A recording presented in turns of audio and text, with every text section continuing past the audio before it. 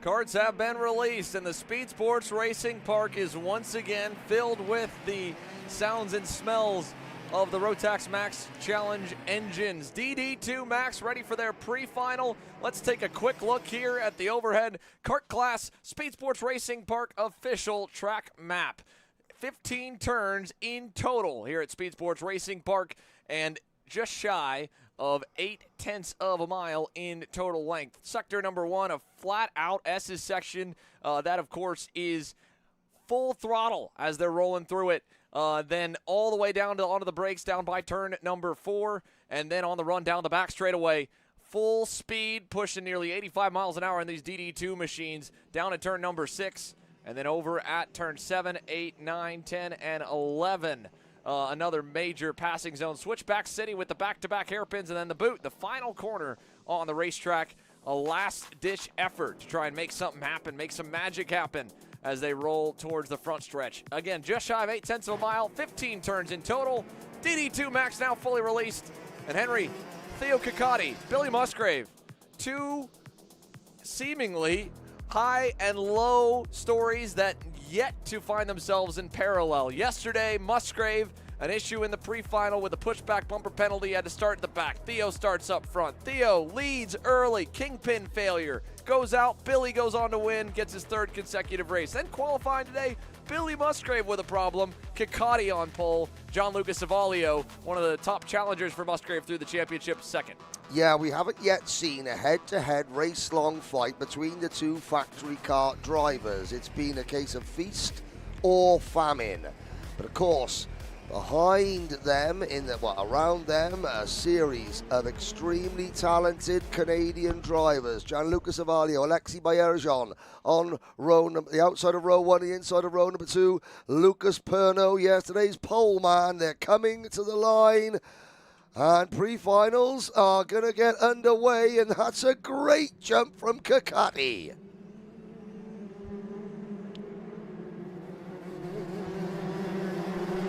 And a great jump equally for Alexis Baerjon as he closes up towards Ciccotti and pulls away from Savalio. Matt Taskinen on the pressure, and Lucas Perno with a look down the inside in turn number 6 for 4th.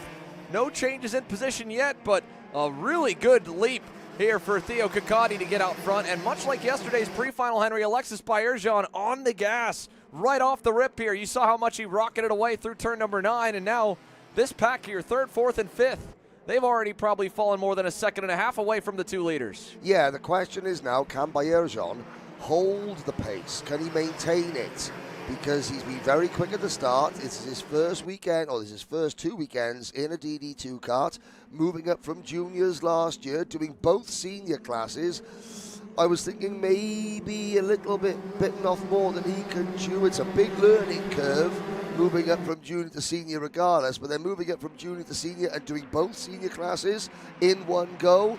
Well, he's a very talented driver, and he's in fits and starts. He's shown his potential, and I think that he's going to get a lot stronger as the year progresses. At the moment, though, he has got the bit between his teeth, chasing down Theo Kakati, who I got to say, got a monstrous jump at the start, caught everybody else napping. Savalio, Pernod, Taskinen, and Musgrave are next. Musgrave now to the inside of Taskinen in turn 14. Took a little bit of a slow start to this pre-final. Has the provisional champ. Again, this is a throwaway day, a fun race day here for Billy Musgrave, with 3 consecutive main event wins over the first 3 rounds of the championship, and a solid batch of points to boot through the pre-finals and qualifying. He's clinched the ticket to Portimao. So today is just for fun. However, behind him and in front of him as well, the rest of the championship and ultimately the race day podium all to play for. You see the aggression dialing up between LaRoche and Arnaud Sabourin, fighting for P7. Let's back them a little ways now from Taskinen's CRG machine. And again, the lead up front, half a second from Kakati to Bayerjon, another half second to Savalio and Lucas Pernod, who seemed to have the field covered in yesterday's pre-final, and as of right now, with the pass made there by Sabourin, Pernod once again seems to have them covered. He and Savalio both faster than your 2 leaders. This group, the best battle, and up front, a battle looming, it appears, between the top 4. Yeah, how quickly can Savalio dispatch Alexei Bayerjon? If he can, because Bayerjon looking very, very strong indeed. Kakati leads them into Switchback City on lap 4 out of 14. Bayerjon, the Premier Karting Plateau Energy Drink sponsored driver. Then it is the purple and white REM machine of Gianluca Savalio. Everybody with their Team Canada race suits on. Today seems to be the day where if you've got a national race suit, you can see the black and gold of Team UAE. You think they color coordinated that, or? Well, I think it's just strange. I think, hey, it's the final day. It's Ticket Sunday. They want to know, hey, whether I've won it or not before, I am a national team driver in the past. I'm good enough to get there. And it also shows you how high the level of driver is here, because we've got so many drivers from across a number of different countries who have been to the Rotax Grand Finals for. Look at that, a trio of Canadians. Bayerjon, a top 5 finish as a Micromax driver back in 2021. That same year, Gianluca Savalio just missing out on a podium in DD2 at the Grand Finals. Lucas Pernod has been there or thereabouts. He hasn't had a Grand Final result really that shows off his talent. It's a very, very difficult event. Some would say the hardest event to go to. Theo Kakati, he was a top 5 driver back in Portimao as a Micromax driver in 2017. And to try and get to Portimao, there's still plenty of opportunities on the year for all the drivers mentioned, right? This is just the first chance for many, and the second batch of tickets, correct? Second around the world. This is the second date on the year that we'll be handing out tickets to Portugal for the Rotax Grand Finals, but every country has their own national championship, and every major continent has a continental championship. This is the North American Continental Championship equivalent, the Rotax Max Challenge Winter Trophy, so covering the likes of Mexico, the U.S., and our friends from up north here in Canada. And then, of course, later in the year, we touched on it in the warm-up show as well, the Rotax America's Trophy debut championship this year will precede the opening 2 weekends of the SuperKarts USA Pro Tour, along with the return of the U.S. Race Rotax Trophy Final for the U.S. national titles. So there's a number of opportunities to get both top Rotax honors and still even stateside here in the U.S. There will be more tickets to be handed out over the course of 2026. Now, for these tickets, again, we mentioned DD2 locked up, some of the other classes still to play for. That doesn't mean the race is going to be any less tame, and we've just been filling time to fill while the gaps get filled, really, between the top four. They are close now, and I would say at any moment we are going to see a change, if not for the lead, for maybe third, because Pernod is catching Savalio just a tick quicker than he's getting to Bayerjan, and Bayerjan the last few laps has been phenomenal compared to Theo Ciccotti. Yeah, no, you could see Bayerjan a lot more aggressive over the curbs, especially that turn 9 curb, which has been abused at regular intervals by nearly every driver in every class. And Bayerjan looks over his shoulder. Ciccotti, well, what's going through his mind? He was in this position in yesterday's main event, that left front kingpin failure. Right front kingpin failure, sorry. Putting him out of contention. This is where Bayerjan is strong. He's able to, that Premier Karting entry, the Plateau Energy Drink sponsored kart, just a lot more aggressive over the curb. He can get that kart turned in and he can get on the power on corner exits a lot better than Ciccotti at the moment, although we don't know. Is Ciccotti at 100%? Is he just driving with enough strength to stay in the lead? The old Alain Prost, Jackie Stewart mentor is you don't need to win by 20 seconds when 0.2 of a second will do. You win by going as slowly as possible just to keep everyone else behind you. Save the equipment. Alexis Bayerjan, I don't know if he's going to save the equipment in a lap or two when he gets the chance, though, because he's not going to have a choice. He's not going to be able to stay in second at the rate that he's going here. Gianluca Savalio is going to force him to have to push a little bit harder to close up to Theo Ciccotti and make something happen, because if not, Gianluca is going to want to get to the lead. Mind you, again, Gianluca Savalio was the first to cross the line in the opening main event in DD2 Max on this Winter Trophy, but a penalty marred him back down the board. So he's already provisionally tasted checkers. He'd like to officially taste them as well and come away with some hardware to knock off the factory kart stronghold on this class, because they are undefeated. The debut round of the frame, a win there, a win at round 2, a win at round 3, and right now in the pre-final, albeit not with Musgrave, with Theo Ciccotti leading the way, they are still dominating the race sessions. And of course, the very first year that DD2 was featured in the Winter Trophy was the first year that Kart Chaser filmed the Winter Trophy back in 2023. Those two events at PK Motorsport Park in West Palm Beach and Orlando Kart Center. That was Gianluca Savalio's year when he won the DD2 title. So Savalio has been a loyal supporter of this event since its debut back in 2022 at Orlando. And Savalio knows how to taste championship glory in this class. It's not going to happen for him this year, but he has been a consistent and regular front runner every single time that the Winter Trophy has taken place. Ciccotti doing just enough. Here comes Gianluca Savalio to P2, lap 11 out of 14. Now maybe Ciccotti's going to taste a little bit more pressure, because at the end of the day, look at this view. Watch the cars.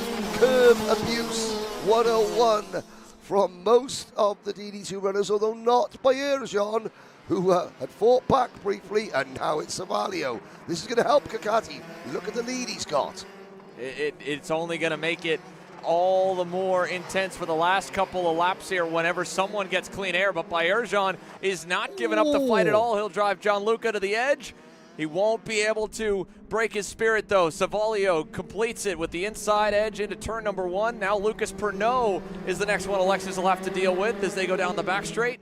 And look at the gap that is given Theo Ciccotti. Savalio long looks over the shoulder, and ultimately he didn't have to cover as much as Bayerjan did, but we thought it was going to be a couple laps for Musgrave to get to Lucas Pernod. He started to turn the wick up now on his factory kart.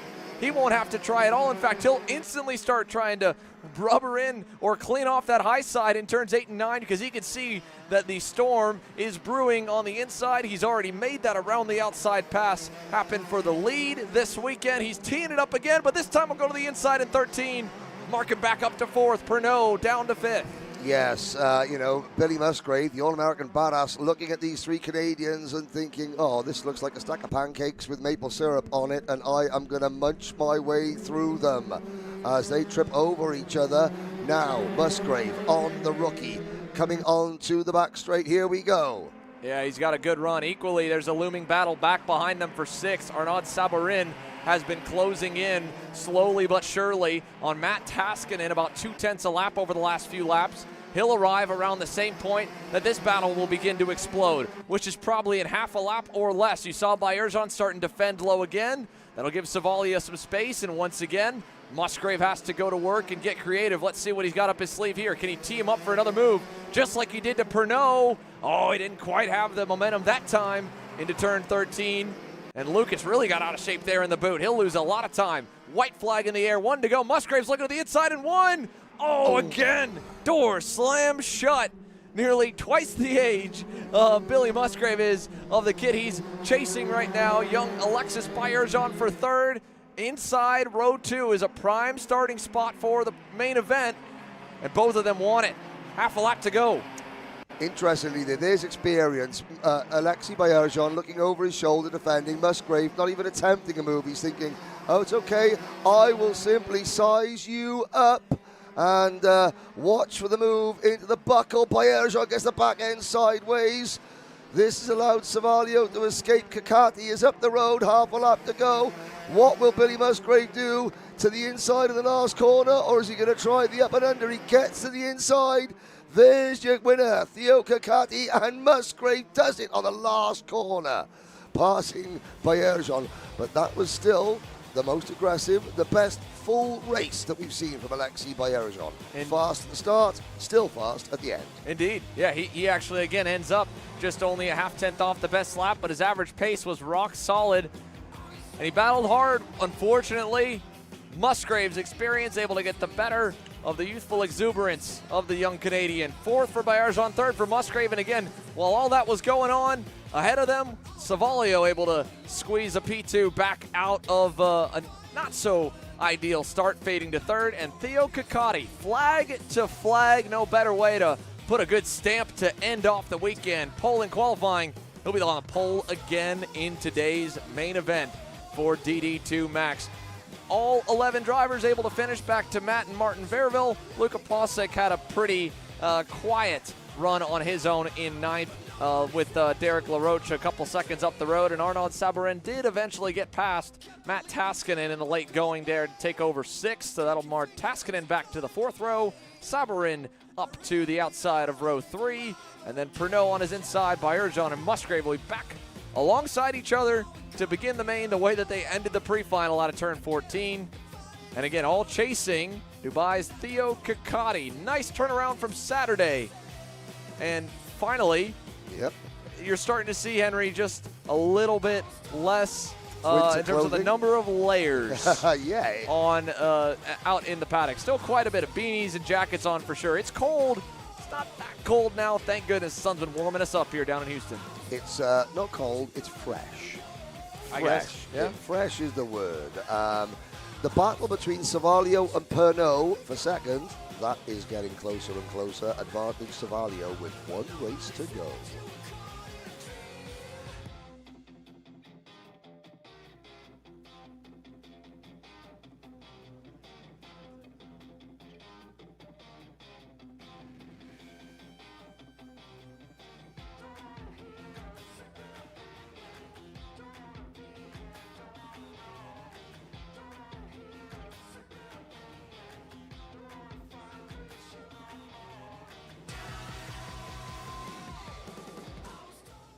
We'll stand right over here, try to get out of the way. Your teammate, Theo Kakati, had a pretty simple drive that whole time, able to stay out front. So we wanted to catch up with you to see what happened there in quali, and obviously you had to drive back pretty hard there through the pre-final.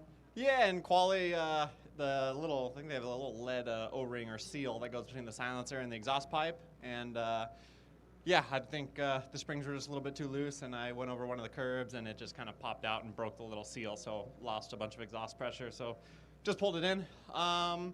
Yeah, heat race, I just tried to play it smart. Didn't want to do anything silly, so just kind of Got a good start, had a good little race in there in the middle. They kind of had checked out, so I just kind of like sat back, protected the tires. They started racing a little bit, so then I started charging a little bit harder. Just kind of picked off what I could, make sure I have a good start spot for the main, and then we can go have some fun. Yeah, absolutely. Obviously, you have the championship locked up. Is there any thought there to maybe throw a bone your teammate's way? I told him yesterday, I said today is his day. And man, he started it off right, put it on pole, led flag to flag there. No, he's driving good. I think just kind of ticking off all the boxes, making sure all the mistakes are gone, and yeah, I think it's in his hands. So yeah, I know we're gonna have a good race in the main, but I think today's might be his day. Well, great drive there for Billy, and Factory Kart continues to stay up front in DD2. Heck yeah, thank you. Third for Musgrave, and the win for Theo Ciccotti. John Lucas Avalio splits him up, and once again, he'll be going to work during the break to try and find some more speed when the DD2 karts, the 2-speed gearbox machines, take back to the racetrack for our first main event of the afternoon. We'll be back. More pre-finals to come after this. 2026 Cup Kart South Series, February 20th through 22nd at Finish Line Karting. March 20th through 22nd at Daytona International Speedway, April 24th through 26th at Music City Karting, and May 29th through 31st at Bushnell Motorsports Park. Champions aren't just born on the kart track. At SimShop, we deliver professional-grade simulators with the best performance-to-price ratio in the industry. Founded by racers who understand what you need, our SimMagic and Moza equipment is powerful enough for the pros, yet affordable for everyone. With unmatched customer support and a thriving community, we're your racing partner. Visit simshop.com today.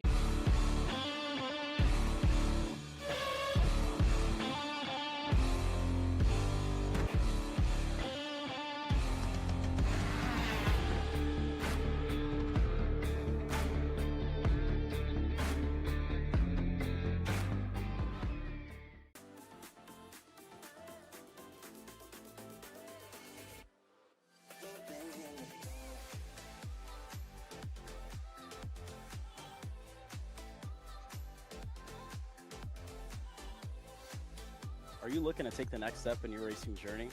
Well, look no further than PitFit.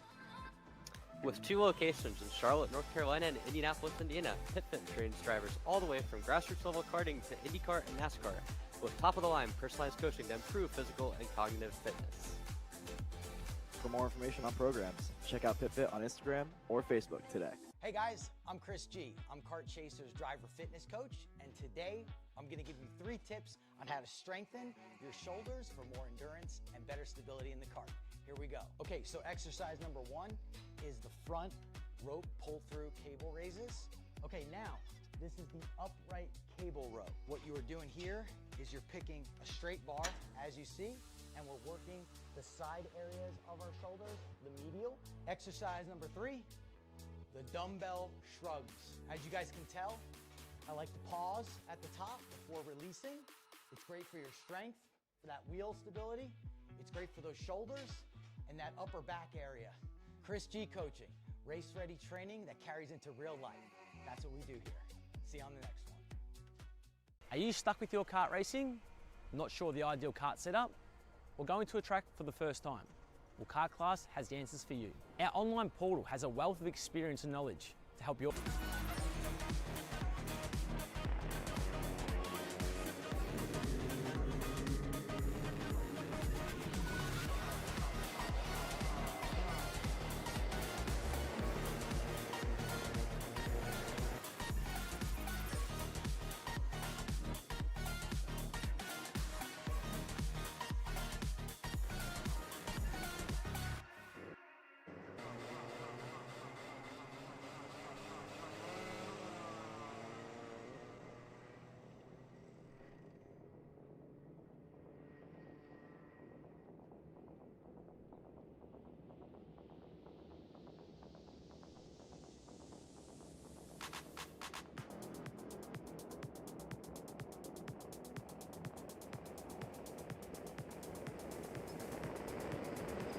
Micromax getting set to go green for the pre-final. Freddie Baker on pole alongside Dusty Strayer. It's an RCE duel left for the championship. We'll talk about that more as we get going. For now, let's go racing, boys and girls. Micromax is green.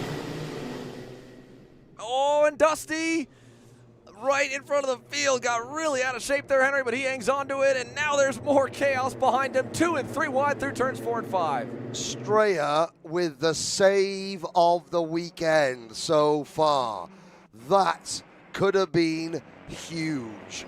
But Dusty Straya from the outside of row number 1 toughs it out. Hangs on to the lead, but for how long? The answer, not long. Here comes Arthur Rhodes.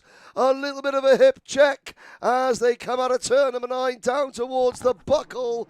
Straya retains the lead, and look at the number 42 Kart closing in 4th position. That's Zachary Lossier. 2 8th places and a 6th.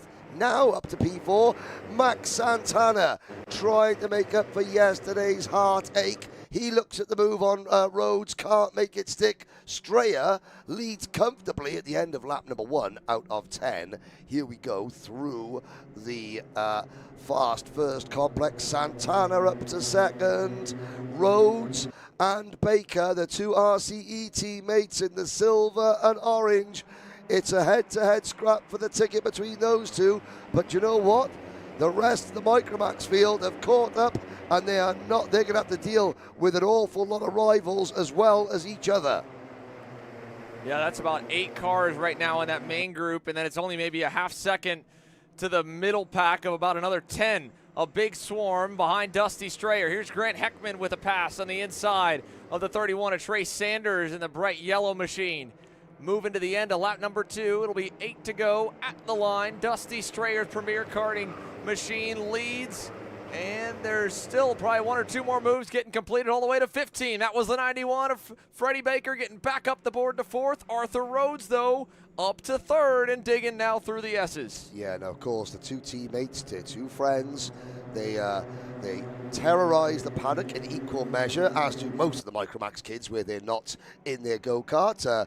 Herring around the place, playing soccer, playing American football, generally being kids. One of these 2 drivers you're looking at on the center of your screen will end today with a ticket to Portimao. The other will end heartbroken. And this morning when they were standing next to each other at the driver's briefing, you know, they were busy play fighting, and they both know what's at stake, and they both know that, at the end of the day, there's going to be tears of joy and tears of sorrow. These drivers, 8 and 9 years old. Don't forget, the youngest, Wiley Lee, 7 years old. It's so much pressure on their young shoulders. The stakes are so high, and yet they perform magnificently. There's a move from Baker, a power move going into turn number 1 as Lossier loses 2nd place, loses 3rd place, down to P4. Freddie Baker and Arthur Rhodes now set off after Dusty Gray Straya. Into turn number 6. We're not at half distance yet in this 10-lap race. Grant Heckman and Lincoln Lima to the inside now as well. Grant Heckman on the move forward, and now that's brought Trey Sanders up to the back of Lima. Trey Sanders, just like yesterday, not an ideal qualifying effort. 14th on the board. He's now gone up 6 spots so far. He's got 3 more that he's nipping at the heels of here in that pack led by none other than Heckman, and it's about to probably let Heckman get away with Max Santana trying that pass. Didn't work. Lima's through. That's 7 spots now for Trey Sanders before the halfway mark. 6 to go. Yep, Sanders keeps digging. Behind him, Shep Sullivan up into P9. Andres Marcelo Pena rounding out the top 10. Then it's Wyatt White, Marix Pelletier, JJ DeShong, Hayden Sampson, Wiley Lee. Just the strength in depth of the field. Wiley Lee, yesterday's winner, down the order. We've got a new leader with the fastest lap of the race, number 91, Freddie Baker. Passing Dusty Straya. Now, coming into today, Baker on dropped scores led Rhodes by 10 points. Took another 5-point advantage in qualifying. Rhodes, the pressure now on, although the difference in points between 1st and 2nd in the main event, 200 for the win, 20. 880 for 2nd. Yeah, a 20-point swing in the main event. And, well, Rhodes need to if Rhodes wants to create a situation where it's simply the first one to cross the line between him and Baker, then Arthur Rhodes needs to make 2 moves. He needs to win this race. It's going to go down to the final anyway, but a win for Rhodes in this one would equalise things about as much as it's possible to get. At the moment, it's advantage Baker. There's Heckman in the number 3 kart, holding off Lossier. Lima in 6th position as they go through Switchback City. There's that that inviting flat piece of painted red surface that the drivers have been utilising, utilising with urgency. They do not negligent care for the paintwork on that inside curb, shall we say. Strayer on the outside line gets a good run out of the final corner. Rhodes in his slipstream. Will Rhodes look to the inside? He's looking to the inside, wheel to wheel. There's no shortage of guts and gumption for Dusty Strayer. He could have backed out because he was on the outside line going into turn number 1, but he stayed in the gas. And you know what? They're not exactly falling away from Baker. Here comes Rhodes with a new fastest lap and a move for P2. The 2 title contenders now run 1-2 on track temporarily. Strayer, though, fights back. This is helping Freddie Baker pull a bigger gap at the front of the field. Strayer signals to Rhodes, say, come on, work with me. Oh, no, that's not working together at all. No. Dusty Strayer spun out in the middle of the buckle from 2nd, and that could... Well, that could be big. That could be big. Huge, Henry. That could be a big avoidable contact if that did look the way it did at full speed. We'll obviously be queuing up a way to look at that again because that was a great shot by our camera operator. But goodness, Arthur Rhodes, he's wasting no time. He's trying to get up to his teammate, and I don't think that was intentional at all, regardless of where he may have felt about Dusty Strayer, more so by wanting to make sure that he didn't waste any time or put himself in jeopardy of, like you said, not getting maximum points. Because coming into today, right, Freddie Baker has a 760 point, points all over the first 3 rounds. And so for Arthur Rhodes, he needs at least 20 more points than his worst score to improve himself and to close the gap. So his worst score was only a 235. It's basically going to require, from what I can tell, a win. A second and maybe a pre-final win would do it, but that would still be, it would be on the limit. And again, that's also banking on the fact of not having Freddie Baker going out there and pulling the lead as he is. It's up to 1.1 seconds now with 2 to go. Yep, Rhodes, he had the momentum. Dusty Strayer within his right to fight and to battle, but it did look as though when they went into the buckle, Rhodes just was braking that little bit later than Strayer, turned Strayer around, although we're not going to preempt any decision from the stewarding panel, as the number 42, Zach Lossier, makes the move, that white crash helmet. Lossier, he's being coached by Oliver Bedard, the driver from Rosma in Canada on the Parolin chassis. Lossier very consistent. Here is a look. No, well, we thought here's going to be a look. The shopakr.com replay. Yeah, I mean, it's a shame that David Cole put his camera down. Otherwise, that would have been a great picture. But Cole choosing self-preservation. But it certainly looked as though, when Strayer went to apply the brake, he had a nose cone up his rear bumper. Yeah. It's the brakes are only on the rear tires. That won't work when the rear tires aren't touching the ground. Yep. That's standard physics. Lincoln Lima is who we're following here. This is 3rd, 4th, and 5th, specifically 4th and 5th here. Lima and Zachary Lozier for 4th. Again, Trey Sanders. What another hard charge he's had to put on here in this pre-final, and he has risen to the occasion again, up to the 6th spot, precisely 8 positions up the leaderboard. Great run for him to safely put himself on the 3rd row, it appears, as he's just a little ways back from this group in the bright yellow, black and blue Nash Motorsports machine. And as we follow this pack fighting for the inside of row 2, I don't know if it'll be much of a fight. Maybe a Hail Mary here from the 42 of Lozier. It won't be. And out of the final turn, Freddie Baker on Championship Sunday scores a max points all thus far. He wins the pre-final in Micromax. Arthur Rhodes 2nd, Grant Heckman 3rd, Lincoln Lima 4th, Zachary Lozier rounding your top 5. Sanders, Max Santana, Andres Marcelo Pena, Maddox Pelletier, Shep Sullivan, the top 10. Top 10 for Shep Sullivan. That's what they targeted, that they were saying yesterday. Looks like Dusty Strayer crosses the line, P12. Sadly, we missed it. Wiley Lee, yesterday's on-track winner, retiring, the only retirement. There goes Kaya Sabelboro, Battle Angel Racing. Really smart livery, purple kart. Now, do you know what I want to see from Kaya?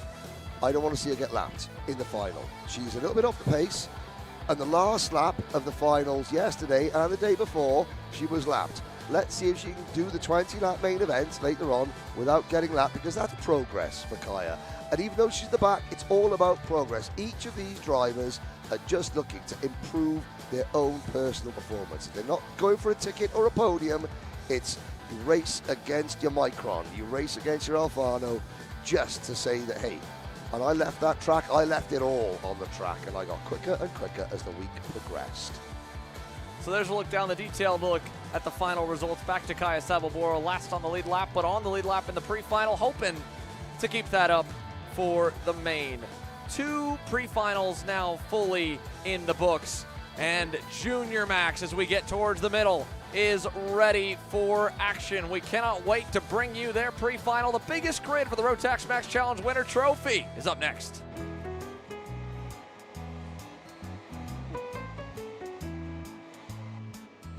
Gee, looks like we're missing the engine. What the hell am I supposed to tag?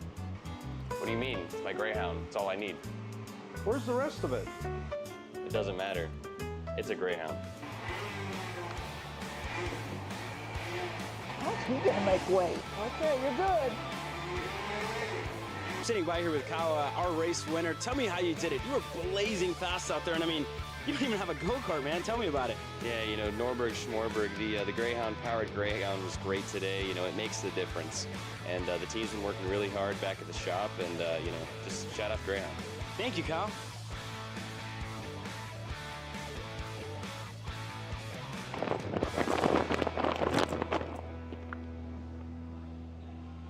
How the f did you just win? Doesn't matter. It's a Greyhound. Are you ready to get behind the wheel? From Formula One to NASCAR and IndyCar, all the pros start here.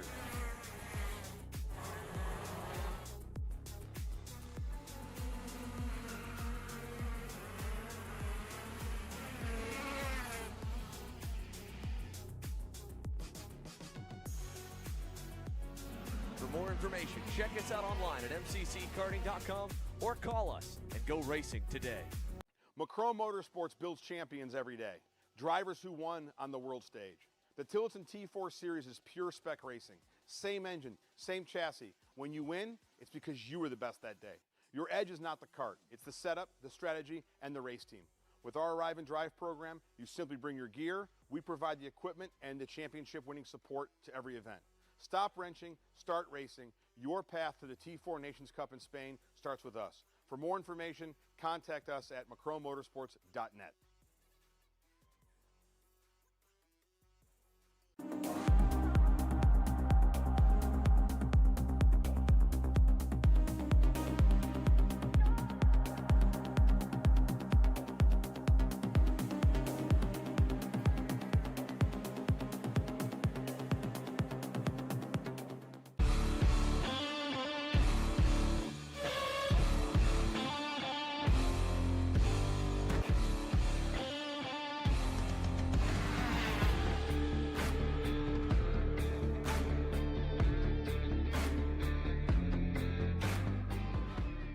Hi, I'm Jackson with Alpha Race Hub. Alpha is an all-in-one motorsports software solution that can solve all the software problems you need for your track, facility, or series. Alpha can cover all your software bases, from online registration, digital e-waivers, a proprietary timing and scoring software, incident management, automated points tabulation, tire and barcode scanning. We even have our own mobile timing app and rental kart activity management software. If you're looking to consolidate your motorsports software solutions, reach out to us at alphatiming.co.uk. We all know that drivers, they learn faster when it's visually shown to them side by side what's the difference, right? So with the Smarty Cam, every time we put on the data, we're able to see the drivers side by side on the track. So here, for example, you can see that Diego is taking a curb and our other driver's not. You see that one driver's oversteering and the other driver's pretty much straight coming out of the corner. By showing this to them, they're able to absorb faster. And you can even play the videos simultaneously so they can see how they're performing through the track. If you want to learn more about data analysis, you can sign up on my website right now. Enjoy the online course today.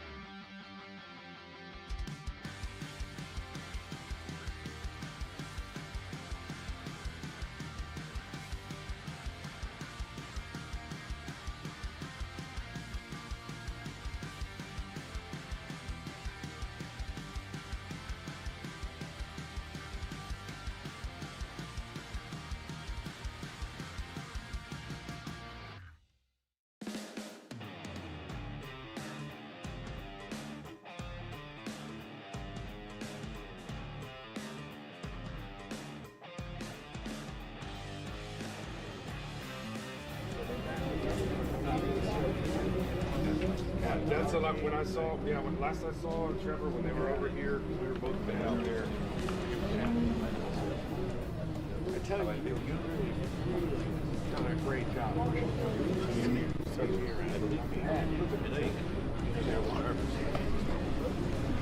part of human nature, right? Those nerves are going to go away as soon as you put your racer down and head to Texas. No, he's focusing on breathing. See what happens. Basically.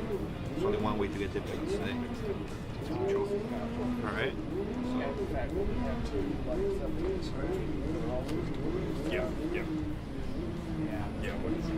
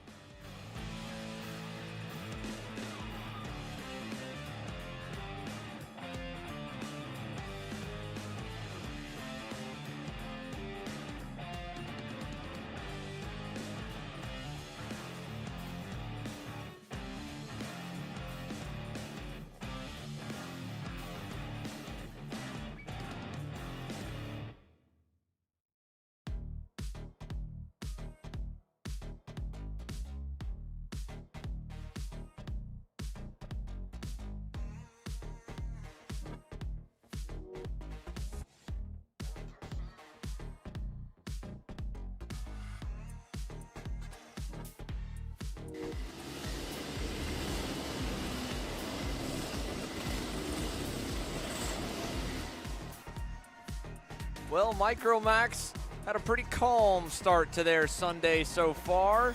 as honestly did DD2. We've seen the pole sitter be relatively unchallenged, at least the leader, I should say, out of turn number 5. A quick update for you folks as results continue to come on in.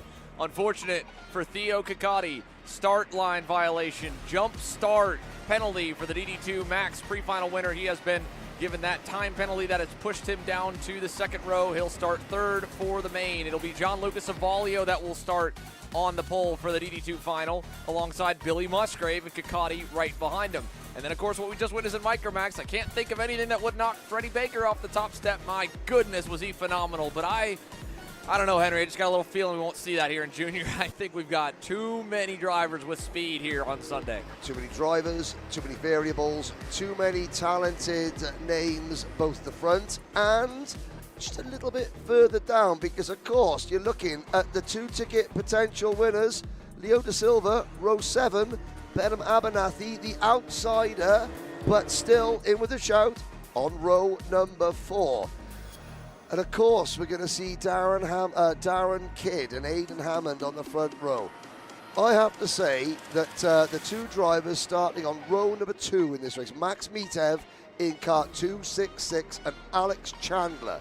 Chandler in particular, he is a star in the making. Now, Iron Rock Motorsports, with all due respect to Iron Rock Motorsport, not one of the leading teams that just rip off the tongue when you're thinking about the top teams in North American karting. They're very good. They are a club-based team, a regional-based team stepping up. Alex Chandler stepping up and has put himself in the mix. This has been a statement weekend for Alex Chandler. Whatever the final results are, he's made his presence felt as a real talent in that 260 kart. And equally, Darren Kidd going back up to the outside of the front row here through turn 14, but again, he'll be the inside, the top qualifier. First podium on the national stage yesterday, said he never felt anything like it. Let's see what it's like leading the field to green. He does a good job there. In fact, a great start for him. Not the best for his teammate Max Mitev, who is sliding backwards quickly. He'll find a gap in line in 5th. And up to full song down the backstretch, 30-plus Junior Maxes, a swarm of them fighting to get down to the white line early. Yep, nobody on the racing line. Everyone wanted to protect the inside. And it is Darren Kidd, Vernon, New Jersey's Darren Kidd, who leads the way through Switchback City. Good start. There's Benham Abernathy up to 3rd position. So, coming into this event, Abernathy second in points, yellow flags waving further back in the pack.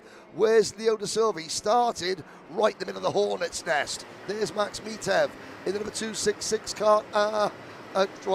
Getting it a little bit wrong, coming out of the corner, trying to battle Antoine Bassinet. Through the S's we go right now already. Off that one moment, we've got Bassinet now with a big gap to make up. And for Alex Chandler, quickly carving up the field. He was provisional pole up until the last lap. Now he's going to have to fight for that spot he just got. Max Mitev trying to fight back to where he originally started. And ultimately for Max Mitev in the MDRLN kart, this is going to get him back position-wise in a decent spot all for a minute. William Vitor with a good move down the inside in turns 8 and 9. And this group, back and forth they have gone, and the leaders are well out of sight now. Look how many karts are stacked up from 6th onwards. That's maybe a little bit of an experience running at the front from Max Mitev, just defending, trying to hold on to his position. It's true, he hasn't been that high up. 3 15th place finishes in 3 main events for Mitev. So, of course, he's there in the top 5. Of course, he wants to hang on to that position. But, William Vita, who admitted to me this morning, he said, look, yesterday the kart wasn't perfect in the main event, but I sort of overthought things as we've got a new leader, Aidan Hammond. Hammond and Benham Abernathy past Darren Kidd. Kidd back to 3rd. Antoine Bassinet all on his lonesome in 4th position. And then that massive battle now led by William Vita. The good news for William Vita is he recognised what he did wrong yesterday. He recognised he got himself too worked up. He got himself too nervous, too excited. And it just got the better of him as Abernathy to the inside. This is a big day. Maybe the biggest day for Abernathy in his career so far. Benham Abernathy, big weekend altogether, right? I mean, what a start it was. Speed was there on round 2. He capitalized on it yesterday, and now he is back at the front, leading the way. Darren Kidd right along with him, but Aiden Hammond ready to play spoiler just like that. And what a monstrous run did the 271 have down the back straightaway, Henry. He just blew Benham's doors off going into turn 6. Aurum engines waft engaged. That was a power move, if ever there was one, from Aiden Hammond and the two Mike Doty racing teammates, who are not short of a bit of speed themselves, had no answer. Kidd to the inside. Antoine Bassinet closing in that black and red Pfaff Motorsport kart. There, Bassinet, a pair of third-place finishes to start this. Faded yesterday to finish in 11th position. Bassinet is now 6th in points, but Aiden Hammond 3rd in points. But, you know, mainly for Aiden, this week is about establishing himself in the junior kart. His brother Noah watching from back home in the United Kingdom. Aiden leading the way in kart 271. I think yesterday he had, I haven't spoken to Aiden's mechanic Max Herbert this morning, but after winning by 13 seconds on Friday, I think maybe Aiden was still enjoying that winning feeling yesterday. Now he's fully refocused and we've gone back to the front, because it was Aiden's very first win in a junior kart full stop on Friday. And he and Benham Abernathy are in must-perform situations here for round number 4. The two of them both have a very low drop round. Both of those drop rounds, I believe, coming from the rain and soaked round number 1. In the dry, they have shined, no doubt, and that's why they're in contention for the championship. With the drops factored in, entering today, Leo Da Silva was tied with Benham Abernathy. But again, Abernathy has a lot more he can gain with a good points haul. Hammond the same. Hammond will essentially need to dominate this pre-final and then to back it up with a win in the main to really have a shot and hopefully have Abernathy further back. But Darren Kidd is playing spoiler to all of their hopes. He entered today 10th in the provisional point standings, both with or without the drop. He's out of the running, unfortunately, for the ticket. He's in the running, though, for his first career national win to back it up on the weekend, where yesterday he scored his first national podium. He'll lead them out of turn 14 to the line. It'll be 6 complete. 8 laps still remain, and it's essentially a 4-car party up at the front for the race win, and 4 seconds back until you find William Vitor and young Carlos Molina, who's also picked up 3 spots on the HRT Motorsport machine, back in 6th. Yeah, then it's Mitev 7th, Olivier Chassé 8th. Here comes Hammond again. That power that Hammond has, just mirror signal maneuver, and he actually did signal to Darren Kidd. They're saying, come on, let's work together to try and maybe split us this 4-kart battle down into 3 or 2. Leo Da Silva as Darren Kidd and Abernathy back the front. There's a bit of teamwork for you. And Hammond back the 3rd. Leo Da Silva, championship leader at the start of the day, qualified 14th, only 11th at the moment. Not good enough for Da Silva. Now, across the line, halfway officially for the MDR duo. They're 1st and 2nd. Obviously, Darren Kidd wanted Aiden Hammond to push him along down the backstretch. Let's see if his teammate Benham Abernathy gives him that opportunity. Hammond's going to have a run at both of them, but in the tow, working together. Can they keep him at bay? They can, and it's going to allow Bassinet to close up because, again, 2 is a party and 3 is a crowd. 4 and anything more than that is straight up a brawl. And so really what that means is the fact that when you get to the major break zones, everyone has to go a little bit earlier than the car in front. And so for a driver like Antoine Bassinet, it's a perfect opportunity to pounce and cut them up. There he goes past Hammond, who once again has a bit of an issue out of turn number 9.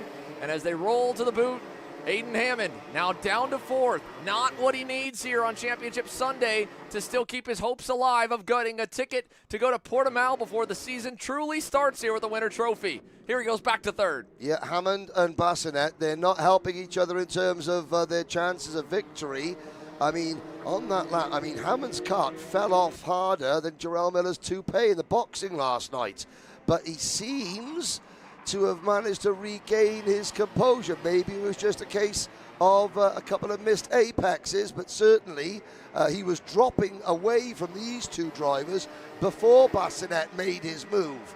And I was thinking, well, Bassinet, you know, you need to work with Hammond, but maybe Bassinet realised, hang on a second, this number 271 kart is travelling a lot slower than it should be. It must have a problem, so I've got to go. Hammond fighting on, but the gap, which was nothing, is now well over a second. This is a Mike Doty Racing 1-2 yet again. Kidd and Abernathy, New Jersey, Wisconsin, leading the way, and Abernathy is doing the judo thing and pushing his teammates. Will Kidd fight him, knowing that Abernathy is fighting for the ticket? What will happen at the end? It's only a pre-final, so you would think that the Mike Doty Racing team are all signalling to the drivers, trying to communicate with them to tell them, look, this is the situation. Act accordingly, because De Silva is still only 10th in front of his teammate Fazzari and Enzo Di Janeiro and Nicolas LaRusso. So two drivers that featured at the very front of the field yesterday, Di Janeiro and LaRusso, not featuring today. It's a real turnaround apart from the top two. Everybody else up in the top 4, 5 wasn't a factor yesterday, with the exception of Vitor maybe.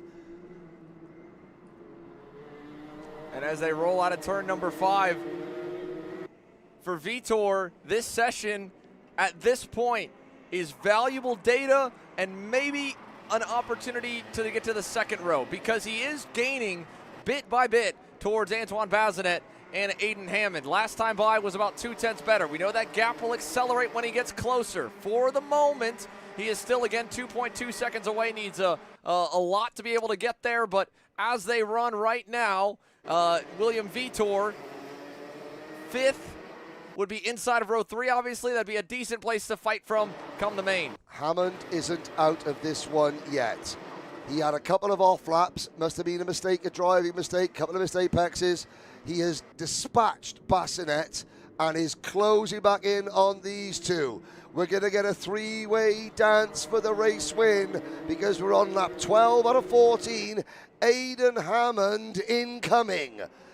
Despite Abernathy and Kidd working together, the Prime Power Team machine is there. He is within 2 kart lengths.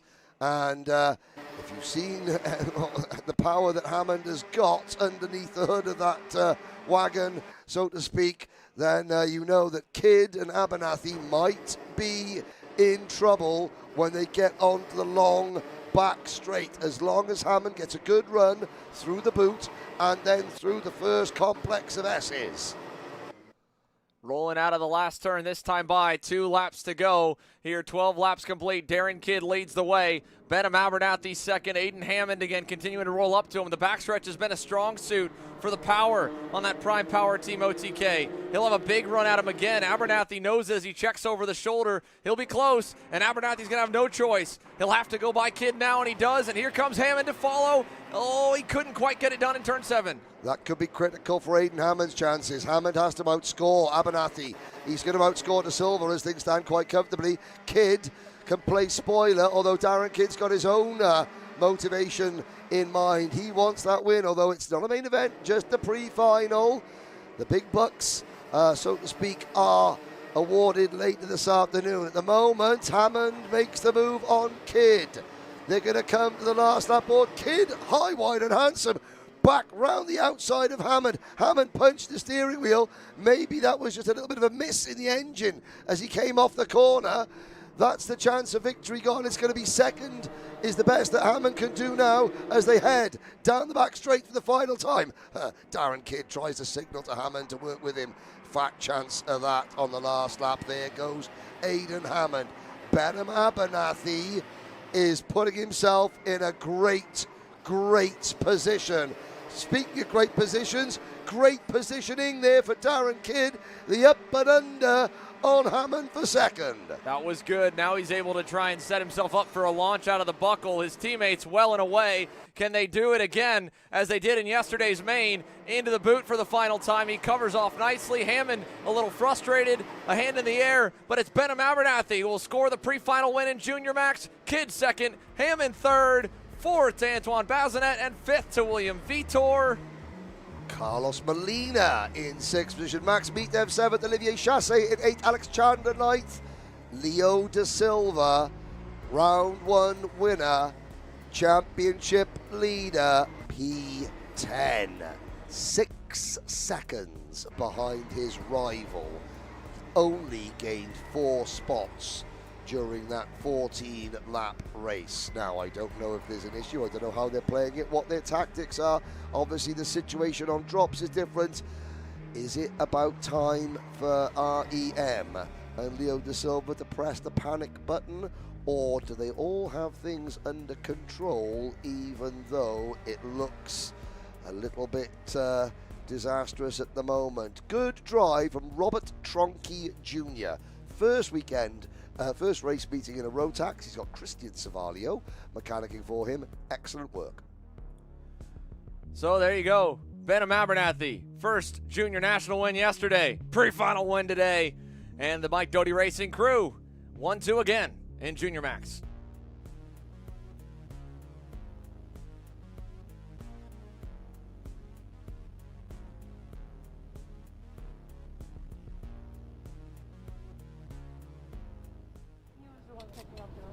Yeah, Baznak.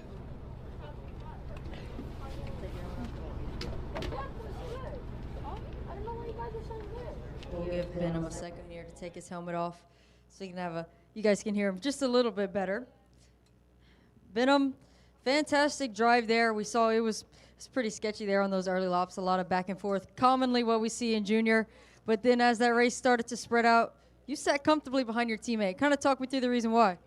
I knew he had pace, and we just could work together. We have really similar driving styles, and so we started to pull away from Hammond, and then I was just like, all right, let's just keep going to the last lap.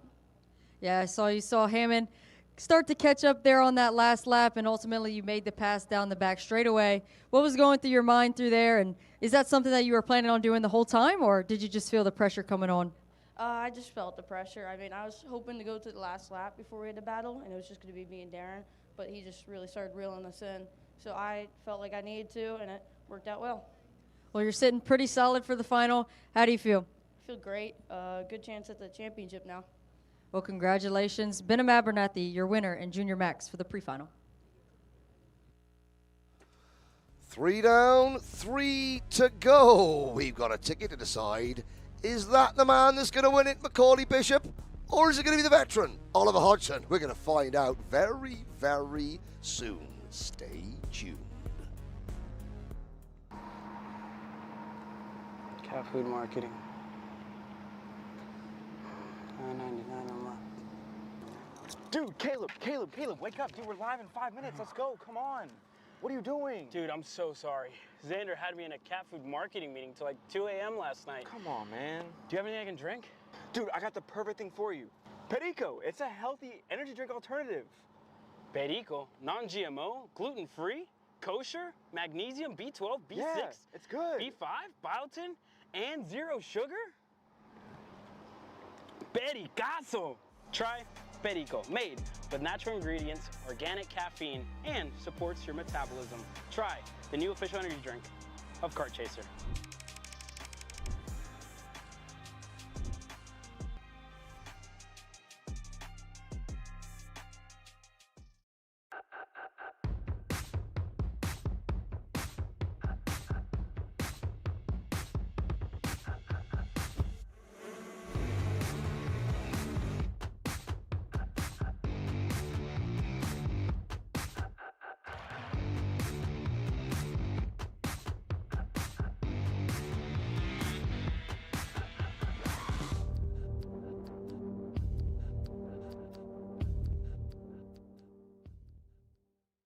The 2026 Cup Kart South Series, February 20th through 22nd at Finish Line Karting, March 20th through 22nd at Daytona International Speedway, April 24th through 26th at Music City Karting, and May 29th through 31st at Bushnell Motorsports Park.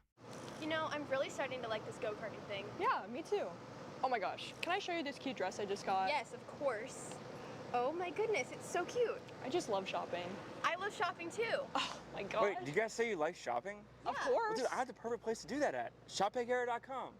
At ShopPayKR.com, you can get free shipping on orders $200 or more. You can get anything you want, like MXC rims, gloves, rib vests, shoes, anything that you need, all at ShopPayKR.com.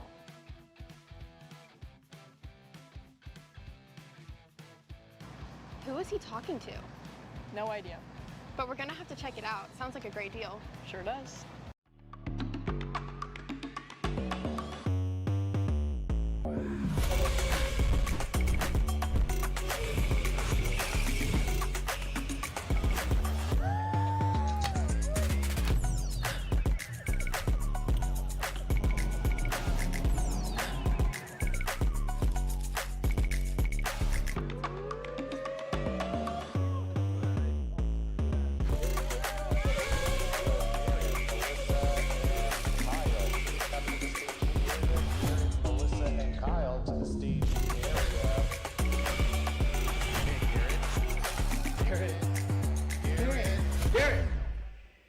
Let's go race. Come on, man. Paulie Massimino wins the Wisconsin Grand Prix. James Overbeck on start number 2 gets win number 1 in OKN Stars. On track or off, Brandon Jarskrek Racing delivers elite performance. Led by 4-time Pro National Champion Brandon Jarskrek, our team masters driver coaching, data-driven analysis, and mechanical precision at every national event. Contact us today at BrandonJarskrekRacing.com. One thing that is really nice about the Micron 6 is with this new IMU platform, now they put an embedded channel with the steering wheel angle.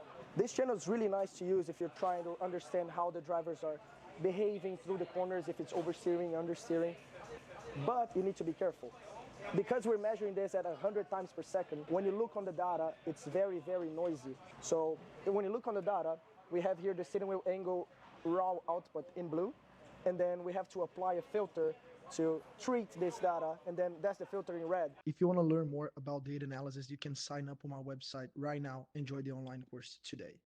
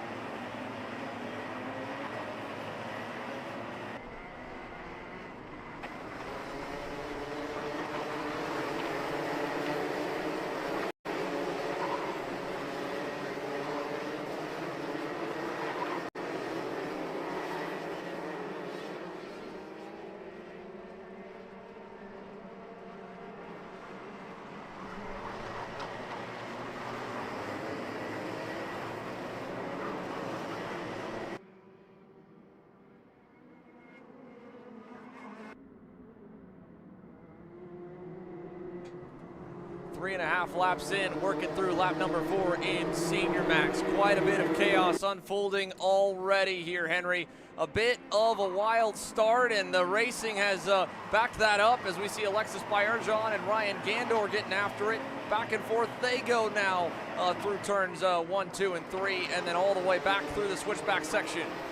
Yes, absolutely. Macaulay Bishop, the start, well, Bishop, poleman, got snookered at the start by a number of drivers. There's a look, you can see, great replay there.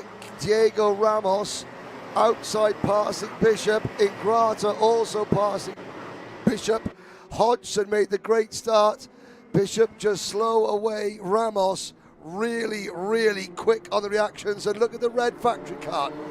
Ramos's friend, co-fellow veteran Oliver Hodgson. And at the back there, what was that we were looking at there, Xander? Macaulay Bishop's right rear bumper's dragging. Diego Ramos not making the pass for second, but look at Bishop. He just went purple. That bumper bolt just finally let go. The championship points leader is in trouble. Oliver Hodgson getting passed by him. He'll notice that now. And Macaulay Bishop is on borrowed time now, Henry, because that meatball flag will be headed his way, and this will undoubtedly have him basically throwing away today and relying on his high scores for the first 3 rounds. Yeah, so after qualifying, it was advantage Bishop.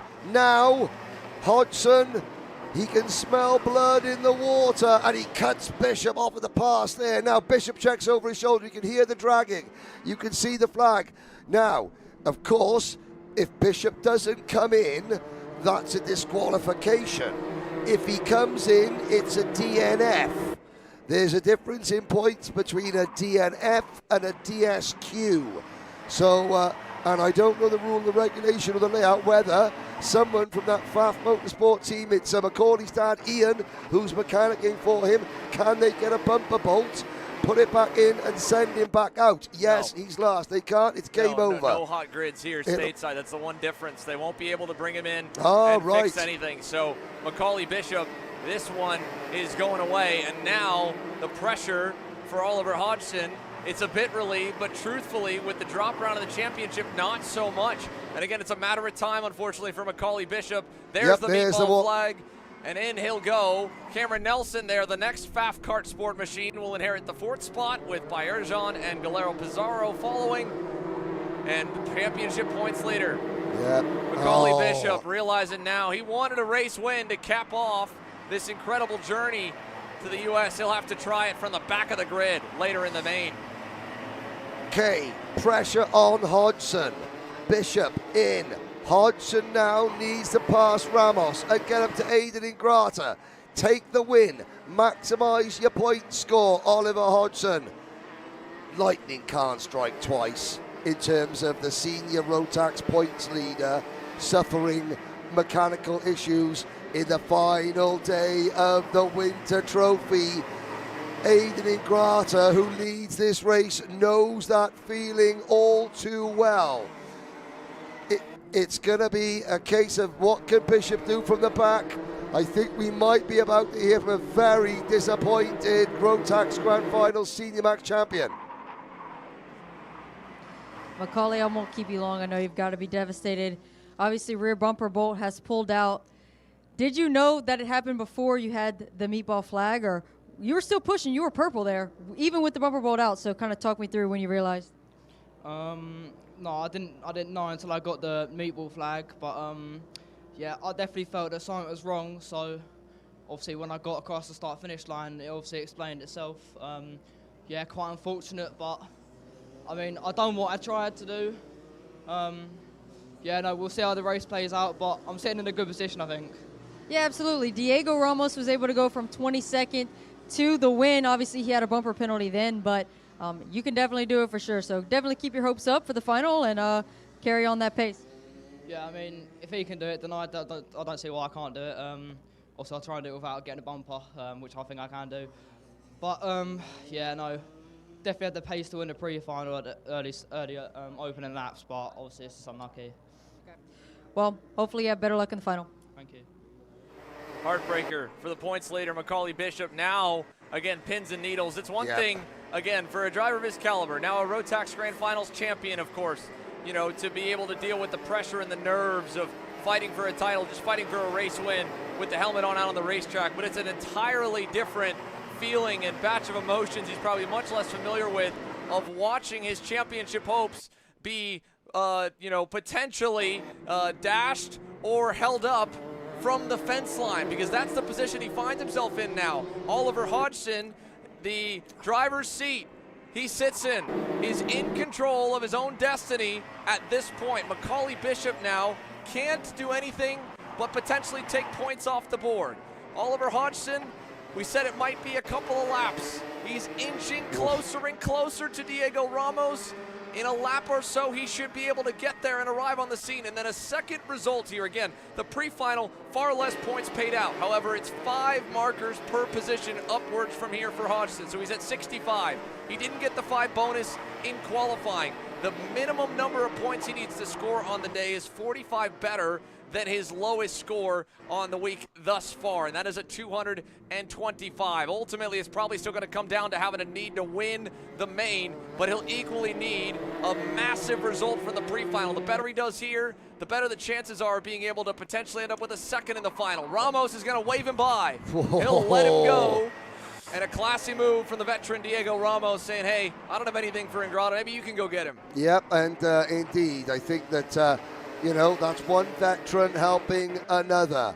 You know, Diego Ramos, that was a must-pass situation for Hodgson. He is quicker than Ramos.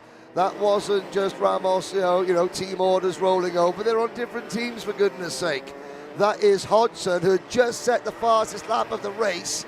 That was Hodgson saying, you know, I'm coming, I'm going, whatever happens. And Ramos thinking, okay, maybe my chances of a win are better served by following you. We're on lap 12. And of course, Diego Ramos will now start from the inside the second row of the grid, which is preferable maybe to the outside of row number 1. 1.2 seconds is the gap. Aiden Ingrata, as long as Aiden doesn't make a mistake, the gap is big enough. There's a comp kart chassis off the side of the circuit with a bit of damage on it, but it's getting very, very close. Okay, so an update here. Again, the driver off on the side of the circuit, the comp kart machine. We'll try to ID that in a moment, but in Senior Max right now, as they run, Oliver Hodgson, that pass right there just opened the door for an opportunity, because, again, 225, needs 45 more than that, needs 270 points. Max score is 80. Right, 280 with the 5 points in quali. He didn't get that. So the best he can do is 275. You know what the difference is from first and second in a pre-final? 5 points. At a tie, he would win the tiebreaker on wins of 2 if he could win the main to Macaulay Bishop's opening round win. So now, if he finishes second, it is possible. He still is in a must-win, but that must-win is only possible in the main if he finishes in the top 2 spots in this pre-final. That wave by Ramos, that right there has just kept the championship alive, and the fight will go to the main if things hold, with the white flag looming. So what you're saying is, if Hodgson stays where he is now, he's not dead yet, and wins the main event, regardless of what Macaulay Bishop does, apart from win, of course, you know, Hodgson and Bishop would be tied on points. Hodgson would have 2 main event wins. Bishop would have 1. Ticket Hodgson. And here's the other thing we need to go back on, right? Beginning of this race, jump start, Bishop swarmed from the pole by both Ramos and your leader Ingrata. 5 points now. That really doesn't change that much in terms of a 20-point deficit versus second. It's still a must-win. But if there's a penalty, well, that would pad it. That would take the tiebreaker out of the equation. So Oliver Hodgson up to second. He needed this one. I don't know if he did the math himself of what he needed to do to take the fight from the pre-final to keep it going into the main. But that move, that incredible run back up to Ramos, has kept the life in it. Ingrata wins the pre-final in Senior Max, Hodgson second, and the championship fight, the fight for the first ticket awarded to Portimao, will continue into the Senior Max main. Now, of course, I have to preface that everything that we have just said is provisional, you know, but Xander's calculations, the Kart Chaser social team there with their point systems, they are very, very accurate indeed. Do you know something? I have always said that one of the most naturally talented drivers I've ever seen drive a go-kart is Macaulay Bishop. And he's going to be devastated, but he has a chance to prove why he is the Grand Finals champion in this next race. If he started from the back, he's got to win, and he's got to beat one of the best to go to the Grand Finals. He's going to be relishing the opportunity, I guarantee you. Thanks for giving me the shot at it. Bro, why did you Trade to full desert.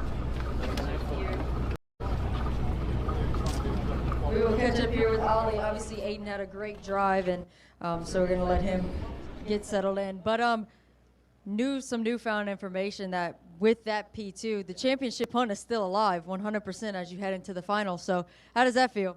I'm surprised. I didn't think it was still mathematically possible, but yeah, that's obviously positive. So makes it simple for the last race, right? Try win. So absolutely, and we talked about it a little bit earlier today. You always come alive right towards the end, and again, you had great pace towards the end. How is that continuously playing into your advantage as we go race to race, where you really come alive those last couple of laps? Obviously, it's good for coming up on a really long race, so it hurt me there at the start, but yeah, hopefully it's coming to the race where it plays into my hands, so yeah, game on.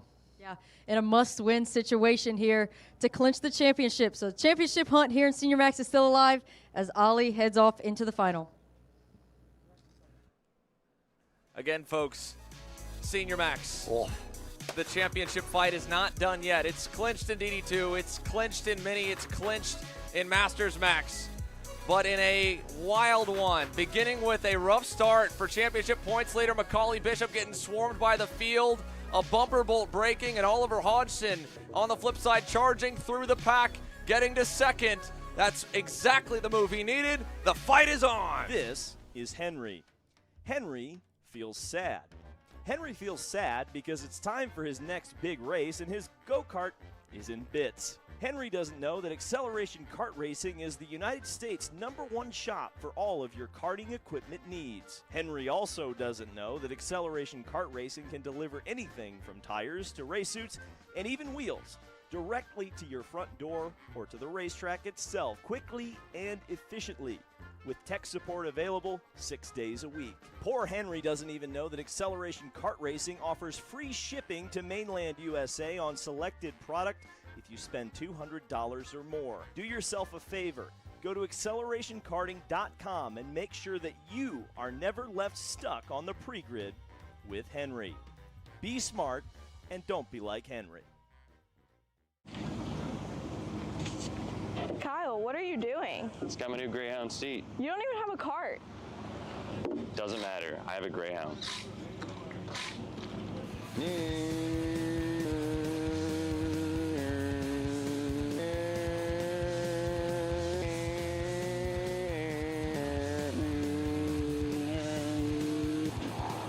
the f is Kyle Cuthbertson? Doesn't even have a go-kart. Doesn't matter.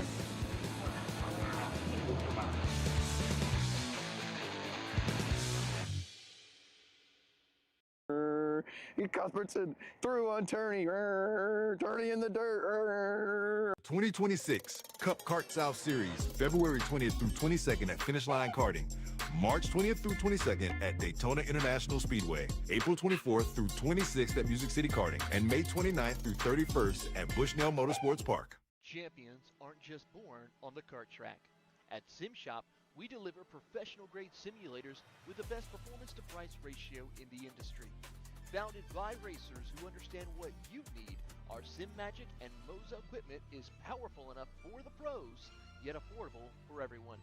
With unmatched customer support and a thriving community, we're your racing partner. Visit simshop.com today.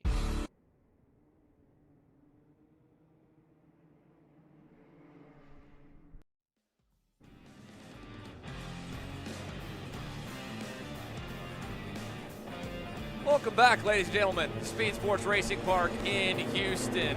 4 pre-finals in the books. Minimax has their championship locked due to the incredible performance of that young man on the pole, James Roots, with the Prime Power Team. Hudson Howard going to join him on the outside of row number 1 here for their pre-final.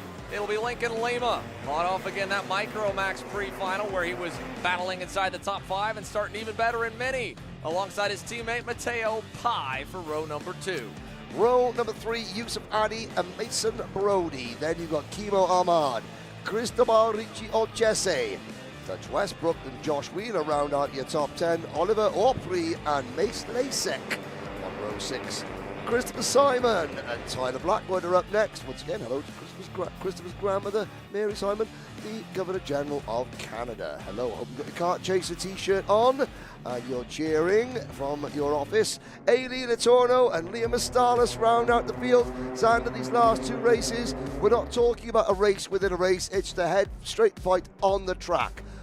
3 of our first 4 pre-finals have still got tickets on the line. These next 2 races, it's just for honours. Pre-final honours here, main event honours coming right up. Of course, James Roots wants to try and go undefeated. In fact, both Roots and Zugella want to try and go undefeated. Gabby Zugella going in the next race. But there are 15 other Mini-Max drivers who want to prove, yes, do you know what? On these 2 weekends, James Roots has had our number. However, we are not simply, we're not simply chump change. We are going to contend. We are going to be in with a shout of the ticket later in the year at the US Nationals. And we might see James Roots in Portimao. Here we go. 10 laps, Mini-Max Pre-Final incoming. Here we go. The second on the Rotax Max Challenge ladder. Already on the power and green. And a good start for James Roots in that inside lane. Hudson Howard following to second, and Yusuf Adi right up there to third. Lincoln Lima, I think, was able to get down into the 4th spot. And how far back did the rest of the field on the outside slide? There you see Mason Brody back there in 6th, Westbrook 7th. Pretty evenly spread out through the couple of hairpins to start the lap. A couple further back go wide, but we've got them all safe and through to turn 8. And the question now is, can James Roots get away, because he already is, or can that pack behind manage the cold tires and low air pressure here enough to keep him within fighting distance? Well, let's look at this. We've got 2 Jay Howard Driver Developments teammates, Hudson Howard and Yusuf Adi, 2nd and 3rd. There they are on the predominantly white livery machines. Then you've got 2 of Roots' teammates, the Prime Power Team duo. That'll be Lincoln Lima and Matteo Pai working together. Now, if there's any situation where Roots will be caught, it's if 2 sets of teammates all work together, 16 wheels in unison, and you can see the signal there, tap the back of his head. That was Lincoln Lima saying, look, just follow me. Tapping the back of the driver's helmet is them saying, look, stick behind me. If they work together and still can't catch James Roots, well, I'm not going to say it's game over, but yeah, Roots, this is as good an opportunity as anybody has had, believe it or not, to beat James Roots. But they've got to be inch perfect. James Roots has yet to put a wheel wrong all day, and so far, the gap, I don't know if it's really closed that much. It's going to be at best a couple of hundredths. Was just over 4/10 last time by, and it improves by a couple of hundredths at the line. Roots inching to the edge of the slipstream window. Hudson Howard trying to lead the charge back up to him. At the back of Howard's train, Dutch Westbrook, new fast time of the session, playing caboose on that group. Then it's Cristobal Ricci, 2.5 away in 7th. So the Bennett machine rolling up to this pack. He's got to be careful, right? Again, it's very easy to feel like Superman when you're in the wake, when you're in the tow of the drivers that are at the front of the group. If you, however, take too much confidence from that level of pace, from that closing rate to them, and you make moves that cost you too much time, and you're not actually faster than the ones you're chasing, you could risk losing the pack. Look at this, the second group still fighting. As we saw Westbrook make that pass, that was a good one on Matteo Pai to not lose too much. And then here, the middle group, all going at it through the boot, two by two, and Kimo Ahmad all the way to the outside there. You got him on the K1 race gear onboard in the bottom right corner. That's the 113. It's been an unfortunate start for Kimo. He slotted back a number of spots, down 7 Let's see if that onboard brings him any good luck later on in the session. He's got a long road ahead for the Iron Rock Motorsports entry. He does, but as you see, Hudson Howard has dropped back significantly. Hudson Howard was running in second. He's now back into 5th position. Yusuf Adi is there in P2. Lincoln Lima, P3. Westbrook, P4. Then it's Howard, then it's Pye. Then a big gap back to the Cristobal Ricci Olcese group. Tyler Blackwood, Oliver Opry, Liam Astalis, Mace Lasek, Mason Brody, Christopher Simon, Wheeler, and Ahmad in 15th position. But it's 7th to 15th is in one big clump. As Yusuf Adi crosses the line, the gap grows from 0.9 to 1.2 seconds. Hudson Howard has a problem. Hudson Howard has an issue. He is dropping like a stone. Roots a casual look over his shoulder. Interesting to see. And here comes Matteo Pye to the inside of Yusuf Adi. Takes the position away. Sorry, Lincoln Lima, I do apologise. Westbrook goes through as well. And both Jay Howard Drive Development karts losing speed during the middle part of this 10-lap race. Interesting. Well, I think Yusuf Adi still seems okay. It's really Howard that seems to be underpowered, but it could be a bit of both for sure. As they slide backwards, at this point, Lincoln Lima making that move on Dutch Westbrook ultimately is just now solidifying that it will be a fight for second as Westbrook drops a tire out of the boot that time. He'll be vulnerable here in the S. He's going to try and hang on to it. Also, look at the front bumper on the Bennett. That thing is very loose, and I believe the pushback bumper's been deployed for Dutch. And the worst part is that's probably why he ended up dropping a tire off the edge, because that digs into the ground a little bit, knocks the handling loose, breaks the kart loose, and then you have to catch it. So that's a 5-second non-protestable penalty. And I mentioned yesterday, Dutch Westbrook, a top 5 for him. I thought he would be looking forward to February here on February 1st after a month of January at a track he's very familiar with, in a class and a category he's entering this year with some experience in, looking to really make a splash over the course of the season. And the opening month has just been brutal for this young man. So much speed, so much promise. One of the main events in particular, he started the first 3 rows, got spun backwards completely out of his own doing. And now here on Sunday, he's going to be losing at least a couple of spots right now. It depends how much that pack behind them fights, because they've got about 2 to 3 seconds of cushion at the moment. Yeah, Dutch Westbrook from Fort Worth, Texas. So this would be one of his local circuits. I say local, there's nothing quite local in Texas. It is huge, the biggest state of the union, I believe. Texas or Alaska by coast name. As there is Yusuf Adi going back past Westbrook. Lincoln Lima. It's been a tough 2 weeks for Lincoln Lima doing both classes, but he's finally coming good. Westbrook signaling there to Yusuf Adi, saying, come on, let's work together. Of course, if Dutch Westbrook is aware that that nose cone bracket has dropped, it's in his interests to just not battle at all and maybe get pushed away, because, of course, the more clean air he gets, he wants to have 5 seconds behind him. And at the moment, there are, there's 2 karts. Make that, let's have a look, how far back, 7.4 seconds. Well, the nose cone penalty would drop him to 8th at the moment. He could finish as high as 6th even with that penalty, such as the gap between his teammate Hudson Howard and then Mason Brody, who has now passed Cristobal Ricci Olcese. And Westbrook to the inside, of course. Well, great move, he runs Lincoln Lima wide, Lima stays on track. And Westbrook P2, but has that brought the 7th place battle closer to him? He needs to get 5 seconds up the road. James Roots is 2.1 seconds up the road. A nice Sunday early afternoon cruise through the greater Houston metropolitan area. And he's only got 2 more laps until a picture-perfect Sunday is in the works to match Saturday. Let every lap dominated Saturday's action. 1 all official sessions. He's on track to do it again. Simply untouchable right now is that Prime Power Team Bureau Art for James Roots. And again, that's the other side of the story when it comes to Dutch Westbrook. Only 2 laps left. That's not a lot of time to both break the toe of the pack he's fighting with and hope that they get farther enough away that the pushback doesn't really affect him much. Can we just look at that? It's like, you know, James Roots doesn't look as though he's steering that kart. That is a picture-perfect example of a kart that is handling to the driver's liking. There's no back end stepping out. There's no front end stepping out. You can see he's just making tiny little movements on the steering wheel. That is a sign that kart is handling well. You know, he looks over his shoulder through these sections, and you look back there, look at Yusuf Hardy, you can see his turquoise gloves. He's soaring away at the steering wheel. He's pushing, he's trying, he's driving that Kart Republic chassis for all he's worth. Roots is just, it looks metronomic.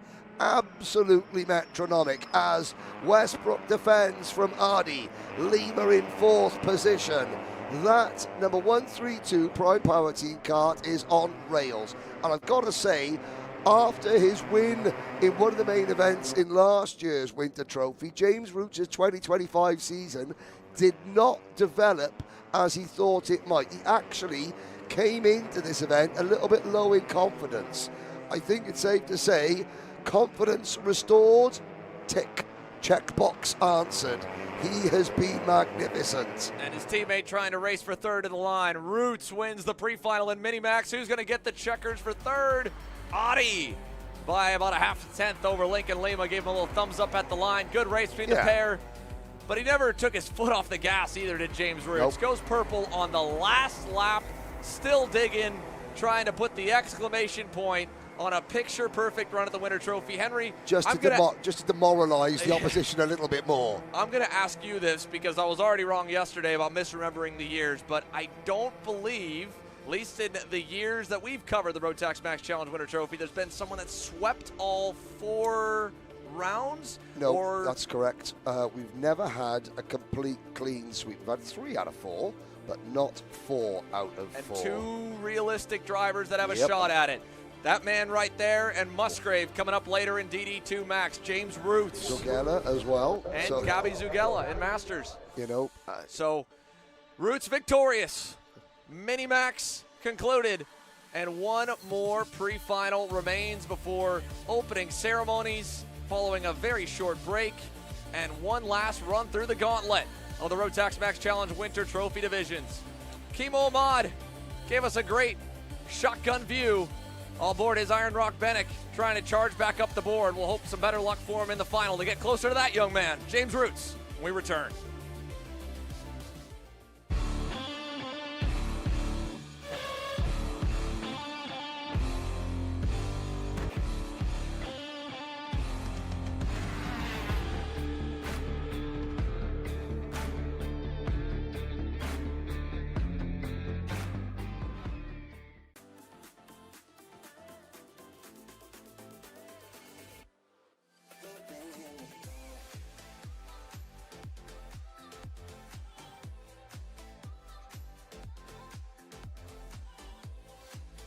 Are you looking to take the next step in your racing journey?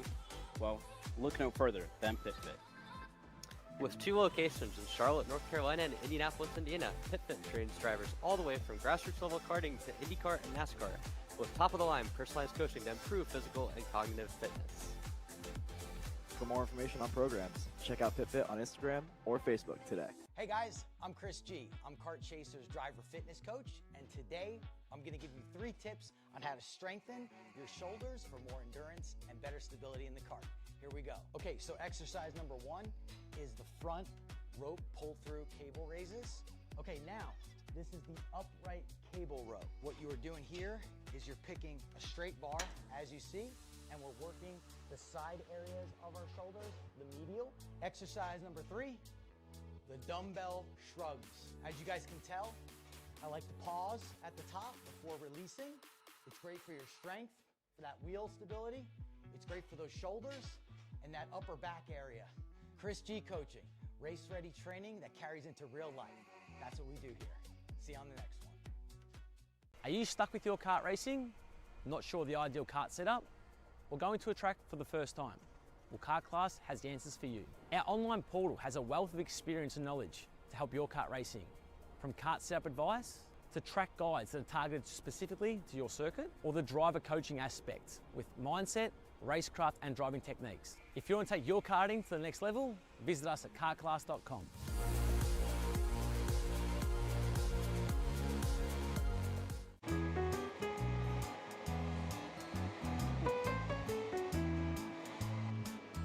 Gee, looks like we're missing the engine. What the hell am I supposed to tap? What do you mean? It's my Greyhound. It's all I need. Where's the rest of it? It doesn't matter. It's a Greyhound. You gotta make way. Okay, you're good. I'm sitting by here with Kyle, our race winner. Tell me how you did it. You were blazing fast out there, and I mean, you don't even have a go-kart, man. Tell me about it. Yeah, you know, Norberg, Schmorberg, the Greyhound-powered Greyhound was great today. You know, it makes the difference. And the team's been working really hard back at the shop, and, you know, just shout out Greyhound. Thank you, Kyle.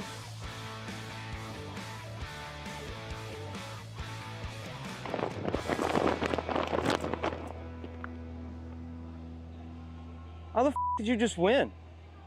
Doesn't matter. It's a Greyhound. Are you ready to get behind the wheel?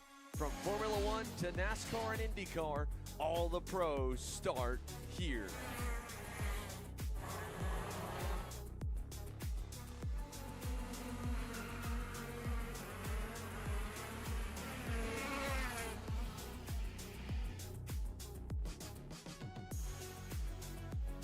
For more information, check us out online at mcckarting.com or call us and go racing today. Macro Motorsports builds champions every day, drivers who won on the world stage. The Tillotson T4 Series is pure spec racing.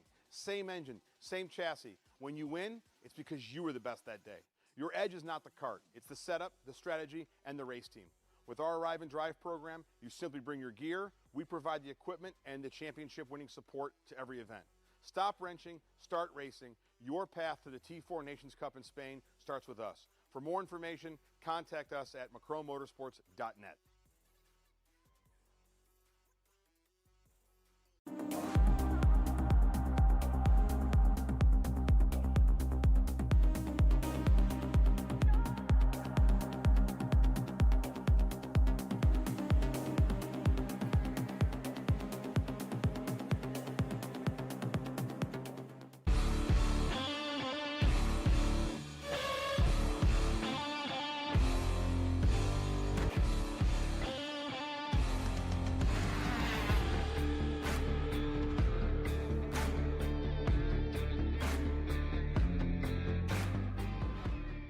Hi, I'm Jackson with Alpha Race Hub.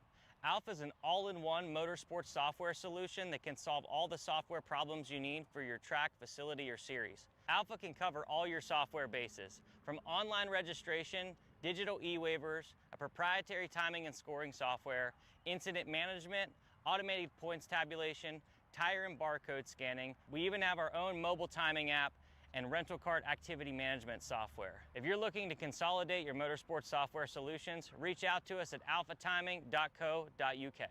Cool features that Race Suited 3 has that people normally don't know about it. If you look on the bottom left, I have the weather showing my ambient temperature, pressure, humidity, and even the wind direction and wind speed. To be able to get this, you gotta create an account on the AIM website and just log in. If you log in and have internet on, it will pull the weather from the previous year of sessions that you have. If you want to learn more about data analysis, you can sign up on my website right now. Enjoy the online course today. Cat food marketing. $9.99 a month. Dude, Caleb, wake up. Dude, we're live in 5 minutes. Let's go. Come on.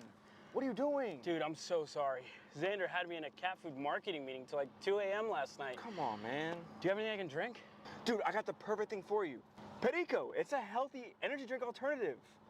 Perico, non-GMO, gluten-free, kosher, magnesium, B12, B6, Yeah, it's good. B5, biotin, and zero sugar? Pericazo! Try Perico, made with natural ingredients, organic caffeine, and supports your metabolism. Try the new official energy drink of Kart Chaser.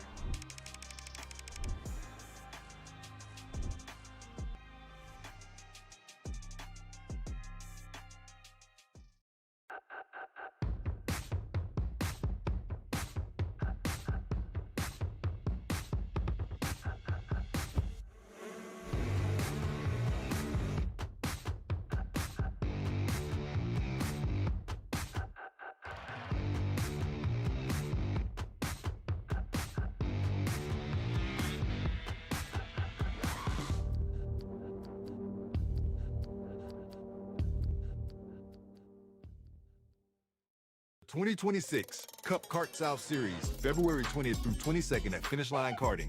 March 20th through 22nd at Daytona International Speedway, April 24th through 26th at Music City Karting, and May 29th through 31st at Bushnell Motorsports Park. You know, I'm really starting to like this go-karting thing. Yeah, me too. Oh my gosh, can I show you this cute dress I just got? Yes, of course. Oh my goodness, it's so cute. I just love shopping. I love shopping too. Oh my gosh. Wait, did you guys say you like shopping? Of course. Well, dude, I have the perfect place to do that at. ShopPayCara.com.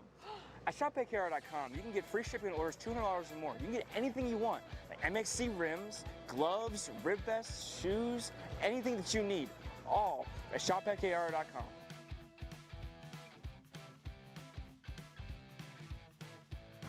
Who is he talking to? No idea. But we're gonna have to check it out. Sounds like a great deal. Sure does.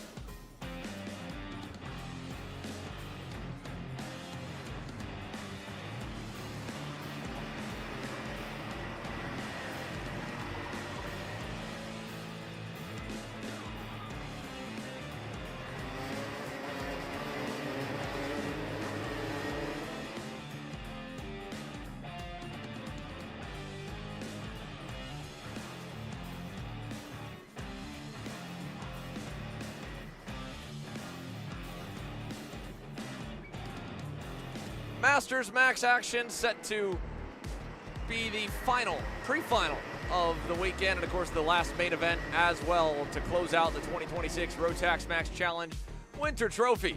Gabby Zugella, one of 3 drivers with an opportunity to make history. We're talking during the commercial break. Over the short, albeit very, very intricate, colorful history of the Rotax Max Challenge Winter Trophy, dating all the way back to 2022 and 23 from our coverage since then. So this is our 4th consecutive year of it, the 5th year of the championship. It's a 4-rounder, best 3 or 4. It's been that way since the jump, and so that's where some of these stats can get really fun to talk about. Yeah. Specifically, that nobody has ever won all 4 rounds of the title. Musgrave has a chance to do it from the outside of the front row in DD2 in the next race. James Roots seems like he's got great odds to do it in Minimax. And Gabriel Zugella from Argentina for HRT Motorsport has a chance to do it in Masters Max. Jorge Ortiz, first-year junior Rotax, won 3 out of 4 rounds. Gaston Iratu stopped him from completing the quartet. Rubens Barrichello was prevented by his countryman Antonio Pizzonia from doing it a year later in Masters. Nobody else has done it. We've got 3 chances to do it today. Gabby Zugella leads them to the line. Masters, 14 laps pre-final underway. Oh, and what a picture. Perfect start for the HRT boys. Henry Talib able to quickly get up to second. Christopher Mann wants it back down the backstretch. Oh, that was tight. Talib started to close the door and narrow it up, and Christopher Mann really had to get hard on the brakes and lock it up to avoid any contact. No harm, no foul, and now he goes to the inside of turns 8 and 9 to look for a little bit of a shorter way to get up to him. And rolling now into the buckle. Single file, and your leader gets a bit of breathing room. Noel Dowler, good start up to fourth, but he's got to deal with Mundy Lawyer, who was oh so fast in yesterday's main, and man, could he do a little bit of damage today if he could get a good pre-final under his belt. Have the Ryan Perry Motorsport, Apollo Motorsports conglomerate finally figured out how to keep Noel Dowler at the correct pace in the second half of these races?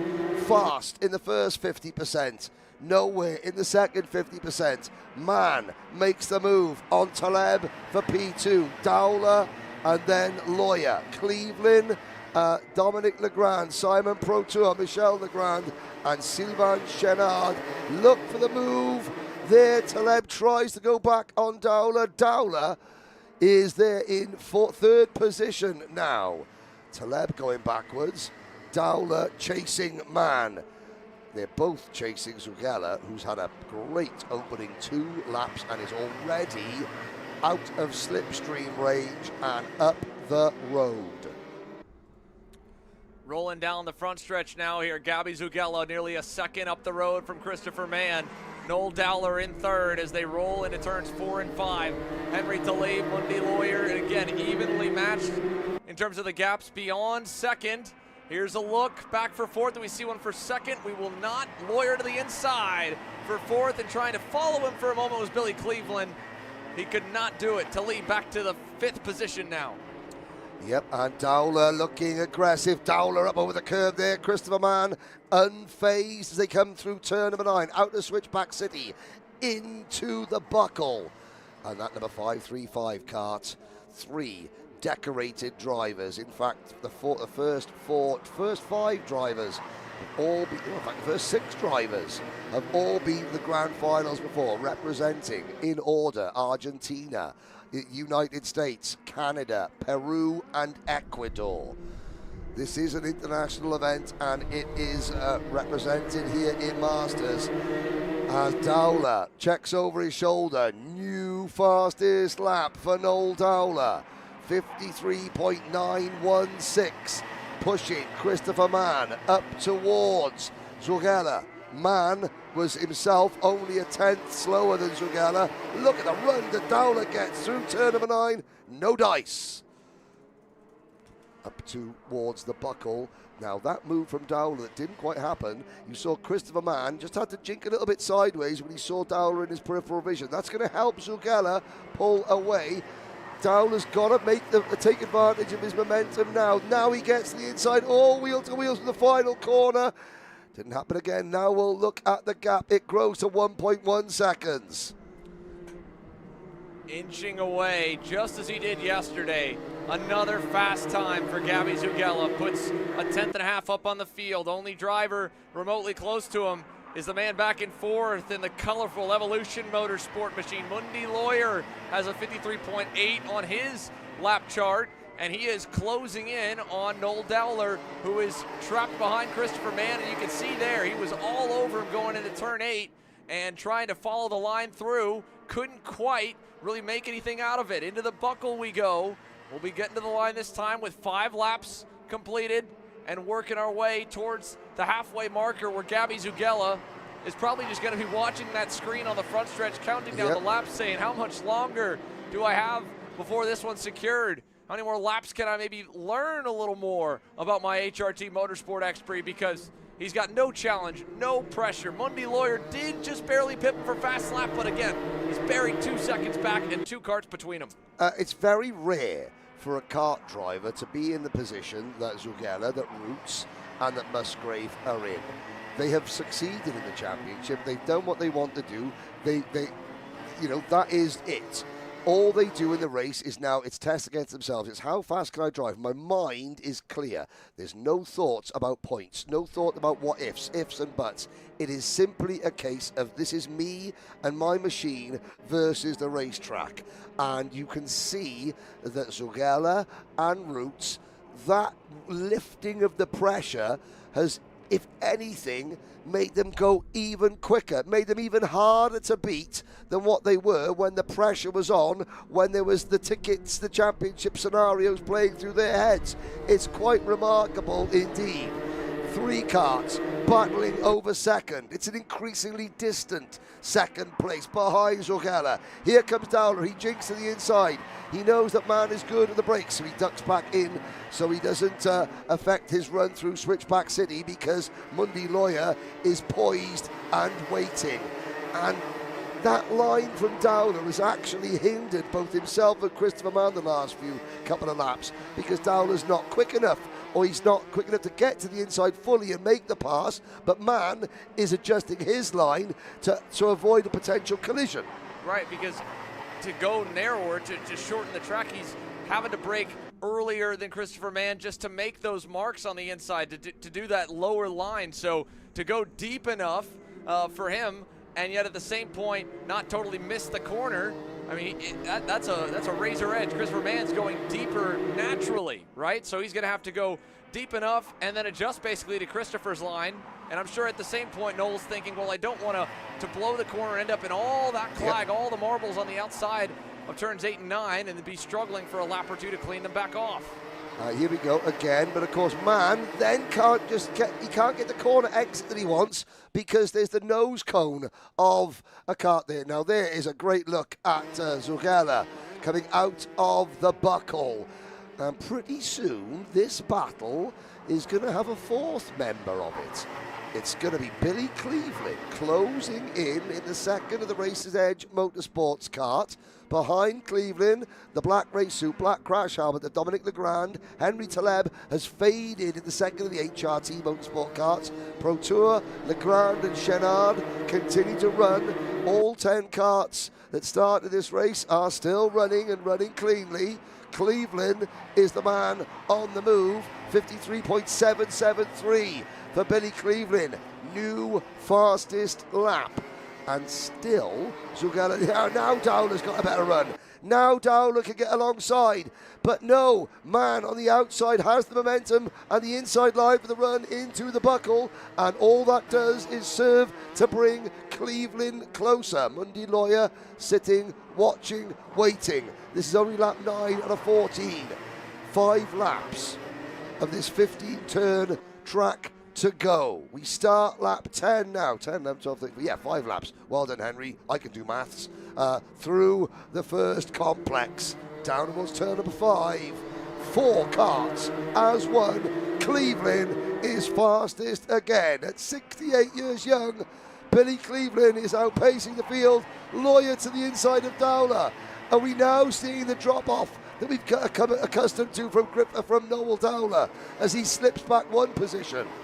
Maybe, but at the same point, Mundi Lawyer had been stalking his prey, being second and third for a lot of this race. I mean, he seemed to be faster when he was tracking him down, and then just kind of took his time getting there onto the scene. So for Mundi, it was more probably realizing that he wasn't going to get to Gabby Zugella. He wouldn't have the time. His pace has only been even at best to the race leader. We'll get maybe a better read of it when he gets past Christopher Mann and gets some clean air, because it's a false positive if you just look at the lap times right now. He's been in the tow when he hit his best lap. That was, again, right up there, neck and neck with what your race leader's been doing by himself. He's doing it by himself. You saw, here comes Mundi Lawyer. Ooh. No, Christopher Mann late on the brakes. You could see Zugella still head down, pushing. A lot of drivers find it's better to drive at 100% than 95%. When you're driving at 100%, every single sensory aspect of your body, your brain, your mind, your hands, your reactions, is all there, reacting and running at 100%. When you ease back, that's when you can have a fraction of a second miss of concentration. And a fraction of a second miss of concentration can be disastrous. So Zugella, even though he's under no pressure, he's still pushing as hard as he can, simply because he feels more comfortable doing that as a driver. If he sits back and relaxes, that's when potential mistakes can creep in. Here comes Lawyer again. But man, is the last, the late breakers. Mundi Lawyer, make sure that man has no answer for him this time. Lawyer leads through Switchback City in P2. Now it's Christopher Mann's turn. He alters his racing line. He hasn't done that all race. And he's back into P2. That's a good sign. Christopher Mann can run either or, high or low, through turn number 9 and make it work. Billy Cleveland's just been watching Mundi try to go to work on his teammate and obviously make that move stick on Noel Dowler. All the while, behind them, Dominic Legrand is getting a bird's eye view of this. And mind you, remember, he had to start basically at the tail of the field. He only got half his qualifying session in. He is trying to track this group down, and he's actually making a bit of inroads. He's got a best lap time, equaling that of Gabby Zugella. And truthfully, the whole grid at this point in the race now are able to match the leader. The problem is the leader is so good early, and they're doing a lot of this, which is opening that gap up. Look at Dowler trying to get the better of Lawyer, who ends up washing out wide through 6, losing the spot back to Mann again. Dowler trying the low side, Mundy's able to cover, and again, closer still does Dominic Legrand roll. Here's Noah with a big look to the buckle. Deep on the brakes. Billy Cleveland trying to pick up the pieces. He's got momentum on his side. He'll drag race with Mundi into turn 13, and Mundy's going to give it to him. The combined age of the driver. Oh, Billy! No, the bumper hooks behind the tire. Billy Cleveland slowing out of the boot. Here comes the HRT machine of Henry Talib back into conversation. Dominic Legrand's in the top 5. Chaos exploding on the final lap in the fight for the front row in Masters Max. We know one spot is sealed up front. The second spot now seems okay. It's the fight for third. Lawyer versus Dowler down into turn number 6. Mundi Lawyer, Billy Cleveland. Combined age 127. And yet they're battling like a group of Micromax drivers. There's Dowler. There goes Henry Taleb. 3 wide in Masters. Yes, we just said it. 3 wide in Masters. Is there something in the South American water? Because that looked very similar to Diego Ramos's crazy over-under move in turns 8 and 9, because it is all HRT in Masters Max. Zugella wins the pre-final. Talib will get to 3rd with an incredible move. Christopher Mann splits them all by his lonesome, and unfortunate for Billy Cleveland, ending up down the board in 7th, 12 seconds back when he finally got the tire out from the bumper, or the other way around. I don't know how you want to. They were stuck. Yes, and he were. ends up 7th. Like Dominic Legrand 6th. Mundi Lawyer 5th. Noel Dowler 4th. Christopher Mann. Speed is close. It is just inches difference here, but over the course of 14 laps, that's kind of what you'd expect in terms of the delta. You take out the passes and the laps where he was going back and forth with the grid, a 1 to 2 or 1 to 1.5 tenth difference over the course of that race multiplies out to about the gap they end at.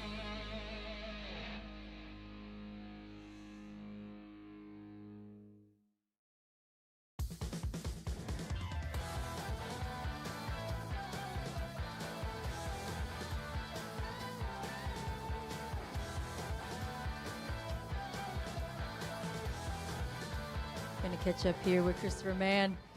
Fantastic drive there. You guys had some great battling over those last couple of laps. Kind of talk me through that.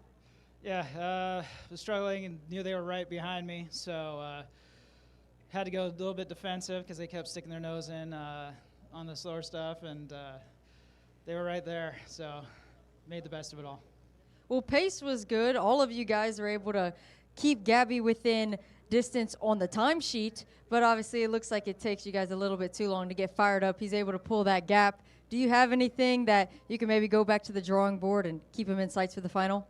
Absolutely. I know exactly what I'm going to do, so hopefully it's a change I need, because, yeah, we're close. Got to get on his bumper. Well, there you guys have it. Christopher Mann is not out of hope. He has something left in the tank. with that, ladies and gentlemen, grids are provisionally set. They'll have to still check through it all for Masters Max. Main events are all that remain for the Rotax Max Challenge Winter Trophy. And just as we saw on Friday afternoon and a good bit throughout yesterday, the Masters Max drivers leaving it all on the circuit. They'll be back at it later this afternoon. Main events for the Winter Trophy on the other side of the break. Cat food marketing. $9.99 a month. Dude, Caleb, wake up. Dude, we're live in 5 minutes. Let's go. Come on. What are you doing? Dude, I'm so sorry. Xander had me in a cat food marketing meeting till like 2 a.m. last night. Come on, man. Do you have anything I can drink? Dude, I got the perfect thing for you. Perico. It's a healthy energy drink alternative. Perico, non-GMO, gluten-free, kosher, magnesium, B12, B6, Yeah, it's good. B5, biotin, and zero sugar? Pericazo! Try Perico, made with natural ingredients, organic caffeine, and supports your metabolism. Try the new official energy drink of Kart Chaser.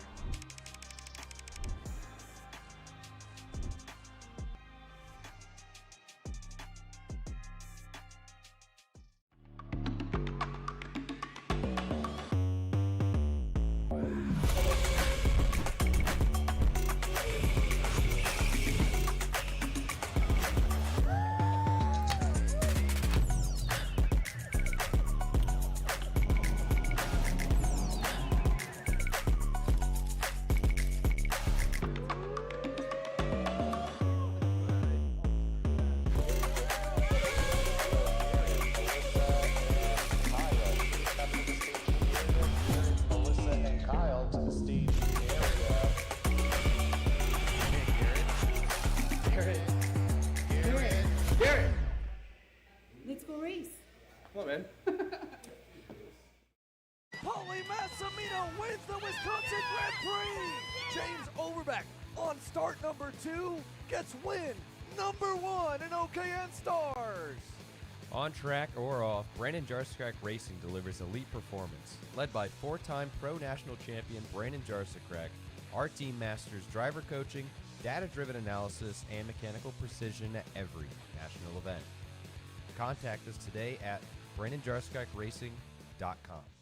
Cool features that Race Studio 3 has that people normally don't know about it. The track map on the background. So if you just connect your computer to the internet, you can come up here and click on this Google Earth icon, and it will pull the background from the Google Earth into your GPS data. If you want to learn more about data analysis, you can sign up on my website right now. Enjoy the online course today. This is Henry. Henry feels sad. Henry feels sad because it's time for his next big race and his go-kart is in bits. Henry doesn't know that Acceleration Kart Racing is the United States' #1 shop for all of your karting equipment needs. Henry also doesn't know that Acceleration Kart Racing can deliver anything from tires to race suits and even wheels directly to your front door or to the racetrack itself, quickly and efficiently, with tech support available 6 days a week. Poor Henry doesn't even know that Acceleration Kart Racing offers free shipping to mainland USA on selected product if you spend $200 or more. Do yourself a favor. Go to accelerationkarting.com and make sure that you are never left stuck on the pre-grid with Henry. Be smart and don't be like Henry.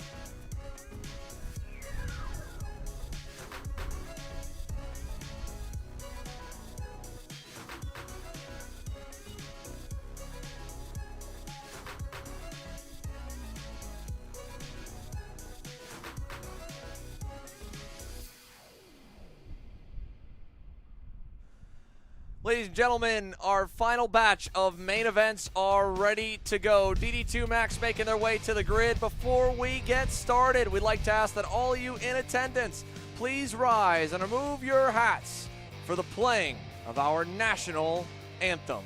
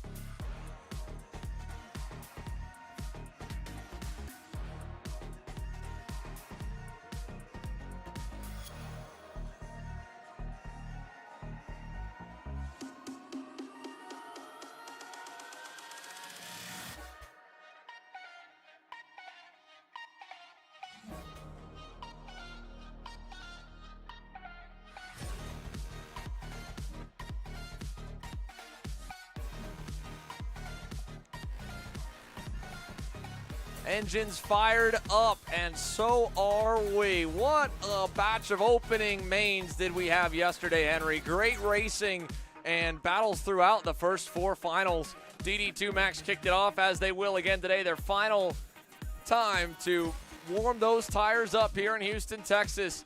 Cool temperatures have been the storyline of the weekend. We're starting to, again, slowly get the temps tuned up. It was as low as 50 degrees on the track surface by the time we were already 2 rounds of sessions in towards the end of qualifying. Started today just above freezing. It froze overnight even. And now in the afternoon, still a bit windy, not too bad. In fact, even feels like a little bit of a less of a breeze than yesterday. But it's still cold. It's still indeed the Winter Trophy. And while the ticket's been locked up by Billy Musgrave, the race wins up for grabs. The stat line of a full sweep of the 4 rounds of the Winter Trophy up for grabs. And of course, for factory carts, the opportunity to keep that DD2 chassis undefeated. Well, to do that, they'll have to navigate this 1/8 of a mile, 15-turn circuit here at Speedsportz Racing Park. Presented by Kart Class, your official track preview. Again, sector number 1, turns 1, 2, 3, 4, and 5. A full speed run through the S's, a short brush of the brakes in the DD2s, realistically into turn number 3. Potentially a downshift from the high gear to the low gear going into turn number 4, and then a big upshift halfway down that full backstretch, Henry. And then the 3 different brakes on the carts, 1 on each front tire and the rear axle, getting put to big use in turn number 6. Yep, Switchback City. This is the technical part part of the circuit. Switchback City into the buckle at turns 11 and turns 10 and 11. Then a short shoot, hard on the gas, up towards the final 3 corners. The boot, slow in, middle corner, very long. Get a good run out. Set yourself up through turn 14 for a flat-out run down the main straight. And so Gianluca Savalio will be the first one through all 15 turns if it goes the way he'd like it to on this opening lap. But again, we've seen these starts already bite a few. If you were watching earlier, Theo Kakati from Dubai won the pre-final provisionally but got a jump start penalty. It's put it back to the second row as they pop it into neutral for a minute and get ready to go to low gear. DD2 Max, final time here for the Winter Trophy. The main event for round 4 is green. And boy, is it a good launch for Gianluca Savalio and Theo Kakati as they flurry by Musgrave. The Canadian now with pressure. And up to full song we go. Savalio left it very, very late before he hit the gas at the start. That was designed to maybe throw Musgrave off his game. It hasn't worked. Savalio leads Billy Musgrave. Theo Kakati, who jumped the start in the pre-final, one on track, finds himself down in third position. Billy Musgrave joked at the end of the pre-final that today was Theo Kakati's day, indicating that he might not fight his teammate too much. However, there's a small matter of maintaining the factory kart's undefeated streak, and for that, Musgrave finds himself the lead red and black machine. Not for long though. Kakati looks to the inside. Musgrave has got factory business to take care of. Savalio battling with Lucas Pernod for P2 in the championship. Under pressure, he is not going to go. He's not going to want to go quietly into the night, shall we say? And indeed, Gianluca Savalio down to the inside. Musgrave playing chicken with him on the brakes. Look at Kakati. Theo will get one of them. Still alongside in turn 7 and putting the heat on into turn 8. And the fight is on. It's a 2-on-1 battle. Look at Kakati to the high side, trying to take a lesson there from Musgrave earlier in the championship. Now looking low into the buckle. Nothing there. Here comes Pernod and the rest of the cavalry looking on. Chaos beginning this DD2 Max Final, and Gianluca is ready to park the bus, it seems, Henry. He is white-lining it everywhere he can to hang on to this race lead. And look at that, Kakati a little bit slow on the upshift there, coming out of turn number 14. That gave Savalio just an extra kart length's worth of breathing room here. They are stacking them deep through the first chicane complex, the S's rather, onto the back straight. Here we go. One long blast of power, then into the technical section. Pernod to the inside. You've got to show no pity through Switchback City because the whole darn place is on fire. And here comes Kakati again. Savalio on the anchors, making the rear of that Cosmic Kart very, very wide indeed. The two factory machines, the red and black attack, have to sit back, think, reassess and decide how they are going to try and outmaneuver Toronto's Gianluca Savalio. Pernod, Taskinen sit 4th and 5th.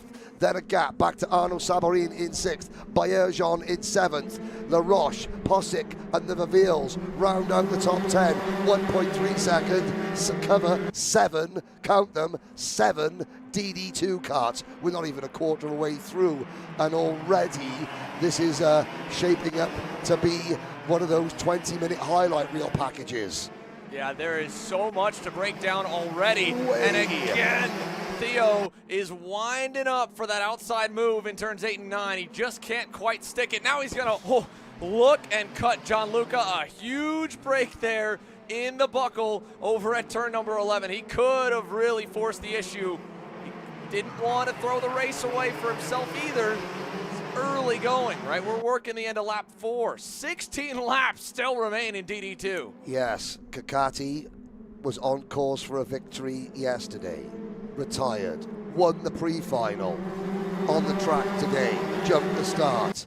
Those little tiny niggling errors, mistakes, development problems. Here he goes though, no more Mr. Nice Guy. Theo Kakati shows Gianluca that he's got sharp elbows too. Savalio now in the middle of a 3-kart sandwich. Musgrave up to P2. It's gone. Factory kart 1, 2. Oh, a spin. Savaglio's gone on the curb. Gianluca Savaglio out of contention. Pernod and Taskinen now lead the Canadian charge. There are 11 drivers in this race. 2 of them race on an American license. Kakati and Musgrave. Everybody else is a Canadian. Even though Kakati is born in Abu Dhabi and lives there, he's now in college in the States. His mum Chandra is American, so he has got a US license and he leads. Does Billy Musgrave play blocker, or does Musgrave go and attack his teammates? Let's take a look at what just happened. Bottom right corner of your screen, Gianluca Savaglio was right here trying to set up the crossover on Musgrave, and it looked like it popped out of gear, I think, Henry. He was jumping down to low gear, getting ready to rev it up, because for a wheel spin like that, even though he kind of got caught on the back rear of Musgrave's bumper, to me it looks like it popped out of gear when it launched up in the air, and then the revs were so high it spun him. That's the only scenario I can think of there. No, I think you're spot on there, Xander. That looked like an application of the loud pedal when the rear tyres weren't ready. And Gianluca frustrated, yes, but, you know, that's racing. He is 11th. He's 7. Okay, he's 7 seconds off the lead. You can see Gianluca right at the very top of your screen. And that would be, honestly, a realistic shot to get back in the fight if it were another Gianluca Savaglio in the lead pack. But it's a 1-2 for factory carts. Musgrave said yesterday, even after his win and clinch of the ticket, that he almost felt more, bitter and disappointed that his teammate Theo Kakati didn't get the hard-earned win due to a mechanical failure out of the lead.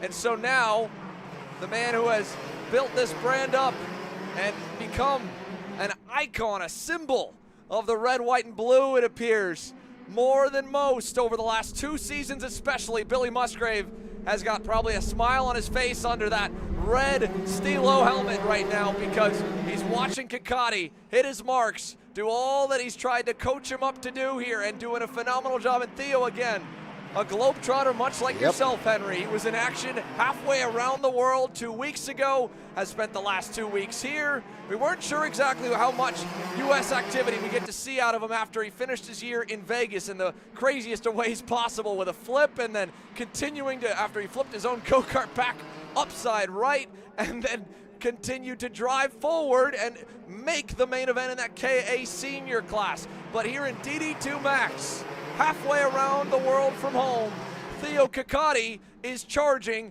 and is 13, now 12 laps away from a maiden victory and continuing the factory cart's 4-for-4 dominance. Lucas Pernod has got his eyes on breaking factory cart's heart. New fastest lap for Pernod on the PSL Birrell ART number 451. And Billy Musgrave, well, is Billy Musgrave at the moment is karting's version of Damson Idris in Snowfall. I built this brick by brick in terms of the factory kart. Now it's time for Billy Musgrave to stand on business through the buckle. Kakati, friend, yes. Teammate, yes. Rival, oh heck yes. Musgrave, if Theo's not quick enough, Billy is coming through. That is going to be as sure as eggs are eggs, because Pernod is right there. This is not going to be a factory kart demonstration run to the end. Alexis Baerjean in 4th position is now fastest. Oh, what's Theo doing? Billy saying, don't defend. Is Theo not happy with the kart? They're halfway home. Well, I can tell you this, having watched and commentated many of Theo Kakati's races, he is one of the most welcome and extroverted and very nice humans off the racetrack. But on circuit, teammate or not, he is going to battle very similar to how you like to describe Macaulay Bishop. A lot of the same traits where he doesn't see any color make a difference of whether or not he's feeling like he needs to defend, whether it's lap 2 or lap 20.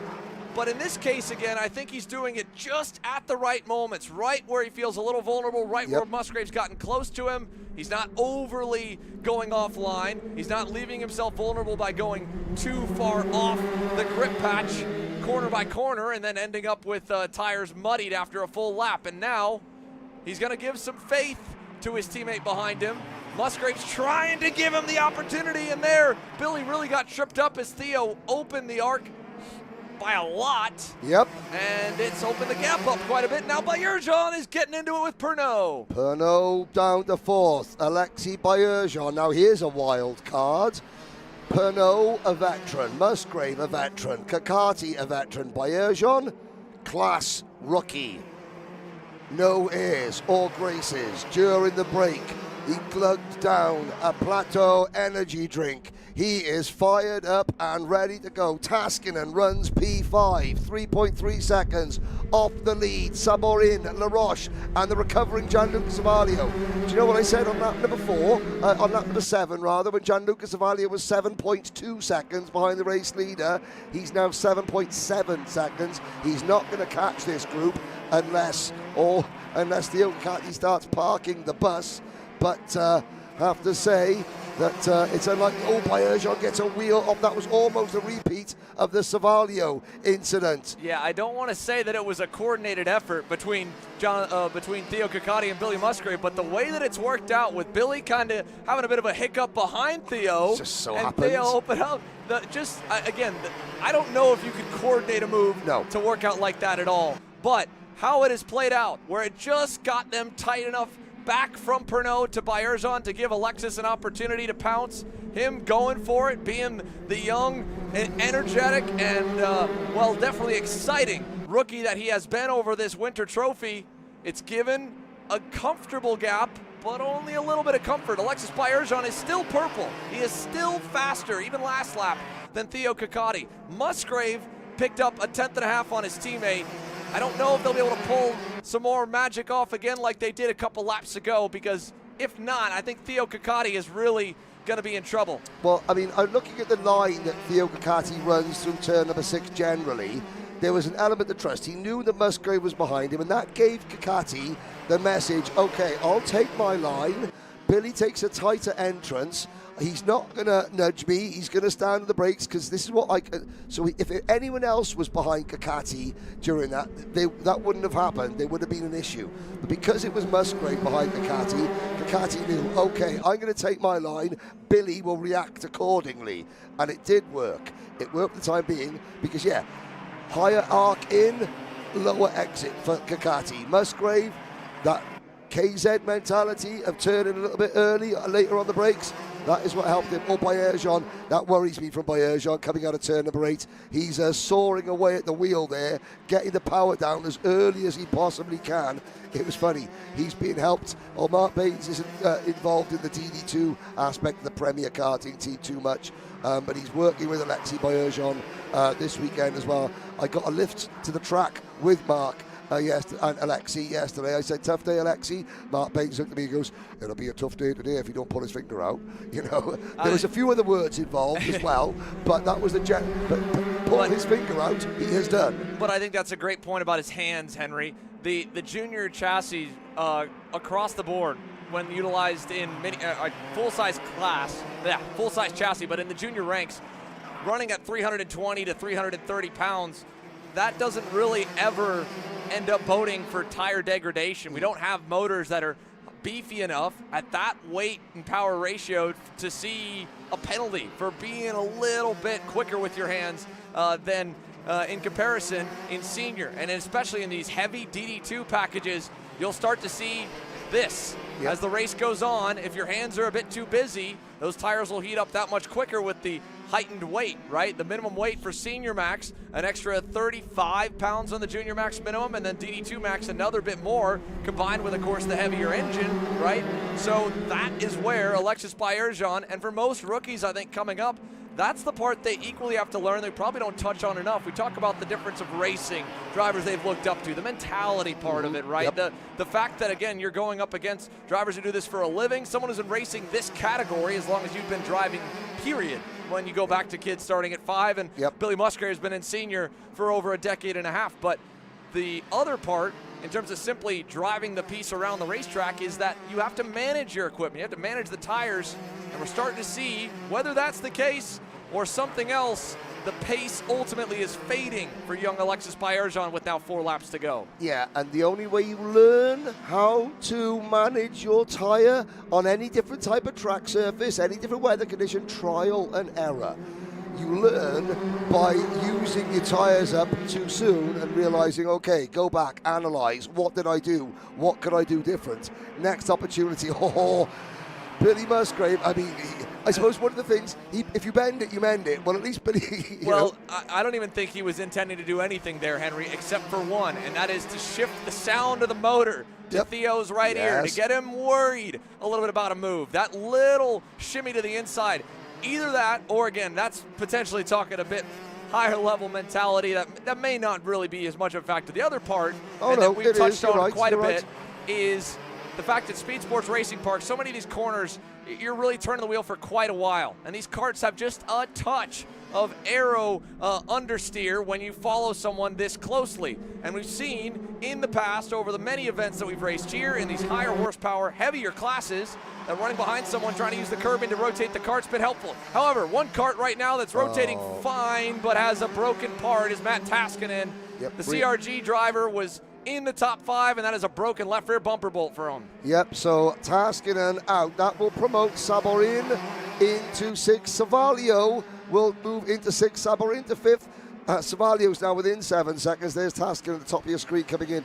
Now, Theo Kakati, he wants to win this race on merit, not because Billy Musgrave hands it to him. I'm not saying that Billy Musgrave isn't going to attempt to pass. He's certainly not going to attempt a pass that has any element of risk associated with it.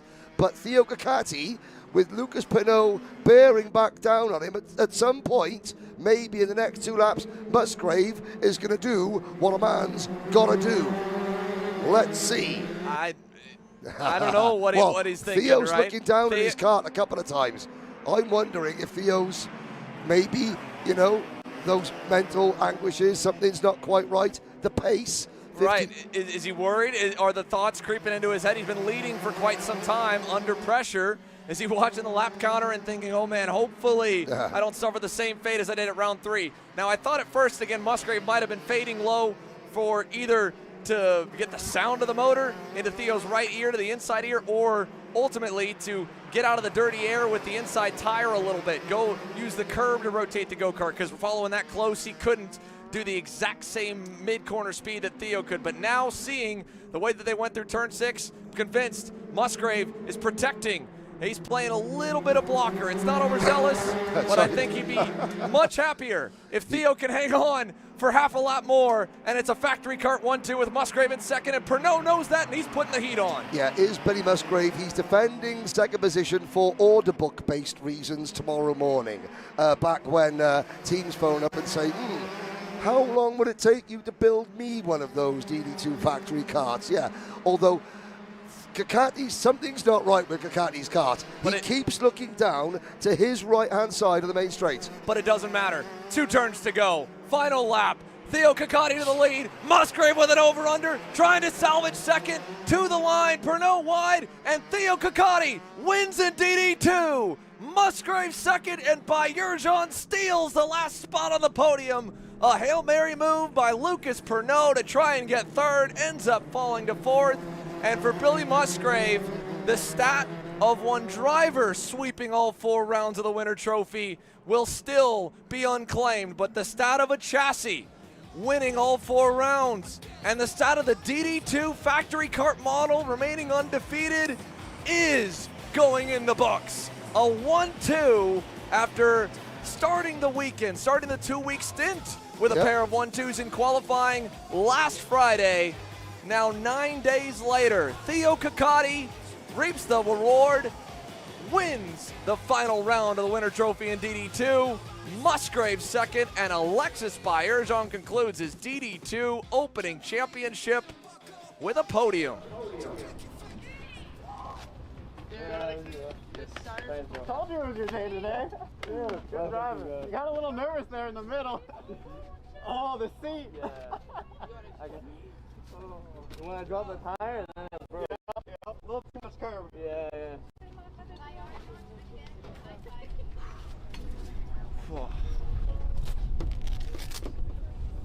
Theo congratulations. You are a winner in DD2.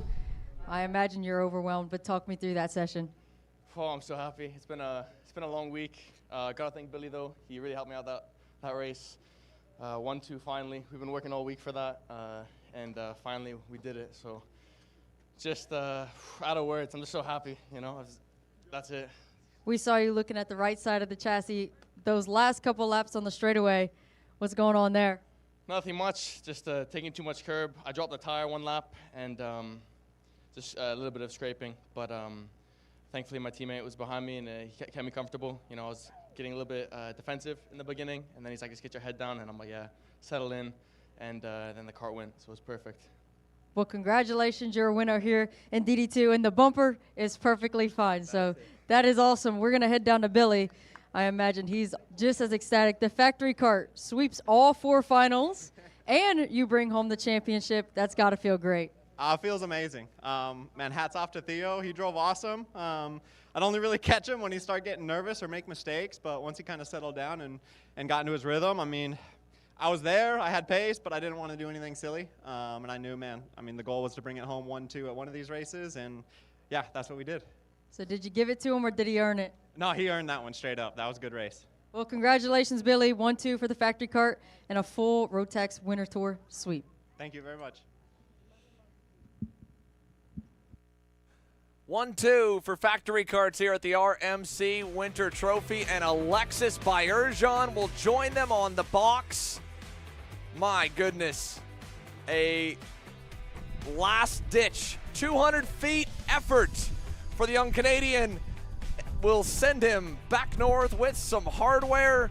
DD2 Max putting on a show, and it's a great way to close it out for Musgrave, watching, again, his protege for the last 2 weekends. Theo Ciccotti put some moves on first Gianluca Savalio, and then keep the likes of the master at bay, who was just able to hang on to P2 at the line. Micromax up next.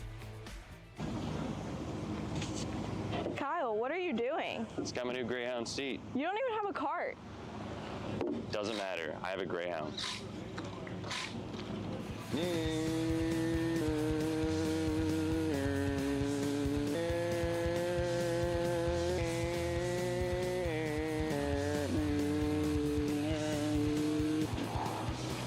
Is Kyle Cuthbertson doesn't even have a go-kart. Doesn't matter.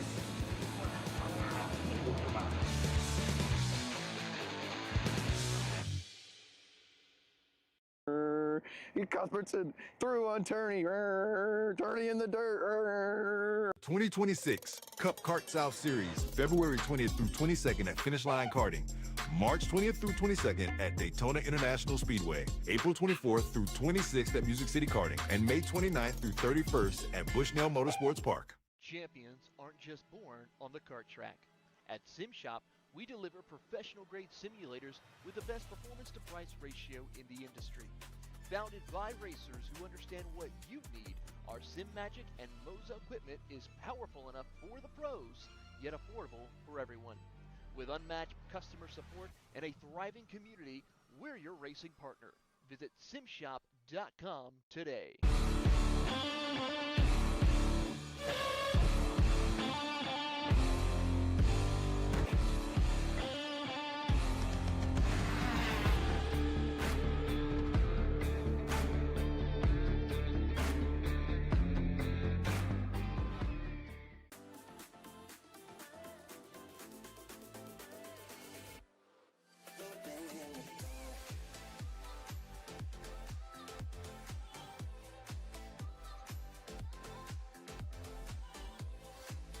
Are you looking to take the next step in your racing journey?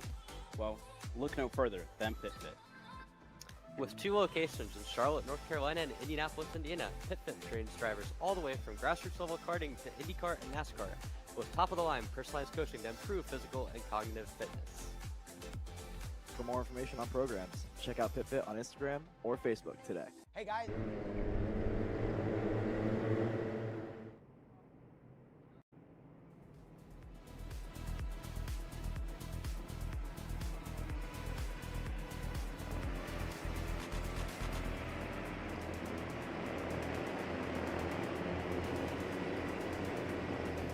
So DD2 Max puts on a barn burner 4-way fight for the win. Micro Max is the first of our 3 classes yet to be decided for the tickets. It's closer than Senior Max when the scenarios go, not as wide open as Junior Max. Freddie Baker, from what we can tell, a top 4 or better. He is in control of his own destiny. He has been so consistent over the course of this championship, and on top of that, he's been great today. He would still improve with a 4th or better on his net point score, having gotten the pole and quality in the pre-final win. However, he fades further back, and if Arthur Rhodes can put on a phenomenal drive through the pack to the lead in the win, then things get really interesting. And we'll have the live points going once we go green, so you'll see as they run how much it may change in the fight between the 2 RCE teammates for the championship ticket. However, they're not starting next to each other like we thought they were based on the finish of the pre-final, Henry. No, because Arthur Rhodes, as we expected, did get a penalty for the incident with Dusty Strayer. The other thing to remember, boys and girls at home, is that in 3 main events, the top 3 drivers that have crossed the line in order on the track have not been the 3 drivers that have appeared on the podium. So there's been post-race penalties affecting the top 3 in all 3 main events so far. That is something that will factor in to Freddie Baker's mind and Arthur Rhodes' mind. Yeah, a top 4 finish, not on the road, a top 4 finish when all protests and issues are done and dealt with. We are down to 18 or 19 drivers. 18, yeah, no Wiley Lee today either for the main event. So it's been great to watch him have the efforts that he has had to fight for the race win. We thought it was certain that young man was going to be standing on the top step of the podium come nightfall in Micro as well. He was 7 years old. He had a big night in the club last night. So, yeah. There you go. Micro Max, though, ready for action. Round 4 is green. A little pop over the curb there for the inside row, back from 3rd on. And it's a clean getaway for your first 2. Lincoln Lima able to slot into 2nd. Arthur Rhodes appears to be 4th, maybe 5th. Yep. 5th indeed there. Look at the run for Trey Sanders. Red flags. Red flags again. Red flags again. There was a big moment. Yeah, back middle of the back of the field, coming to green. So we'll go around again. Obviously, we don't know the drivers involved. There's one driver just sat in the middle of the track there in their cart. That's obviously a good sign. We will watch there. As you can see, there's a couple of people heading down in the middle of the track there. Obviously, saw a couple of carts popping over the curb, and then the good news is you can see the gentleman there with the blue bag. That is a medical team. There's a go-kart that's the side of the circuit, and the drivers are full ambulance right there just next to the Superkarts USA HQ compound big rig. So you can see the full on-site medical team rolling. There's the cart as well with the medic for the instant check. And we will give you updates on those involved and status on the drivers as well as we get them. For now, we'll take a moment to step aside and return with more information.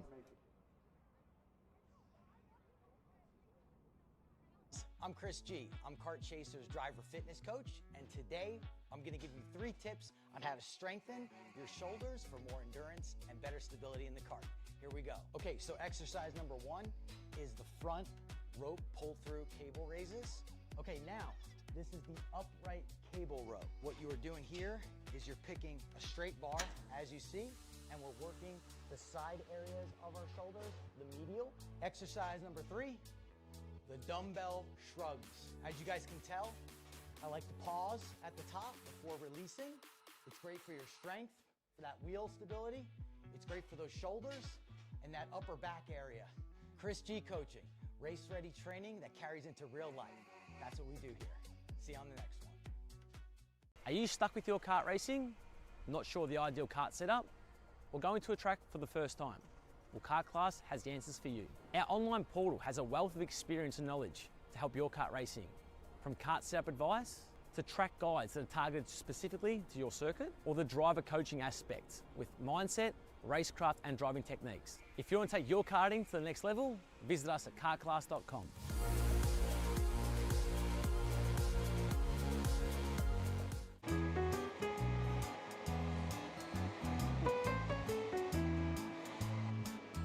Gee, looks like we're missing the engine. What the hell am I supposed to tag? What do you mean? It's my Greyhound. It's all I need. Where's the rest of it? It doesn't matter. It's a Greyhound. You gotta make way. Okay, you're good. I'm sitting by here with Kyle, our race winner. Tell me how you did it. You were blazing fast out there, and I mean, you don't even have a go-kart, man. Tell me about it. Yeah, you know, Norberg, Schmorberg, the Greyhound-powered Greyhound was great today. You know, it makes the difference. And the team's been working really hard back at the shop, and, you know, just shout out Greyhound. Thank you, Kyle.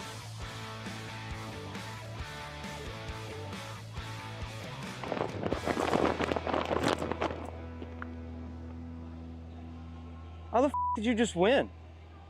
Doesn't matter. It's a Greyhound. Are you ready to get behind the wheel?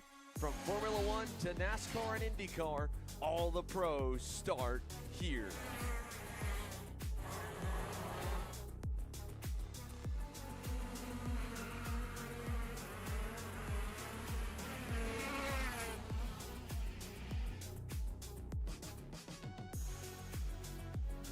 For more information, check us out online at mcckarting.com or call us and go racing today. McCrone Motorsports builds champions every day, drivers who won on the world stage. The Tilton T4 Series is pure spec racing. Same engine, same chassis. When you win, it's because you were the best that day. Your edge is not the kart, it's the setup, the strategy, and the race team. With our Arrive and Drive program, you simply bring your gear, we provide the equipment and the championship-winning support to every event. Stop wrenching, start racing. Your path to the T4 Nations Cup in Spain starts with us. For more information, contact us at mccronemotorsports.net.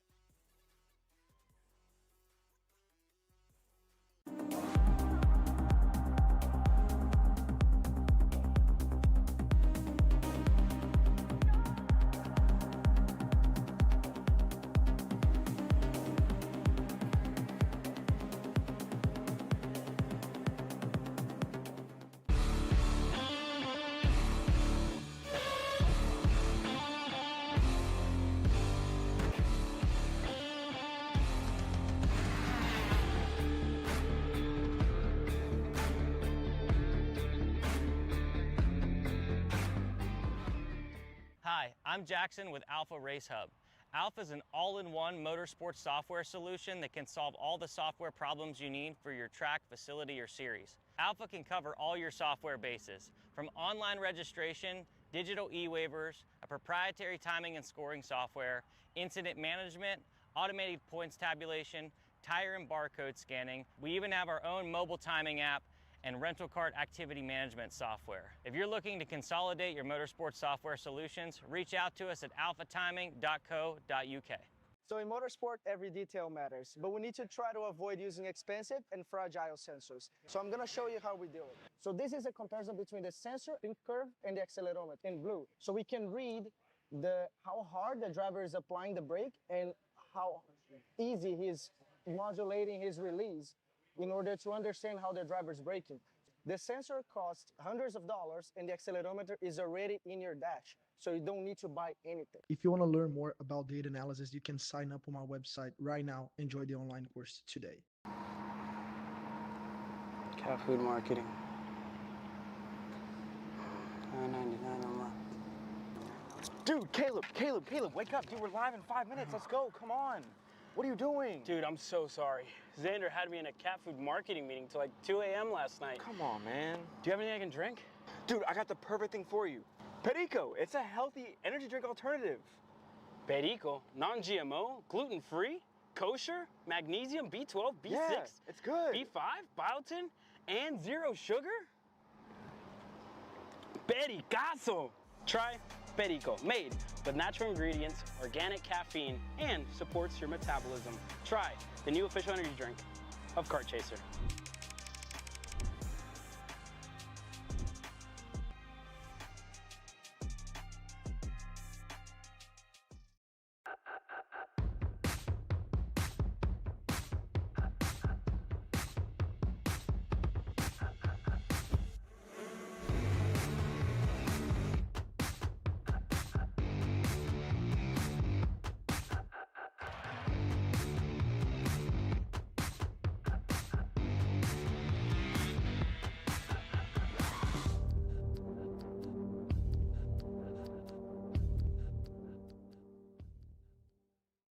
2026 Cup Kart South Series, February 20th through 22nd at Finish Line Karting.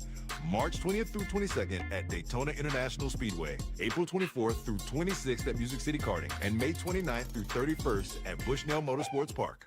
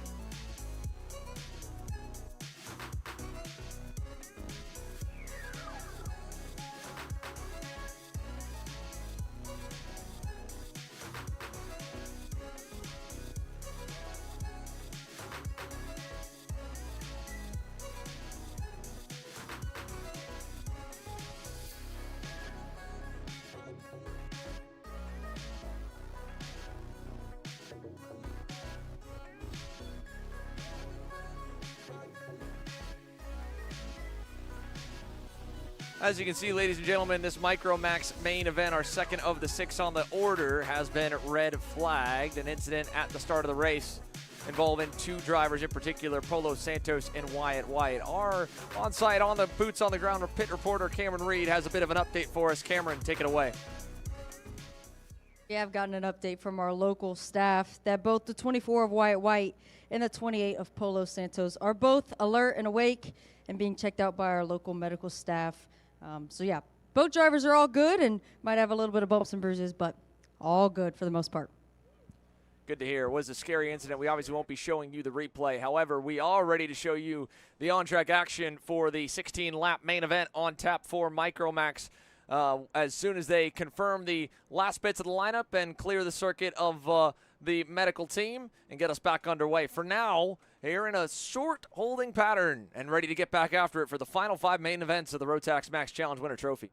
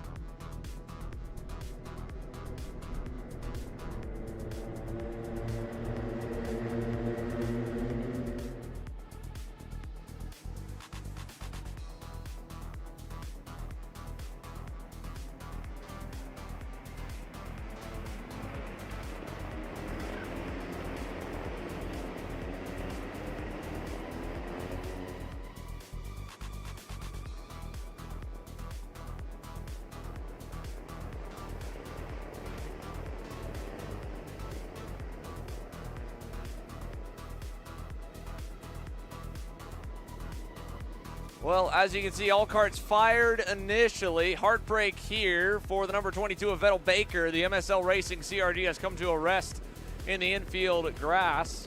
An update as well, as we heard from Cameron, the drivers were checked out and cleared by the on-site medical team. No major injuries at all. In fact, Polo Santos wanted to get back in and get after it, and the kart is good enough for him to do so. The number 28 HRT Motorsport driver from Mexico wants to get after it and get his money's worth for the 16 laps still that remain on the race weekend.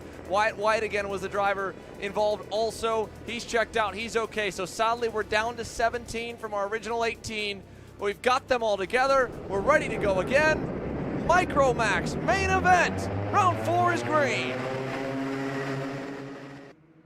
And that's a great start off the rip once again for Freddie Baker, Henry. He's got the whole shot, and he's got help here. It's the 42 of Zachary Lozier locks in behind. Yeah, now for Freddie Baker, of course, he made the first start. Great. And then you have that wait. The longer the wait goes on, the more these young drivers have to think about what it is, what's happened, maybe some worry, some nerves set in. And Freddie Baker has been able to get away cleanly second time.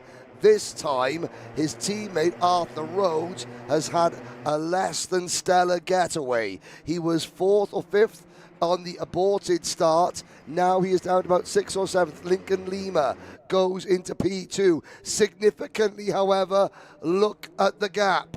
Look at the lead that Freddie Baker has got already. It's a 16-lap race. We're going to run the full race distance. No trimming of the laps. Rhodes has time, but the problem that Rhodes has is that even if Freddie Baker. Yeah, even if he catches Freddie Baker, can he get 4 karts in between himself and Baker? Or will Baker, because Baker can sit there. Top 4 is good enough for Baker regardless of any other result. Rhodes to the inside of Andreas Marcelo Peña and trying to make another move on Max Santana. Not quite. Yeah, Arthur Rhodes starting 6th and sliding in the wrong direction, and needs to quickly try to rectify that as soon as he can to keep the championship hopes alive. Again, right now, he is having today worse, or as they run, this would be a drop for him. He needs to improve on his lowest score. It's a testament to how consistent he's been over this championship. 265 markers at round 1, 245 at round 2, 255 at round number 3. He needs to gain a lot of spots here. Again, it's essentially a near must win now with that pre-final, as he couldn't quite get that move done for 5th, but at least he's back to neutral and ahead of him. Great start so far here for Shep Sullivan and Andres Marcelo Peña. That's on screen 7th and 8th, but great start for Trey Sanders. This is the highest he's been this early in a race session that I can remember over the course of the past 3 days. I'd love to see what the speed looks like now with clean air to try and run up to Lincoln Lima and Zachary Lozier. Interesting you mentioned Shep Sullivan. Finally we're seeing the talent that he's got. Struggled a little bit over the day yesterday during practice. The team getting used to the getting used to the Rotax package. Even a team that, the Vassar Sullivan team, the Sullivan family helping to run Shep Sullivan here. Even a team of that experience just taking a little time to get used to it. Now they have got the engine running sweetly, and Shep Sullivan is doing what he does best, and that's overtake drivers, move forward. Here's the battle between the 19 kart of Santana and Arthur Rhodes. It's for 5th position. Rhodes has already had a couple of bites of the cherry and hasn't worked. He's going to need to make the move. Now he looks to the inside. Santana does a block. Santana is late on the brakes, however, and Rhodes backs out of it. Cohen Scott avoiding an incident there. J.J. DeShong in the 77. Maddox Pelletier in the 10. Going around. That will drop them from 10th and 11th, back probably behind Cohen Scott, behind Hayden Sanson, behind Polo Santos, or Leopoldo Santos, to give him his full name. Aiden Mainville as well. Kea Sabelbora, we mentioned. Can Kea get through a 16-lap race without going a lap down? That's her target. That's her way of improving as we look at the battle further up. And it's at the moment, not much of one in 2nd and 3rd. We're checking back here with 4th, 5th, and 6th. Freddie Baker, purple, his teammate on screen. unfortunately, as much as he would be rooting for Freddie Baker, right now he's rooting for something to go wrong where the pace starts to fade, because the 91, if he keeps driving along, no matter what Arthur Rhodes is able to do as he tries to pick apart the rest of the top 5, it will make no difference. Freddie Baker with a maximum points haul on the potential for today would improve his score of what was already well and impressive and solidify him with that ticket to Portimao. Battling for 4th, opening up now. Max Santana back on Trey Sanders. This time better than the S's, and it's fully done out of the buckle and into the boot. Trey wants it back. He won't get it. He'll cover and sacrifice a little bit of exit speed. Here comes Arthur. I mean, it's easy to remember, easy to forget. This time last year, Arthur Rhodes was still in Bambinos.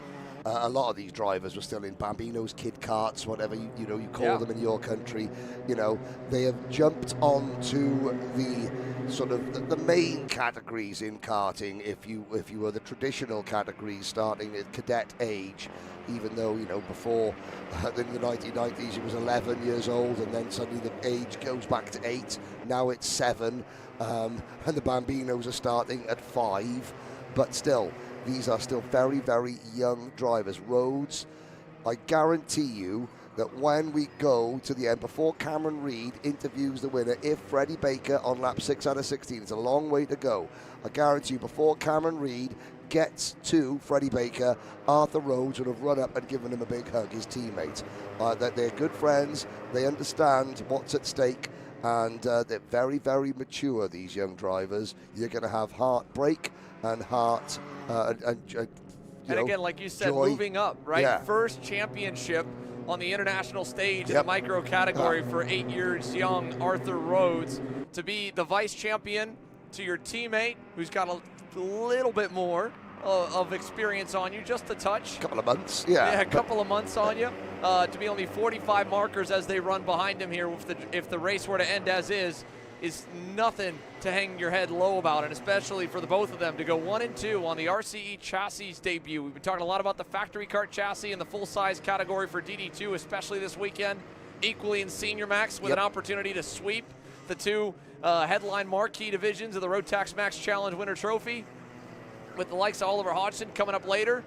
But in Micro Max, a 1-2 punch, potentially ending with a 1-2 result in the championship. I mean, it's all but locked right now, barring some major interference for Arthur Rhodes and Freddie Baker, because again, Jack Katowski out for today, and Lincoln Lima a bit too far back to be able to make up the points needed to challenge for the ticket. So between the two boys that have made the long flight across the Atlantic Ocean, Arthur Rhodes, his teammate Freddie Baker continuing to set an unmatched pace. Arthur right here just looking for any way past Max Santana, but I don't think he's really in a hurry, because the two of them are steadily holding even, if not inching closer to 2nd and 3rd. They're 9/10 back in this lap. It looks like they might have started to make some inroads to that gap.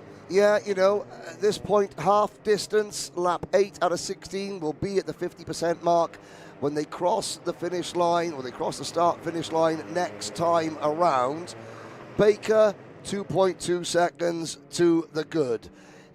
Now it's a case of, and who is that? That's Santana with Rhodes, and look at the nose cone on Santana's kart. It's the nose cone on that Bennett is very, very low to the ground. Does that mean a pushback is being deployed? Well, you don't want to say for definite, but it does look a little bit on the wibbly-wobbly side. That would be something. While we were looking at that, Rhodes goes through. Yeah. Rhodes makes the move up 1 place. That's kind of fitting for Arthur. It feels like a lot of this weekend, a lot of this 4-round Winter Trophy, that young man has flown kind of under the radar, where Freddie Baker and Jack Katowski were the titular combatants through the first 3 rounds, right? Yep. Arthur's just kind of been there, knocking on the doorstep. Obviously got to win at the same point, but still, for Arthur Rhodes, it just seems fitting. Well, I mean, incredibly, with all the goings-on after the final yesterday, Rhodes actually comes into this with 2 wins to Baker's 1. Oh, true, right. Even though Baker generally has had the edge in pace. As I say that, commentator's curse, Arthur Rhodes proves me completely wrong by setting the fastest lap of the race. He's He may finish second here. He's looking to the inside. No, he backs out of it. And again, Arthur Rhodes, he doesn't want to risk everything. He's probably going to be second in the points, is Arthur Rhodes. But let's finish second. Let's finish off this American journey for the RCE team with a 1-2, just like we saw Kakati and Factory Karts with Musgrave in the previous race. And I think what we saw right there was another lesson for a young driver moving up from Kid Kart into Micro, that in the Kid Kart category, speed's obviously quite a bit slower. The Bambino category, quite a bit slower. You're not really worried so much about the slipstream, but Arthur, he had a run, closed up to Zachary Lozier in third, but Zach had the toe off the back of Lincoln Lima. Now here, he's able to make it stick. That was slick there into turn number 1. But down the backstretch, if you've got 2 cars in front versus 1, is now back goes Lozier again, falling behind Santana. You don't want to break out and have the wind hit your front nose too early. Now here, when the leader is all that's left in the pack, you can, and he does, and he makes it look easy. Arthur Rhodes now has gotten all the way up to second, and could you frame it any better, Henry, to close out a championship where they're primed to end first and second? They will split the wins potentially if things end as they are. Yep, down the line, 2 and 2, apiece. and then of course a 1-2 finish in the race, the final one of the weekend. If again he can hold him off, he's been able to march through the pack. Now can he start to break away? What is so impressive about these last, say, 5 or 6 laps from Arthur Rhodes, he knows the ticket is going away. Has he panicked? No. Has he got down, and has that got to him? Has he maintained his composure? Has he maintained his mental strength? Yes. And just calmly and coolly, he has picked up the positions one at a time. He knows that, hey, it's just for second place, but he wants to make sure that he stands on the podium, that he doesn't throw it away doing something rash. That's remarkable for an 8-year-old. And it's not just Arthur Rhodes. You could say the same about a number of the drivers, if not all of them, in this category. The battle is for the 3rd place on the podium. Number 11, Lincoln Lima, who so far in Micromax has had a 12th, a 6th, and a 7th. Max Santana, he was within a couple of corners of a podium yesterday. Wouldn't it be fitting if he made a late dash for 3rd place, nose cone or not? And here comes Trey Sanders back into play. Trey Sanders, number 31 from Tarzana, California. He's down and he's racing for the Racing Edge Motorsport team, even though he's on a different graphics kit. Indeed, Trey Sanders in the number 31, finally making the most of the best starting position in a main I believe he's had over the course of these 4 rounds. He has had valiant efforts. He's been basically the hard charger, it feels like, almost every race session in Micro, and now all that racecraft, all those passes made further back in the weekend and in the 2-week stint, put into use and on display in the spotlight for the podium. Trey Sanders is up to 3rd. Max Santana on track right now 4th. Again, from what we can visually tell, it looks like the bumper deployed on the number 19. Lincoln Lima still would need to get around him to be able to get back onto the podium, because now Trey has that spot. 3 laps to go, the fight is on, and a number of potential first podium recipients are in this group. It's a big moment, and it could go any way of this quartet here. Arthur Rhodes, I think, though, he might be just in the clear from the pack, about 5 car lengths out now. And look at this, nearly 3 wide. Lincoln Lima's now going to go to the inside of Santana. Just as mentioned, he was okay a moment ago, and now contact.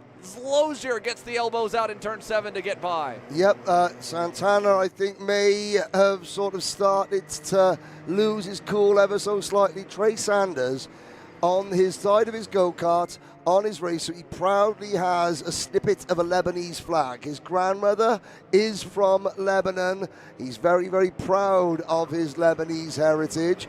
Santana goes back in on Lozier for what is 5th place on the road. There is Rhodes 2nd, Sanders 3rd, Lima is 4th. Here is the battle for 5th. Lap 15 out of 16. There are 36 tickets available in in Micromax. It was the one category, and it was the one category that didn't have a ticket last weekend in Macau. So there are no places yet claimed in the Micromax field. We're about to take the first ticket home in that class, and it's going to go to Freddie Baker as long as he can get past Kaya Sabalboro, who has maintained her pace. Yeah, she's gone a lap down, but she's got things to work on. Dusty Strayer has sadly retired from this race, but here we go, Xander. Watch the lap times. Last time by, well, a couple laps prior, Trey Sanders was purple. Last time by, he picked up a 10th on Arthur Rhodes. I thought Arthur might have been in the clear. He still has a good gap to start this final lap of a little bit, but again, they've got Kaya Sabalboro looming. The gap is now down to only half a second. Trey Sanders lopped off 3 full tenths off the back of the 82 car, and I don't know if Arthur will get the best of Kaya down the backstretch. Actually, this might help. Arthur's going to get a little slipstream, pull out a line and get past. Trey Sanders, can he get past Kaya before the corner? He can, goes low, gets by. Can he make it still with enough momentum through turn 7? He keeps the arc nice. This will be very last second, if at all. Trey Sanders trying to shorten the lap up. Big run through turn 9, 3 car lengths away to get to second. He's got a comfy gap back to Lincoln Lima. The rest of that group past Kaya. And as they round the buckle, up front, your leader, Freddie Baker's 2.5 seconds ahead of this looming battle. I don't think it'll be a battle, and it won't be. It'll be an RCE 1-2 in the title and the final round, and it goes to Freddie Baker, your Micromax Winter Trophy champion and round 4 winner, and Arthur Rhodes celebrates as he points to the team on the fence line. 1-2 in the championship, 1-2 in the final main event, and sweeping the 4 rounds for the RCE chassis. 2 for Arthur, and now 2 for Freddie. And look at all 3 of them are punching the air in delight. Trey Sanders 3rd, Rhodes 2nd. Do you know what? If that's the attitude, Arthur Rhodes, that's the attitude of a driver who's just missed out on a ticket. He's so happy for his team. And do you know what? Richardson Chassis Engineering, this is year 4 for them in karting. And they've got a driver to the grand finals the 2nd time.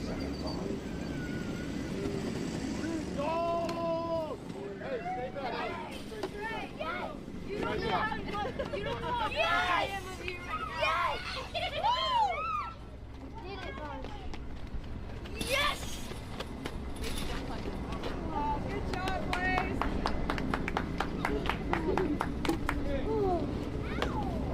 Yes! Great! Good job, Mini-Man! You did that!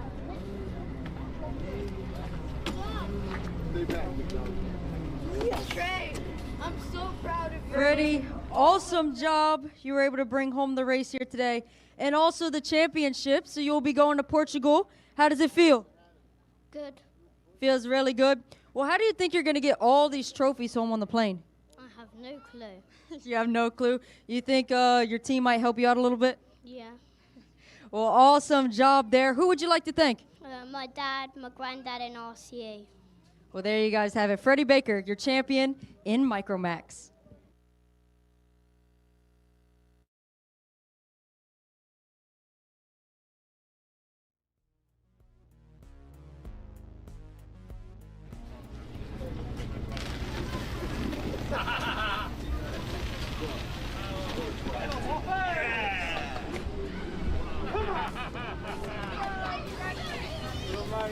Get in there, boy.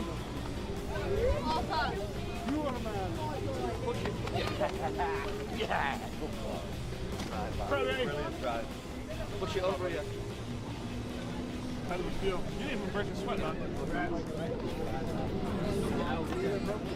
Okay. What were you doing? Oh, boys. Put my drum and drummer.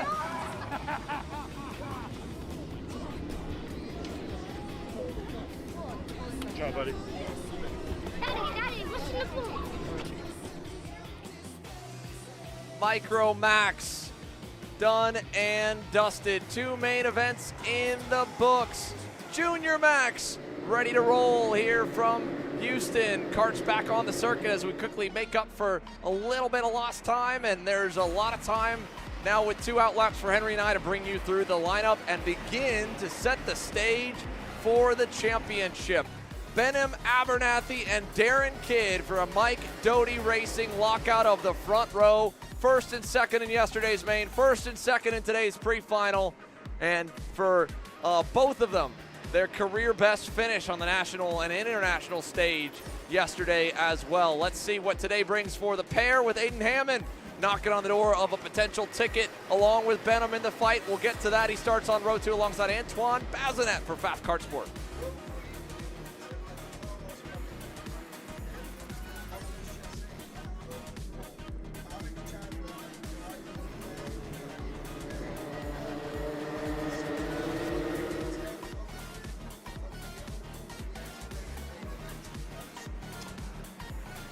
Row number 3, William Vita and Carlos Molina, Max Metev and Olivier Chassé, Alex Chandler and Leo Da Silva round out your top 10. Da Silva was at the head of the points table.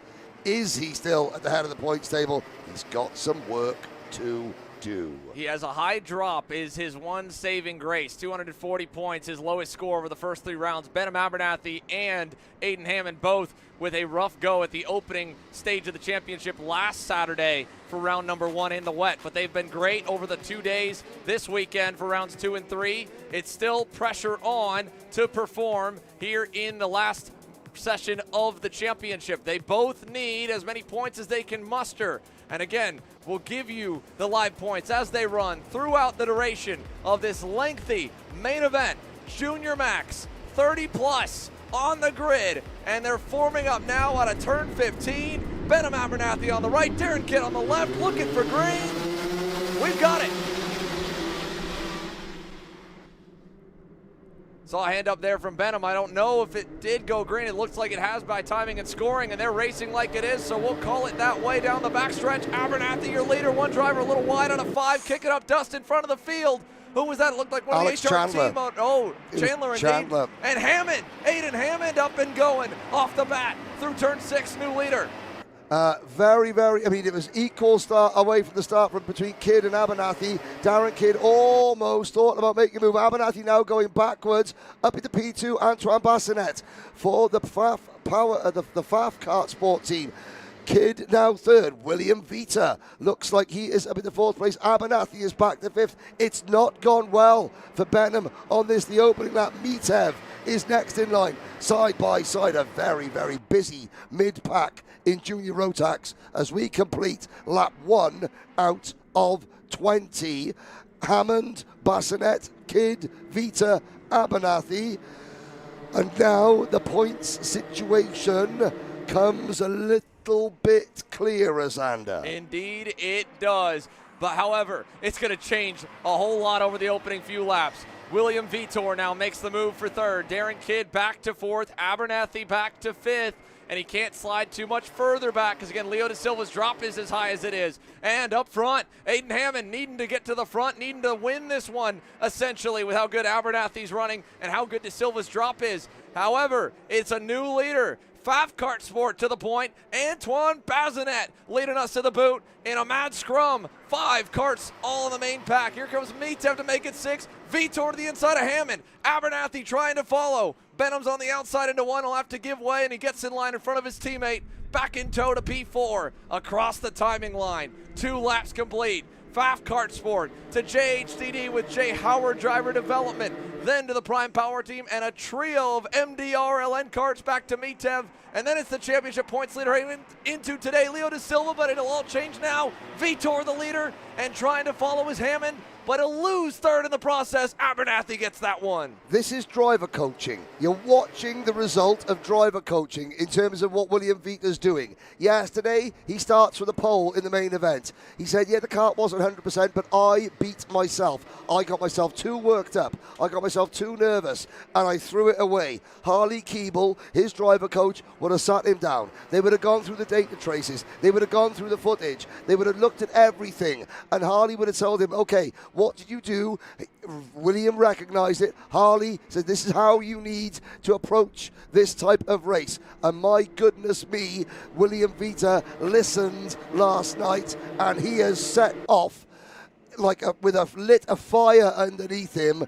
He has seen the error of his ways yesterday. He has put it right. Great driver coaching. Great listening. Here's your point standings, although it's changed again because Abernathy now leads. And that's only going to increase the advantage, assuming, again, with drops factored in, the official scores. Benham Abernathy doesn't need to win this one. He just needs Leo da Silva to stay further back. But if he wins, it's even more in control of his destiny. Multiple drivers dropping a tire out of the buckle. Vitor was one of them. The other going backwards, I believe, was Hammond. He's now trying to defend. Vitor back to fourth. Kidd into third, Bazinet to second, and Benham Abernathy. Biggest lead so far, the Junior Max main, performing when the lights are the brightest here on the pressure of a 30-plus Junior Max field. A ticket to Portimao, Portugal to represent Team USA at the Rotax Grand Finals up for grabs for Wisconsin's Benham Abernathy. And down the backstretch, this gap will get bigger because his teammate Darren Kidd's going for second, and his other teammate, Max Mitev, takes over fourth.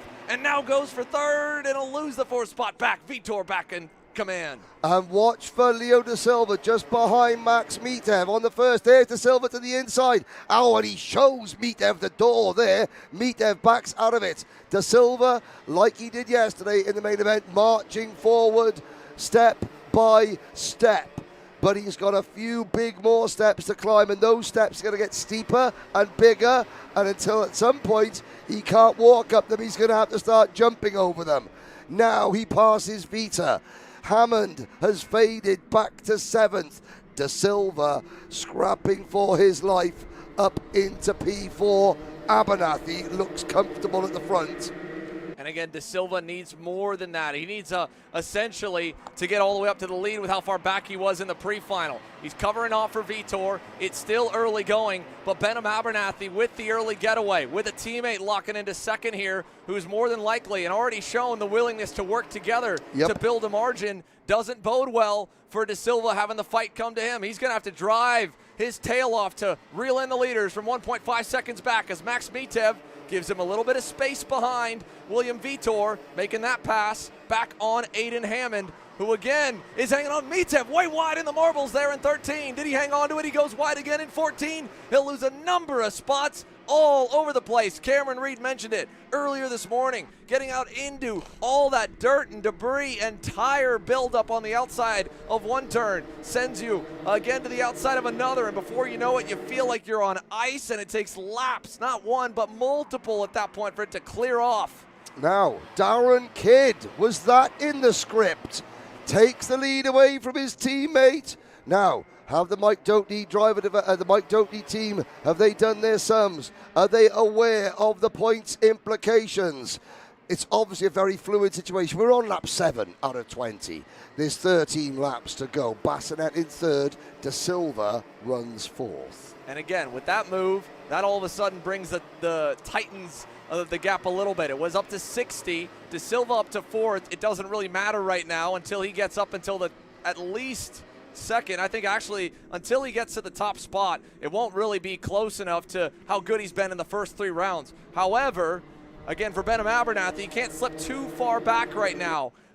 Where he is in second is still good enough. He still has the championship lead by 40 points as they run. And Darren Kidd, kudos to him, as quickly as he hunted down Abernathy, if he can keep that pace up that he had reeling in his teammate, he could drive away. And we've been talking about the ticket. How about a first career national win on the line? Could MDR deliver for both junior drivers this weekend? Bazinet back in third. Da Silva has caught him, and now Leo can almost see his next driver afterwards. The championship looms. Da Silva to third in the boot. Vitor to follow. Bazinet back to fifth. Leo da Silva this weekend, yesterday and today, a combination of not qualifying as well as he could have and then struggling in the pre-finals. Yes, the main events have been very, very impressive for Leo da Silva. He's just given himself a little bit too much work to do in these main events. By the looks of things, he's now defending Vita. Here comes Hammond back around the outside. Can he hold the line? Yes, he can. And that is Bassinet now also trying to squeeze back through. Vita losing potentially 2 spots. And here comes Olivier Chassé. Chassé with his elbows out. He picks up a couple of positions. And behind them is De Silva's first teammate, Marco Fazzari and Enzo Di Janeiro. Then it's Chandler, Molina, LaRusso, Mitev after that wild moment a few laps ago, back to P13, and Alexander Savage up into P14. Marco Fazzari with another move there on Bazinet, and back goes the 215 Faf Kart Sport machine. Enzo De Janeiro on the charge along with Fazzari. Both drivers right now are up 4 spots apiece. They're picking them up and putting them down. In fact, the fast times all the way back with Alex Chandler. You can see him top of the screen trying to make a move there, all the way back at the edge of the top 10 to break through on the Iron Rock Tony kart. The spotlight here on Leo De Silva, though, we can give you a bit of an update. It's a clearer picture now looking at the full width of the drops. 215 is his lowest point tally. As he runs right now, he'd only get 200 points. He gets the second. It's only a 10-point improvement that put him at 210. It'd still be a drop. Basically, didn't need to run that final at that point. The only way De Silva can will himself back into the championship is with a win, as crazy as it sounds, because before the drops factor in and still without the drops factored in as they run, he'd have the lead. But it's the best 3 of 4. And Abernathy getting the mulligan from the blemish of round number 1's result has actually ended up in this session in a much better position, albeit still a must-perform position. But Leo De Silva, really, the pressure's on him, because Abernathy could slip as far back as, I believe, 3rd with a De Silva win and still score the championship. And that isn't as far away from possible as you might think, because Leo De Silva, clean air, being pushed along by Aidan Hammond. The gap, 1.8 seconds. I should correct myself. It would be a tie if Abernathy slipped to 3rd and De Silva could win the race. The tiebreaker would go off number of wins. De Silva would have 2 to Abernathy's 1. Yep. So Leo De Silva, if he can get to the win, and if Abernathy slips to 3rd or worse, then he would get the championship. However, if Abernathy stays in the top 2 spots, he's in control of his own destiny no matter what happens from here on out. The gap as they run, 1.9 seconds, and Abernathy doing exactly what the textbook orders, pushing with his teammate. And unfortunately for Leo De Silva, as Aidan Hammond goes by, the 3rd place driver in the championship, who does still have an outside shot to spoil things, it's only hurting. Look at Hammond around the outside, fighting off the charge for 3rd. De Silva's championship hopes are in that green and white Holtz livery MDR entry of Benham Abernathy, and they are getting further and further up the road with 8 laps to go this time by. This is getting tougher and tougher for young Leo De Silva. It is, but is he going to give up? No, of course not. Now, I was going to say before, well, it depends. If Hammond now has the pace, he can drag De Silva and maybe a few others up towards the top 2. You think, well, there's 2.3 seconds worth of gap. Abernathy checking over his shoulder. As long as Darren Kidd can maintain the pace that he's doing, it's fine. If Kidd starts slowing down, if Kidd starts defending, and I can't for imagine see why he would, then that would bring all these into play. There's Alex Chandler making a move. He's a star in the making. But Kidd, you know, he's got his first national win on the board. Could he be faced with a situation of denying his teammate a ticket to the grand finals for his own, first national win? And again, the only way that works out is if Abernathy would have De Silva in the middle, or a group of them, right? But they're now 2.3 seconds out. However, the lap times are not boding well for him. Aidan Hammond, that Prime Power Team OTK is a rocket ship right now. He's not the overall fastest kart on the circuit, and we'll get to that, but he did pick up a 1/10 of a second on your leaders. It's not enough to get there by the end, but if he continues to try and make use of this clear racetrack and he can get to within the slipstream range before it's over, it's possible. De Silva still low and pressuring, but Alex Chandler is blisteringly fast. 4 spots up, 3/10 faster than the leaders currently. He started 9th, he fell outside the top 10, so he's truthfully passed even more karts than what the net shows. But this time by, he's only got 6 more laps to do some damage. Let's see what he can do. Of all the drivers here this weekend, Alex Chandler is one of the ones that has impressed me the most. with an unheralded team, and I mean that in the nicest possible way, Iron Rock Motorsports.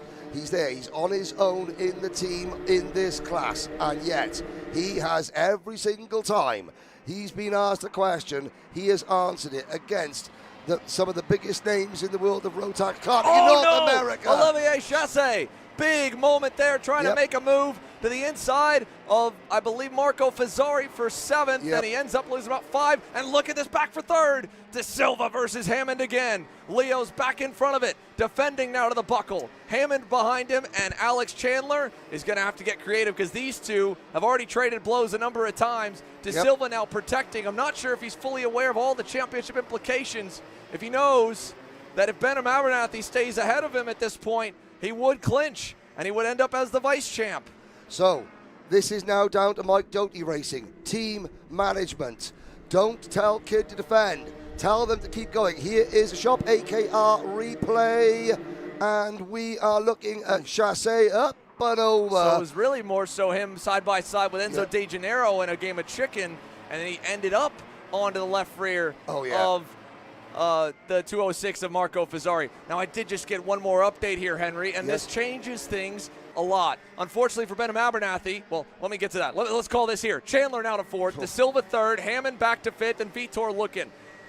While Ben Abernathy is in position to claim the championship, he is going to be too old to be eligible for the Junior Max ticket.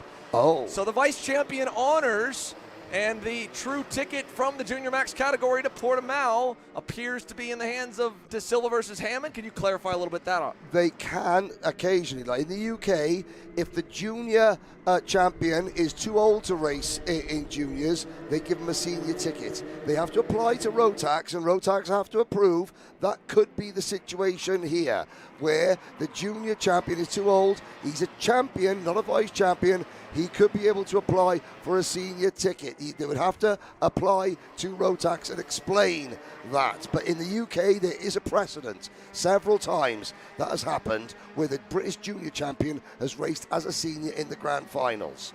Well, we've got dueling battles right now. Alex Chandler has now gotten by Leo De Silva. That has put him further down the leaderboard, and it's basically made it where Aiden Hammond and Silva, they're about locked in the points at this point. De Silva won't improve, but his drop will be enough to stay ahead of Hammond. Chandler looking for a podium in his first Junior Max Championship entry here. Phenomenal qualifying effort. And he's gone. Chandler has just left this lot for dead. He is incredible. Look 50. at Hold on. He picked up nearly half a second. Alex Chandler is fast enough with still 3 laps to go. He could get to the leaders. It's not over. Alex Chandler on the charge. You know Darren Kidd would love his first career junior win. They're fighting behind Chandler again here for 4th. This race, it may not just be the 2 MDR machines going at it, but the Houston, Texas-based Iron Rock Motorsports operation led by Charlie Swain with their lone junior entry, their junior rookie, Alex Chandler, in a weekend where he has faced more adversity out of his control than probably he has in quite some time. He is on a tear. What is the lap? What is the gap this time? It wasn't quite enough to get there before it's over. He picked up a lot. 3/10. Still 3/10 quicker. It's good. It's not enough to break that gap. He needs a pass. He needs a battle up front. Darren Kidd pushing Ben Abernathy. Time of the essence. This might do it. Kidd back to the lead. Turn 6. Darren Kidd takes the lead. Abernathy second. I gotta say, I'd like to think I'm after all these years doing this job, that I'm quite a good spotter of talent. Alex Chandler is a wheelman. The cart looks planted, but up at the front, Darren Kidd with the lead. Abernathy second. Is Iron Rock Motorsports about to pull off a surprise? They're gonna get 1 lap to do it. Kidd doesn't need to defend. Abernathy, don't attack. Chandler is coming. Mike Doty Racing have got a 1-2 finish on the cards if the 2 drivers behave themselves. Alex Chandler is now within a second. He's going to get the back of the toe. He goes purple again. 53-33. This lap needs to be a heater. Lap traffic up the road shouldn't be a factor. Kidd's defending. He thought about it. Covers back off into turn number 6.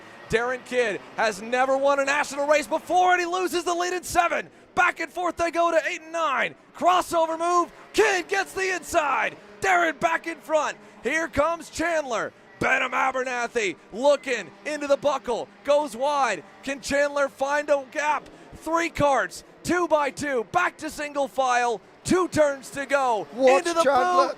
Benham to the inside. Chandler's going to get a Outside, great run. Inside, crossover, Alex Chandler. He's done it. Chandler wins in Junior Max. Oh my goodness. Alex Chandler, you little superstar.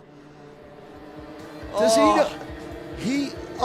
Darren Kidd, no, I mean, all credit to the two Mike Doty racing teammates. They battled, they didn't take each other out, it was clean. They've just cost themselves a win. Chandler, that was magnificent, I have to say. Great ride. That lad's got a future in front of him, I tell you that now, Xander. Here's a quick look at the results. The celebration is going to be wild, I have to imagine. Alex Chandler, after the 2-week stint he's had, is a Junior Max national winner. Great job, dude. Good job, man. That's awesome.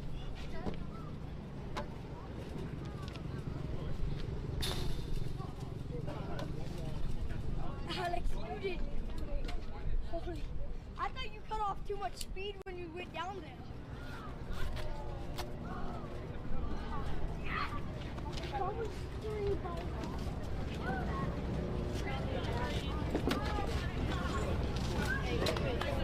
Nice job.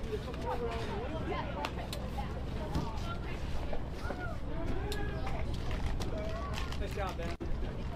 Good race, man. That was good stuff. He came from nowhere. You a badass motherfucker.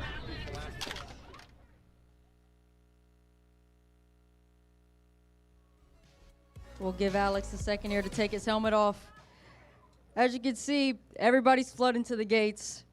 What a drive, Alex. Kind of talk me through what was going through your head as you could see yourself catching them, and ultimately that last corner move. I was just pushing till the end, and yeah. A lot of lap times, a lot of laps on this track, I apologize. How has that paid off to get your first national win here? It's helped me develop new driving skills, and yeah. Well, fantastic drive. As you guys can see, Alex is a bit overwhelmed. So congratulations, Alex. We'll come down here to Benham. Congratulations. I believe provisionally you have won the championship. So how does that feel? Feels amazing. I mean, we'll see if I can make it with the age. There's a bit of rules that we have to go over. So that'd be phenomenal to go represent the U.S. in Portugal. Talk me through those last couple laps. I know it looked like you were a bit confused on what you should do. Should you battle? You could see Alex catching your teammate, but also wanting to win the race. Kind of talk me through those emotions. It's good to see. Alex is under our tent this weekend, so I guess you could consider it a podium lockout for MDR. Glad to see him win, though. Yeah, I was just getting nervous at the end. Well, fantastic job. Alex Chandler, your winner today on Sunday, and Benham Abernathy, your champion.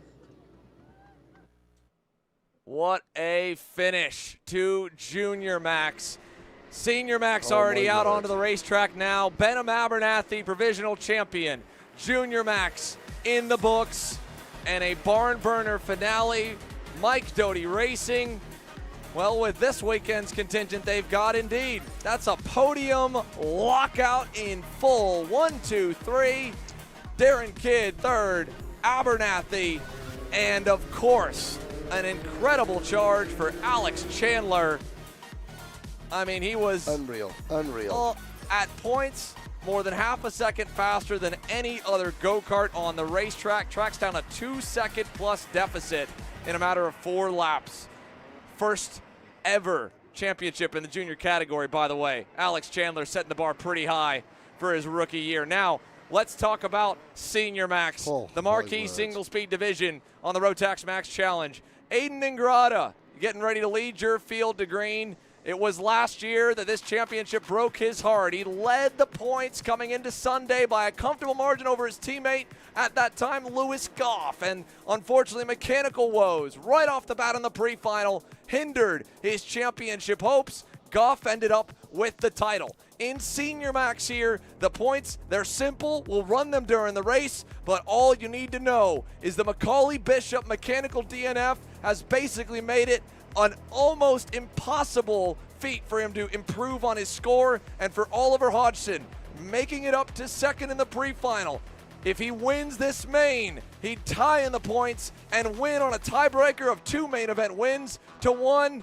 The fight for the ticket to Portimao, Senior Max for the Rotax Max Challenge Winner Trophy. Round 4's main event is green. Oh, big contact off the bat. Moving into the middle of the racetrack was Joaquin Galero Pizarro, and Hodgson's back to 5th. Joaquin was all 4 tires popped in the air at turn 1, Henry. That could have been a disaster for Oliver Hodgson. Hodgson must win. Quite simple. Bishop at the back of the field can deny Hodgson. He's got to drive from last to first. Hodgson has proved himself to be the best in the world in 2013. He has won the Rotax US national title in the last 4 seasons. Bishop is the reigning Grand Finals champion. He now has to show the North American kart chaser audience why he is the current best in the world. This is going to, and there's so many other storylines. Bishop's teammate, Cameron Nelson. Hodgson denied Nelson a win and a ticket to Bahrain last year at the US Nationals. And what about Diego Ramos, a friend of Hodgson, not in with a chance of the title today, but a driver who wants to win at all costs, even if it means denying his friend a ticket.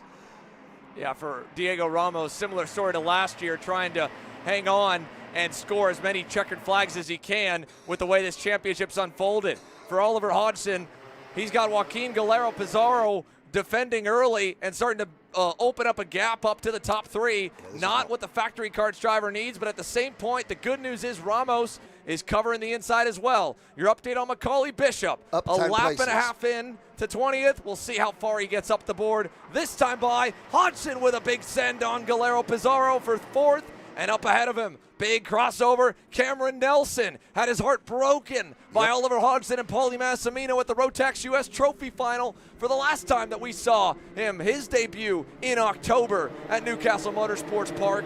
His 3rd ever US weekend. He's still looking for the maiden victory. He's got a shot at it right here. Ramos covering and locking it up, and Galero Pizarro into the side of Hodgson, sends him into the weeds, and back goes the factory kart into the edge of the top 10 and off the racetrack by Erjon. Big moment. Alexis, can he hang on? Where did he go? He's right in the middle of a couple of prime power team machines. Ryan Maxwell, Arnaud Sabarin. Oliver Hodgson is never normally one to be demonstratively emotional in the kart. He will be absolutely seething as we got a lead change in Gratna to the front. Nelson tries it, and here comes Ramos side by side. Oh, Ramos shows in Gratna the door, and here comes the wild card, Joaquin Galero Pizarro, who has been a little bit feisty at the start. He has been a firecracker to start this one. The HRT Motorsport, or the SLA kart racing driver, right there in second, right behind Ramos, following on the low side. Ryan Gandor locking up nearly on the white line. Paint trying to hold off Hodgson, and this is great news for Macaulay Bishop. Similar shades of Ramos's drive through the field. He's only a couple seconds away. Yeah, this lead group contains Macaulay Bishop. Look for the white crash helmet. The back here screens about 3 karts in front of the back of this pack. There is Bishop at the background of the image. It's Ramos, Pizarro, and then Nelson, followed by Little Sizzle, Isaac Malkut, then Oliver Hodgson. Hodgson, the pressure is still squarely on his shoulders. He's got to drive like he's never driven before, because Gandor, Saborin, Maxwell, Bayerjon, Boutillier are next. Sunvalis to Alan Carr, and in P13, Macaulay Bishop. Look at Joaquin around the outside. New leader, Joaquin Galero Pizarro and the SLA kart racing crew. Now out in front. Does he go to the white line? Ramos setting the crossover up. He can't quite get there. Barely did the 308 cover enough. Nelson, Little Sizzle, Isaac Malkut in 4th. Hodgson has new life here with all this aggressive driving up front. and he won't forget what Joaquin did to him there that sent him into the marbles. And again, for Galero Pizarro, it's incredible that Kart didn't suffer any damage from going airborne off the start. As crazy as this all has been up front, if we could have another look and try to dissect the start of this race, that'd be noteworthy for sure, because Oliver Hodgson just trying to look, and I don't want to, again, ruin any hopes, but I feel like Pizarro kind of landed on the front bumper of Hodgson, and I'd hate to see one of the pushbacks sides deployed, because that'd be enough for a 5-second penalty. Look at Hodgson. Big over-under here on Nelson as Malkut goes into third. Now he's going to get squeezed wide. Ryan Gandor trying to get Ryan Gandor, good driving, giving Oliver Hodgson room. Here comes Nelson to the inside of Malkut. Can Hodgson go with him? No is the answer. The top two continue to escape. Hodgson has to make the move. He does. I thought, to be fair, the right rear wheel of Pizarro's car at the start actually hit Oliver Hodgson in the arm. It was certainly up over the height of the side pod, and it was close to catastrophe. Hodgson, head down, because Bishop is within about a second. But again, mind you, for Macaulay Bishop, it doesn't really matter, right? Again, he's taking points off the board. He had 0 points scored in the pre-final. He can only get 200. His lowest scores are in the mid-200s. So he's going again for pride to get another main event win, but more importantly, to deny Oliver Hodgson the win, which is the only scenario that doesn't see last year's Rotax Grand Final Senior Max champ get the second available ticket in the world here at the RMC Winter Trophy. I'll tell you, and I'll tell the American audience, I've known Macaulay since he started karting. This is what Macaulay was thinking. Okay, do you know what? The only way that I can stop Hodgson winning is by driving from last to first. That's the only thing he was thinking of. I am going to win this race starting last, because if I win, that means Hodgson doesn't win and I get the ticket.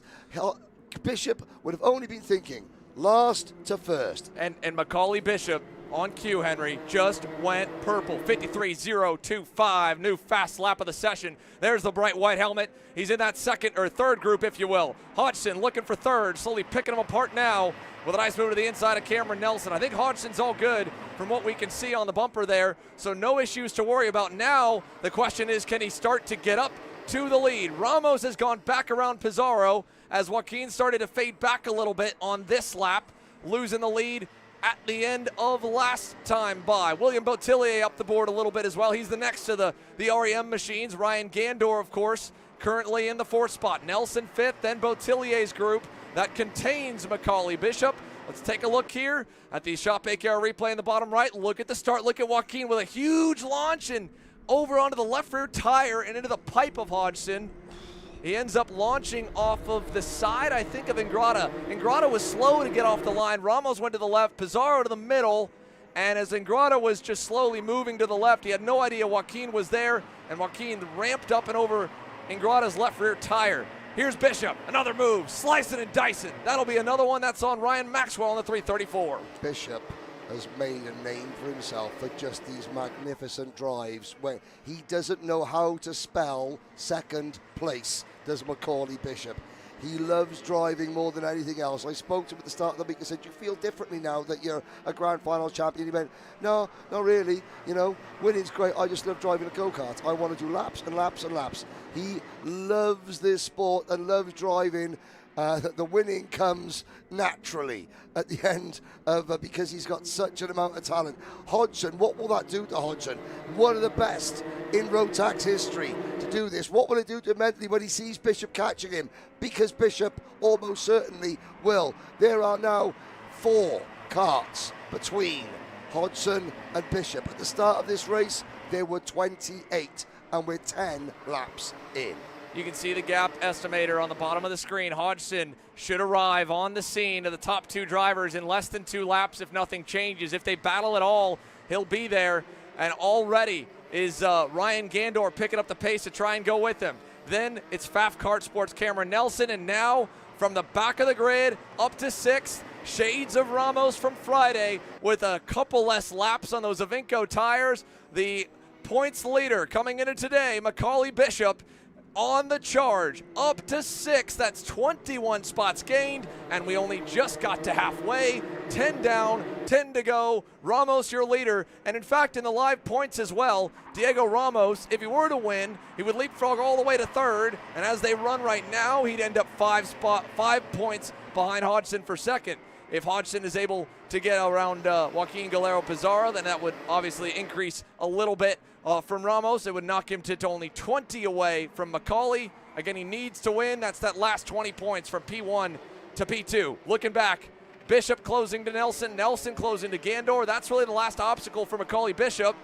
But thankfully, we've got to fight for the lead. Back to the point for Pizarro. Ramos with an answer. And right on cue, 2 laps down, Hodgson has arrived. It's a 3-driver party up front with 9 to go. Now, Hodgson has to get Galero Pizarro, the wild card, the wild man, out of the way. If he does that, the question is, how will Diego Ramos race his friend? Ramos! Late move. Hodgson's going to try and get both of them. He'll be on the outside in 7. Still winding up the motor. Pizarro to the inside in 8 and 9. Hodgson with a little love tap. And there is the answer from the moment earlier. Oliver Hodgson, your leader. And now Bishop is there. 6 deep. Mark it 8 deep in the lead pack. It goes all the way back to Ryan Maxwell. 2 seconds covering your top drivers. So for the first time in this race, the ticket is now in the hands of Oliver Hodgson. The next question we have to ask ourselves is, how will Macaulay Bishop find Diego Ramos? He's got his teammate right in front of him, Cameron Nelson. Cameron will race him hard, but he will not. He understands the situation. When he gets to Ramos, will Ramos defend? Will Ramos be the difference maker here? What about Galero Pizarro? We're forgetting about the youngster who does not care a jot about any of it. He just wants a first place trophy for himself, for SLA karting. Look at Nelson. Nelson Big move. inside Ramos. This could be Nelson getting Ramos out of the way for Bishop. More so for himself there. Bishop really couldn't follow, and Ramos covering. Macaulay trying to keep his nose clean. He said the one thing he hopes he can do to be just a tick better than Diego is to make it through this field cleanly. No pushback, right? Again, any other kind of penalty, you have, of course, the appeal option, but not with a pushback front bumper. Bishop side by side with Ramos on an over-under. I don't think he's got enough nose ahead, and he doesn't. Nope, and that's Tucks Ramos. back into line. Ramos being professional, racing Bishop hard and fair. Not giving him an inch, but not driving him off the track, and likewise with Bishop.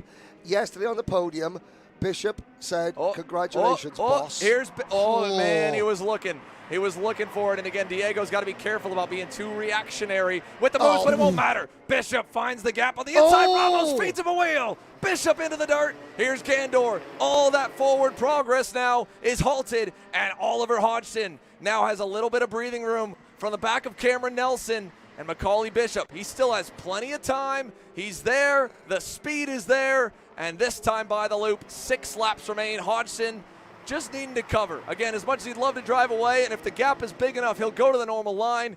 He's going to try and protect because he knows what he needs. What's on the line? Ramos, a little bit of a wheel back to Bishop there out of turn number 7. You know what? That's the thing. You know, Bishop races people a certain way. People then race him a certain way back. He washes out coming out of the corner, and now Bishop has to go back to the drawing board. Look Ramos. at the straight line run Joaquin just had down the backstretch. That was a monstrous run at Hodgson. Nearly nosed ahead by the brake zone, but now he's under fire. Nelson trying to set him up to over-under. Can't get there, but that's a great point, Henry. We talked about it a little bit, especially Friday and yesterday. Macaulay Bishop defended feverishly, aggressively, and we talked about how in one race, you can sometimes make that work. It's a high risk, high reward. But in a championship, you need to, again, not necessarily make allies, but not make enemies. And in Diego Ramos' case, he's probably remembering, albeit the benefactor of it on the last 2 days, being the first to the line, of how Bishop has raced over the last few days, not cutting him any extra breaks. And that's where, in a points fight, that long over the run net plus negative. And I want to make one thing clear. I don't believe for a moment that Diego Ramos is trying to prevent Macaulay Bishop from doing anything. Not at all. Hey, he's racing how Macaulay races other people. Ramos has got his own fights. Ramos is undefeated in the second weekend of Winter Trophy action since 2024 when he won the title. Look at this, look at this. Nelson with a big move, but that's the biggest gap Hodgson's seen. Can Nelson break Hodgson's heart in the same way that Hodgson broke Nelson's heart in last year's National Trophy? It's the Welshman, Cameron Nelson, now leading the charge up to Hodgson with Pizarro and Ramos and Gandor and Bishop in tow. Maxwell 7, Boutillier, Malcut Pernod, your top 10. I can't believe how good of a run Cameron Nelson got out of the boot that time. He sent it so deep defending. Here's again a look. They are tied, and the tiebreaker would go to Hodgson, again on a must-win scenario. Nelson still feeling the heat, pressuring, contact further back, Ramos, Bishop, Gandor, all getting into it there at the bottom corner of the screen, scrapping it out for 4th, 5th, and 6th. Bishop to the inside of Gandor, back in the top 5, and again he's watching as he looks ahead and still sees the red and black machine leading. He knows that's the only way he doesn't walk out of Houston, Texas and onto a plane back home with a ticket in hand to Portimao before the year truly begins. Hodgson to the line, 3 to go, and as they run, it would be enough, but Nelson is charging. That was a monstrous lap from Cameron. He matched the pace. He needs more, though. Cameron Nelson, his chief technical engineer is Marvelous Marv. And Marv will have been working hard. You could see that's the red. On the factory car color. That's Justin Stefani there saying to Hodgson, you go, gap's big. You know, that's where Hodgson's getting his information from. Bishop now will have a go at Ramos to try and retake that position. As Ramos tried to pass Pizarro, he makes a move. Ramos what a recovery for Diego, by the way. Yep. Leading early, and it didn't seem like the pace was all that good. Nothing to what we saw yesterday, or, of course, the bit of an inflated pace with the slightly fresher tires in the pre-final. Bishop with a big send as well, trying to maximize this main event. He'd love to be able to go from last to first and hold the trophy at the end of the day. His teammate might make it possible. 2 to go. Nelson on the bumper of Hodgson out of turn 5. Oliver Hodgson is going to have pressure down the backstretch this time as he looks back, looks ahead, looks back again, feverishly hanging on. Nelson back low following him. Behind them, there's a huge scrap. Bishop is still 4th. They've tripped over each other. It's now 4 for the win. I think Gandor, Maxwell, Pizarro, they're all too far back. This is now Hodgson, Nelson, Ramos, and Bishop. Who has got the muscle? Who's got the instinct? Who's got the nerve to hold on over the final 0.8 of a mile, the final 15 corners? Bishop with a big wide arc there. That'll pull him right up to Ramos's bumper. He's even dragging the brake a little bit, trying to see if he can catch him off guard. White flag. Hodgson leads him into turns 1 and 2 for the final time. All nose to tail for the lead, and the ticket on the line as well. Hodgson in a must-win scenario. Watch for Bishop to get creative now. Hodgson defends. Bishop swings to the outside. Nelson to the inside. Bishop threads the needle. No, it became... And it's Hodgson back to the lead. Bishop, contact, off the racetrack. Bishop is out. Nelson with an over-under to break the hearts of the factory kart boys. Hodgson is not out yet. Into the buckle for the final time. Nelson low. Hodgson's got to run. It'll go all the way down to the wire. Ryan Gandor, by the way, first career Senior Max podium there in 3rd, looming. Big low run for Nelson. Hodgson has a decent exit. It won't be enough. Cameron Nelson wins round 4, and Oliver Hodgson on the last lap finally loses the lead, and it's Macaulay Bishop. Provisionally, this one could run and run. What a race, what a final lap. Why do we love senior Rotax? There's Cameron Nelson, his first big win. Bishop is out. He's walking away. He's holding his shoulder because he took him out. Oh, no, he's all right. He doesn't know yet. He's not sure. Look at the tire mark from Diego Ramos's kart. It was 4 drivers trying to squeeze to 1 apex. This might be a new one, Henry. I don't know if I've seen a frustrated champ before, or an angry one for that matter. He doesn't know he's won it yet. I don't think he knows he's won it yet. We were, again, going over the scenarios in the pre-final. He's off track. I have to imagine he's done the math as well in the tent, and I also would like to think Cameron Nelson, as much as he would have loved the win and has provisionally got it, would have also known the scenarios coming in. Hodgson needed the win. Nelson, if he got it, to steal and break the heart of the man who was able to beat him and steal the ticket away in Newcastle, it would also benefit his teammate Macaulay Bishop. And here's Macaulay headed over into the scale line. Lots to break down from this senior Max main.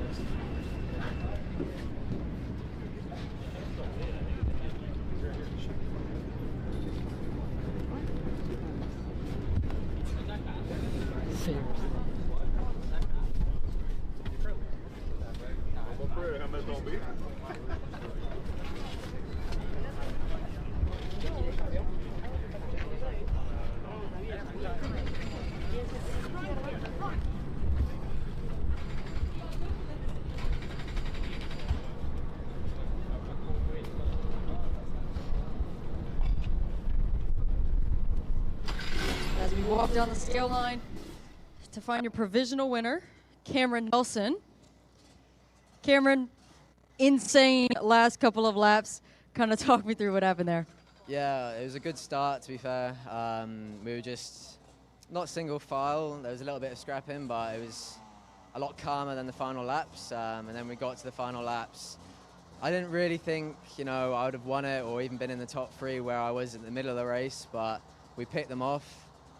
Good couple moves in the final lap. Left the door open into the left, but good move in the double right, and we sealed it off. Yeah, we talked to you yesterday and even on Friday, and you were looking for that last little bit of pace. Obviously found it here in the final. Kind of talk me through how you were able to do that.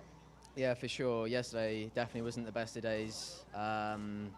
Just we'd never had that pace. In the pre-final, it was good at the start, but never had it at the end, and we changed a couple bits, and yeah, definitely worked. Well, congratulations, Cameron Nelson, your provisional winner here in Senior Max. Back to you, Xander.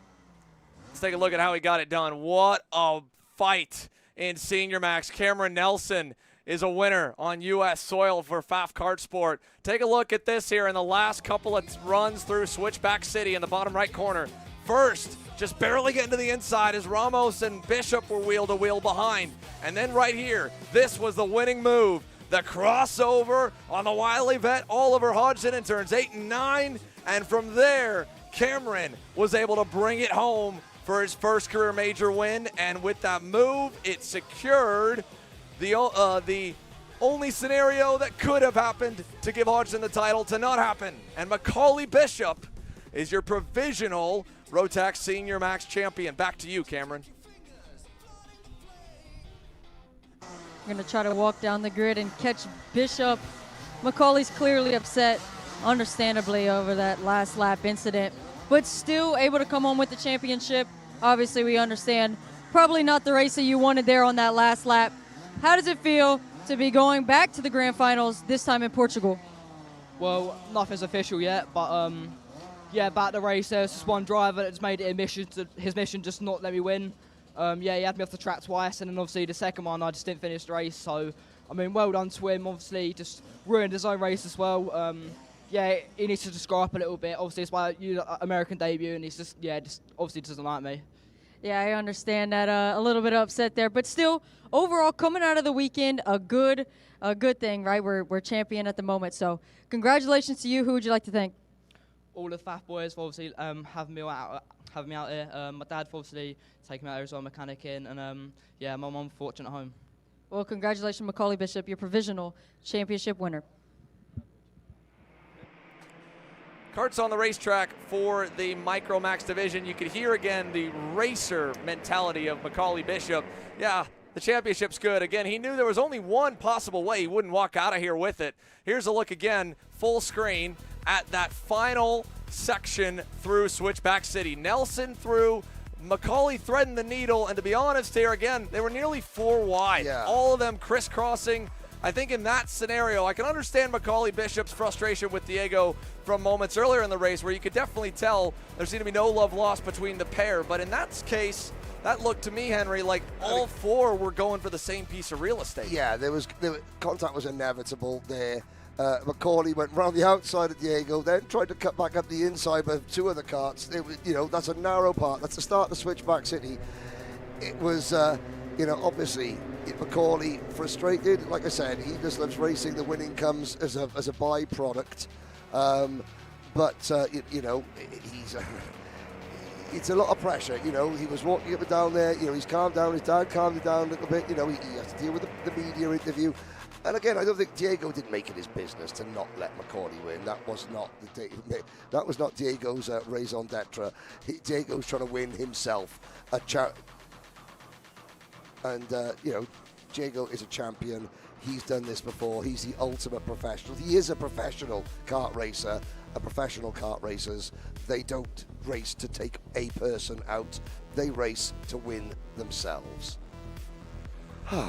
Well, Minimax at least takes the championship conversation away for, actually it takes it away for the rest of the day because, again, Masters Max is up next, and that one's clinched as well. James Roots, though, there is one thing he could still decide right now, and that is with a perfect day today and the main event win, it would be the only driver to sweep all 4 rounds. Minimax underway from Houston.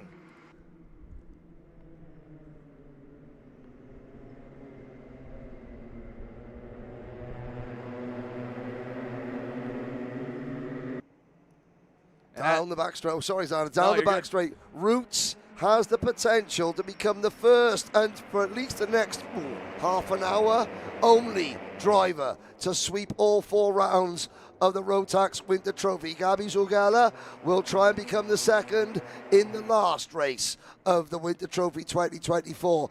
At the moment, Roots coming into the buckle on lap number 1 leads his teammate Mateo Lincoln Lima with Hudson Howard and Yusuf Adi 3rd and 4th. So we'll put 1 lap in the books. Prime Power Team leading the way out of turn number 14. A wild and action-packed Senior Max main as we pick up the final pieces. Cameron, let's go back down to you for the other side of that wild last lap in Diego Ramos.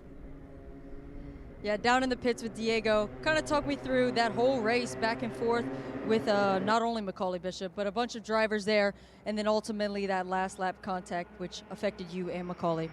Yeah, in the race we didn't have the pace, but I tried to put myself there always in the front.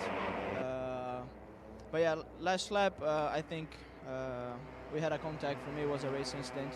He tried to move outside, and then I was inside already, out the door, and then we touched side by side, and then virtually I went over him. But yeah, we just didn't have the pace the race, unfortunately. But we keep pushing. We still have a long year to go, and we keep working. Well, thank you, Diego. Back to you guys.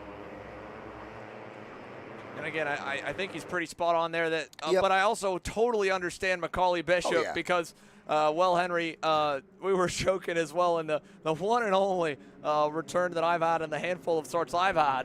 I can relate in terms of having a lot of drives back through the field. And a lot of times it's self-inflicted pain where I haven't started at the front or even anywhere in the middle. When you are on that run through the pack, and you are having so much pace and so much forward momentum, you feel like you can't do no wrong. It fires you up, and the adrenaline goes to a whole other level than when you're in the mix to the chess match in the lead pack for the entire of the race. I mean, his adrenaline, his blood pressure, if you will, is at the limit. So, and he knew he could see it, that he could almost pull off the unthinkable of a clean drive from last to first amongst that stacked Senior Max grid. Yeah. So I get it. I get it. Adrenaline has a lot to answer for in terms of there. Macaulay Bishop reacted to the question. Diego Ramos, an extra 5 minutes to calm down, he responded to the question. There's a difference between reaction and response. Bishop, he would have said, Macaulay Bishop would have been like, right, okay, Oliver Hodgson is going to win the race. He wouldn't have factored any of the other drivers in. So he said, the only way I'm going to win this title is by passing everybody last to first and winning himself. And he almost did it. Then it didn't happen. And then the adrenaline takes over. But again, well, some drivers, they're not best friends. Hey, that's racing. And meanwhile, we got a great battle on circuit for second, third, and fourth in Minimax. Unfortunately, it's happening an increasingly large distance behind James Root's Hudson Howard to P2, past the abandoned kart. Kimo Ahmad out of the race already. Oh, and a send down the inside for Dutch Westbrook on Hudson Howard. Howard had to work really hard just to get past Lincoln Lima, and now, after finally getting the job done on the second try with a little extra elbow grease, Dutch Westbrook makes it stick. Talked about Dutch in the pre-final and how the 133 has had speed here at Speedsportz over the entire run of the first 3 events of 4 that are on the national U.S. calendar at this venue. And now it is the best he has been in a minute. The speed has been there to run at the front. He's in a provisional podium spot. He's going to get some breathing room now. Audi passing his teammate there in Howard for third. Yes, indeed. Through turn number 9. Roots already clear by over a second. There is Dutch Westbrook for the Bennett team looking at... Oh, no, I think that might be a case of James Roots going out there. Yep, Kimo Ahmad is out of the race. That is a tactical retirement. History will not be made in this race. We're going to have a new winner. And Xander, that's a very British thing. In the UK, if you win a title, a lot of the times you just think, and I personally, I don't understand it. The teams have got, but they do. There's no way that Roots can get into trouble. James Roots pulls in. He's done enough. He will be classified 15th. No one can catch him. And he is just now can watch and see a new winner. Westbrook, Howard, Addy, and Lima. And again, for James Roots pulling in, the only shot left at the record of a 4 main event win sweep in the Winter Trophy, short-lived history, now rides on the shoulders of the driver on the grid in Masters Max, Gabby Zugella for HRT Motorsport. We'll see if he runs the distance. I would be very surprised if we saw him pull into the scale line, but indeed, a move there for James Roots that we didn't see coming, a move Dutch Westbrook probably didn't see coming either, but now all he sees is clear racetrack. However, the driver behind him, Yusuf Adi, he almost got the win on Friday before James was able to track him down in the closing stages and steal it away. He wants that win. He wants to be the only other driver to stand on the box for the Mini-Max division in Houston. 2 car lengths separate him from that top spot as they run. Yes, I think the only way what you say to Gabby Zugella is Pitsonia did not do it. Barrichello did not do it. 2 of his fellow South American, his Formula 1 heroes. That will be motivation enough for Zugella. Meanwhile, let's focus on the race in hand, because after 3 rounds of complete Roots domination, we've now got a battle on our hands. Westbrook leads. Yusuf Adi, 2 days ago on Friday, he was the hunted. Roots hunted him down. Now he becomes the hunter as Westbrook leads. Howard and Lima are next. Mason Brody, P5. Joshua Wheeler is 6th. Liam Astalas, Matteo Pai, Oliver Opry, and Cristobal Ricci Olcese are next. Mace Lasik, Tyler Blackwood, Christopher Simon, Ailey Latorno are the 14 runners. So with only 14 remaining in Mini-Max, the spotlight or the hunt for a battle becomes even tougher for us, and ultimately, again, you're not missing all too much. A lot of the pack has relatively spread out. The pair of RPM machines in 5th and 6th, Mason Brody and Josh Wheeler, right now they're just a little bit slower than this 4-car pack up the road from them. They're fast enough to be holding station as they are, although if they're not careful, Liam Astalas is also kind of matching the pace of those 2 in 5th and 6th. So is Matteo Pai, and so is Oliver Opry. And then the field starts to spread back out a little further from 10th of Cristobal Ricci onward. So we've got a heck of a battle. And in James Roots, Again, we are watching a battle unfold here for the race win. James, at points, we saw him driving away from the field when he obviously didn't need to, when the lead was huge. He went purple in the last lap of the pre-final. And sometimes when you have that big of a lead and you're that comfortable, and even if you're not, you're keeping your eyes still looking at parts of the track that mirror each other where you can see where your competitors are. James just relayed to Cameron in the scale line, said, I want to watch my buddies race for the win from the fence line. I've got the championship. I want to watch a good fighting. They're putting one on. And you know what the key word there? Buddies. I want to watch my buddies race. He's only been to America twice, James Roots, last year for this event and this year, and yet in that time, he has made friends. And that is what karting is all about. He wants to watch his friends race. Yes, he spent 3 days beating them, but, you know, they're still his friends off track. On track, it's a very different thing. He wants to watch his friends. And, well, you know, it might be disappointing for the fans who wanted to see him win 4 in a row. But hey, do you know what? There's something bigger than karting at play there, and that's friendship. Westbrook, Addy, Howard, Lima. 0.7 of a second separate them. We're on lap 10 out of 16. So 6 laps to go this time by. We saw an attempt by Addy. Now we see him one by Lima. Again, James Roots' teammate, who early on was up to second and following him before Hudson Howard tracked him down and was able to get past him and open the floodgates for Addy and Westbrook to follow suit. But Dutch Westbrook now, at this point of the race, has led the most laps. He seems comfortable up front on the Bennick. 3 different chassis, 3 different teams in the top 4, and one of those 3 looking to mix it up. It's Addy.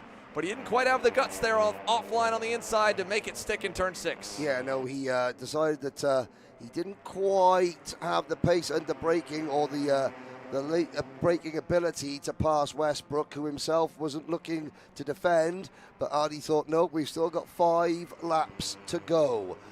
It's a shame that one of these 4 drivers is going to miss out on a podium. Looking at Westbrook's, well, let's have a look now. Lincoln Lima, a 4th, an 8th, and an 11th. Dutch Westbrook, a 14th, a 7th, and a 4th. Hudson Howard, a 5th, a 5th, and a 3rd. Yusuf Addy, a 7th, a 2nd, and a 5th. So for 2 of these drivers, it would be a first podium. It would be a first win for any of these 4 drivers, but Westbrook and Lima yet to stand on the podium. The 2 J. Howard Drive Developments drivers have got a podium finish. And they were really looking like they were gearing up and winding up for a slingshot engage, Ricky Bobby style moment there. The 2 of them pushing and closing in on Dutch Westbrook, but they didn't get there in time before the corner, and it stays the way of the 133. Testament here to Dutch, because as draft dependent as the micro and mini-max categories are on a track of this nature with some of the straightaways, they've only yo-yoed from a car length back to 3 car lengths. They haven't really gotten to his rear bumper more than 1 or 2 times, and that is all credit to the young man behind the wheel, hitting his marks perfectly and getting the launch off the exits that he needs to keep them far enough away when they start the run down the big straight like this that they aren't going to be there and knocking on the doorstep when they get to the end of it. But this time, as I say that, Addy closer than he's been, and so is Lima. Big send for Lincoln, trying to get 3rd, and he does. Yep, he breaks up the 2 J. Howard Drive Developments teammates. Now, Dutch Westbrook, yesterday, the Bennick team had a win taken away from them with Wiley Lee's jump start. Can Dutch Westbrook give them a victory today? They've been one of the mainstays of sort of kid karting, of cadet style racing in the United States for so long. Yusuf Addy, though, with the move, the crossover by Dutch Westbrook. We're going to start lap number 14 now, and Westbrook has been shown Addy's first real attempt. Westbrook has rebuffed it. What has Yusuf Addy got up his sleeve now? And for Yusuf Addy, this race is doubly important here, fighting for his first win, but the vice championship honors have yet to be decided. While the top honor and the ticket to Portimao is confirmed, of course, the prize package with the winter trophy extensive across the 4-round mini championship, and it is close. Yusuf Addy right now sits in 2nd as they run. Mason Brody back in the 5th spot. He's only 24 points away. 24 points away from him as they run. So with Yusuf Audi in the seat that he's in and closing in, and even closer than that, truly 95 back from the lead, and Mason Brody. Well, Brody's not going to catch and pass any of the top 4, but Ardy can lose second place if Howard and if Lima get ahead. So Yusuf Ardy needs to stay where he is. And he can drop to third and still take second in the points, but no worse. If he drops to fourth, actually, he would hang on by 4. Oh, would he? Okay, just barely. But, I mean, we think this gap is insurmountable, and with a lap and a half, it should be. But they're fighting hard, and there's only 3 seconds back to Mason, and that little bit of defensive driving from Yusuf to hang on to P2 is just giving Dutch the biggest lead he's had all race. Yes, indeed. Now Ardy defends. Howard to the inside, and his teammate, they squeeze Lincoln Lima out. Jay Howard back to 2-3. The Jay Howard Drive Development Team back to P2 and P3, rather. What can Lincoln Lima do? He's going to try the undercut. No, he's going to try and go around the outside. Hudson Howard holds him off. Westbrook starts the last lap with a big lead. Team Bennick about to go back to the top of the podium in Minimax with Dutch, Westbrook. We still don't know who's going to take second. Ardy looks comfortable now. Yusuf Ardy looks comfortable. Howard and Lima for the final podium spot. Half a lap to go in Minimax. Big over-under swing for Lincoln Lima through turn number 7. He kind of got a little bit of sideways action there. You saw him counter-steering, but right here, an over-under. Oh, couldn't quite make the decision which way to go, to the outside on the long way around or an undercut on Hudson. Final time to the buckle. The fight for the final spot on the podium. Can Hudson Howard hang on to it to make a JGD 2 out of 3? And for Dutch Westbrook ahead, a first win in Minimax out of the boot. And a month that starts on the right foot. Dutch Westbrook wins round 4 in Minimax. Yusuf Adi second. Howard by half a tenth hangs on to third. Lincoln Lima so close in the drag race to the line. Thumbs up from Yusuf Adi. Yep. Great race, and again, great driving by Dutch Westbrook. Talked about him at length, how fast that young man has been here, and he finally gets some hardware to show for it. Team Bennick, 1.2 seconds, and at least a good 0.8 of that chunk solely on that young man's speed. James Roots will show as a DNF. He's your provisional champ, having locked it up yesterday. I hope he enjoyed the battling there. Let's see the celebration for Dutch.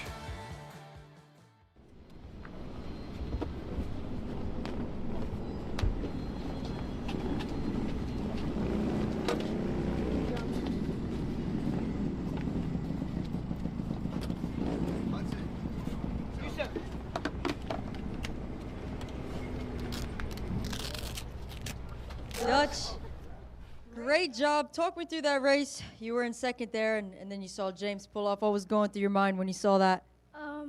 I just thought, like, I can win this now. I don't have anybody in front of me.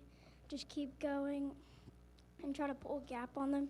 Well, you were able to do just that on those last couple laps. I imagine you were super excited. How did you feel going across the line, knowing that you won the race? Very excited. Very excited. Well, who would you like to thank? My mom, my dad, and my family, my teacher, and my friends. Well, great job, Dutch. There, we do have a slight pushback, so hopefully you'll be able to get that one figured out. But as I am aware, this is not protestable. So, Dutch Westbrook, your provisional winner here in Minimax. Sorry. Oh, what a heartbreaker. Such a great race there, just barely on the left front clip of the pushback bumper system for Dutch Westbrook. Still shouldn't take away from valiant drive, and that's why you see the JHTD boys celebrating. Hudson Howard second. Yusuf Adi is a race winner. Good job, buddy. Yeah!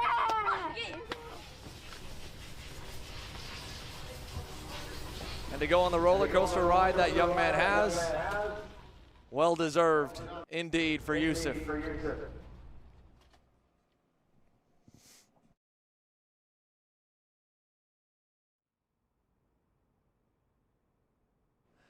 We'll take a quick break. It's our final one of the on-track action and our final main event on the weekend on the Rotax Winter Trophy for 2026 is next. Masters Max when we return. You know, too. Oh my gosh, can I show you this cute dress I just got? Yes, of course. Oh my goodness, it's so cute. I just love shopping. I love shopping too. Oh my gosh. Wait, did you guys say you like shopping? Of Yeah. course. Well, dude, I have the perfect place to do that at. ShopPayCara.com. At ShopPayCara.com, you can get free shipping on orders $200 or more. You can get anything you want. Like MXC rims, gloves, rib vests, shoes, anything that you need. All at ShopPayCara.com.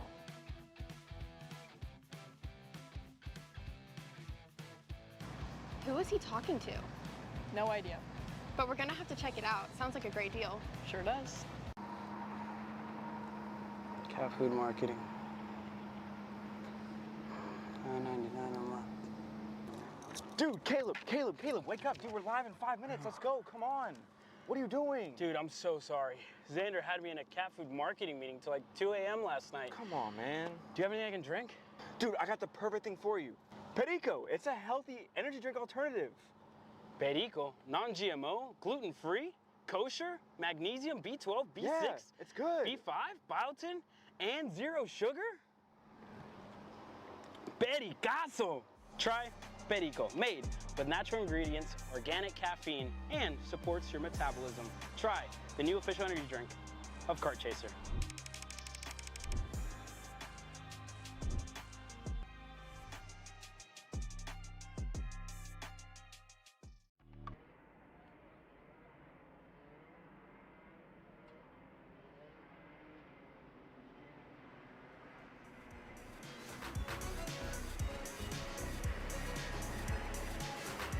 Final main event of the weekend on the racetrack now. Masters Max action set and ready to go for the Rotax Max Winter Trophy conclusion.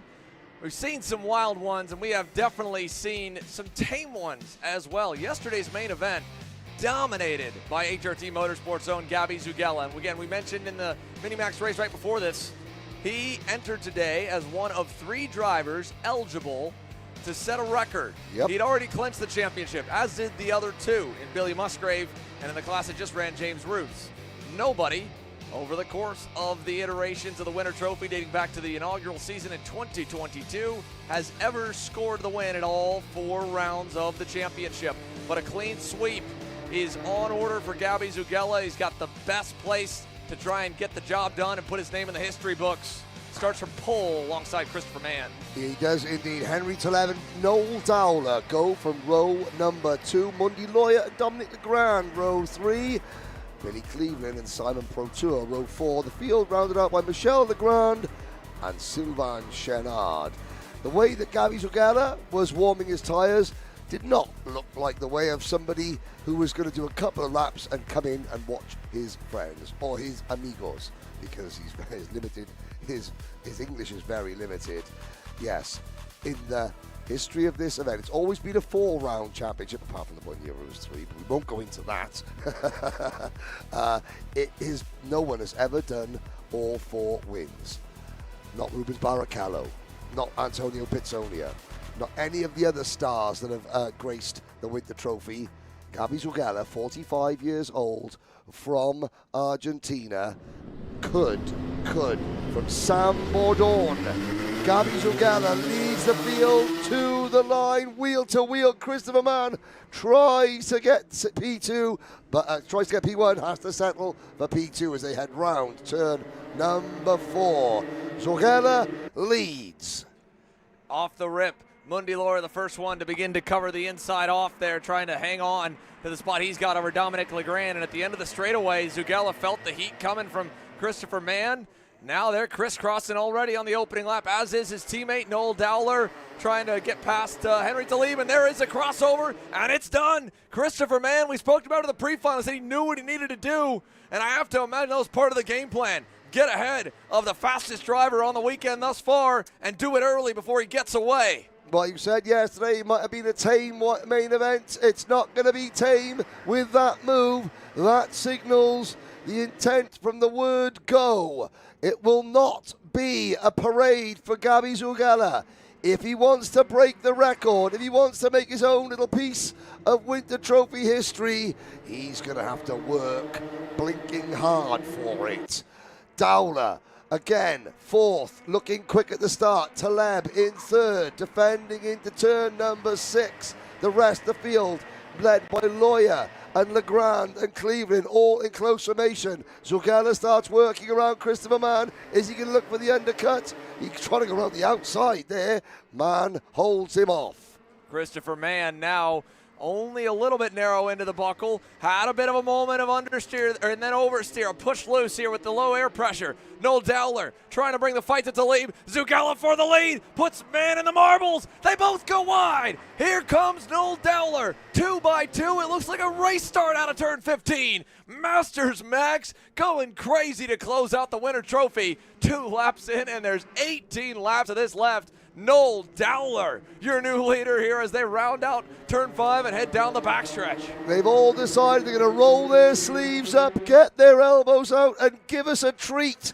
to round out what has been round out what's been the first ever winter trophy to take place outside of Orlando, Florida, here at Speedsportz Raceway Park in Houston, Texas.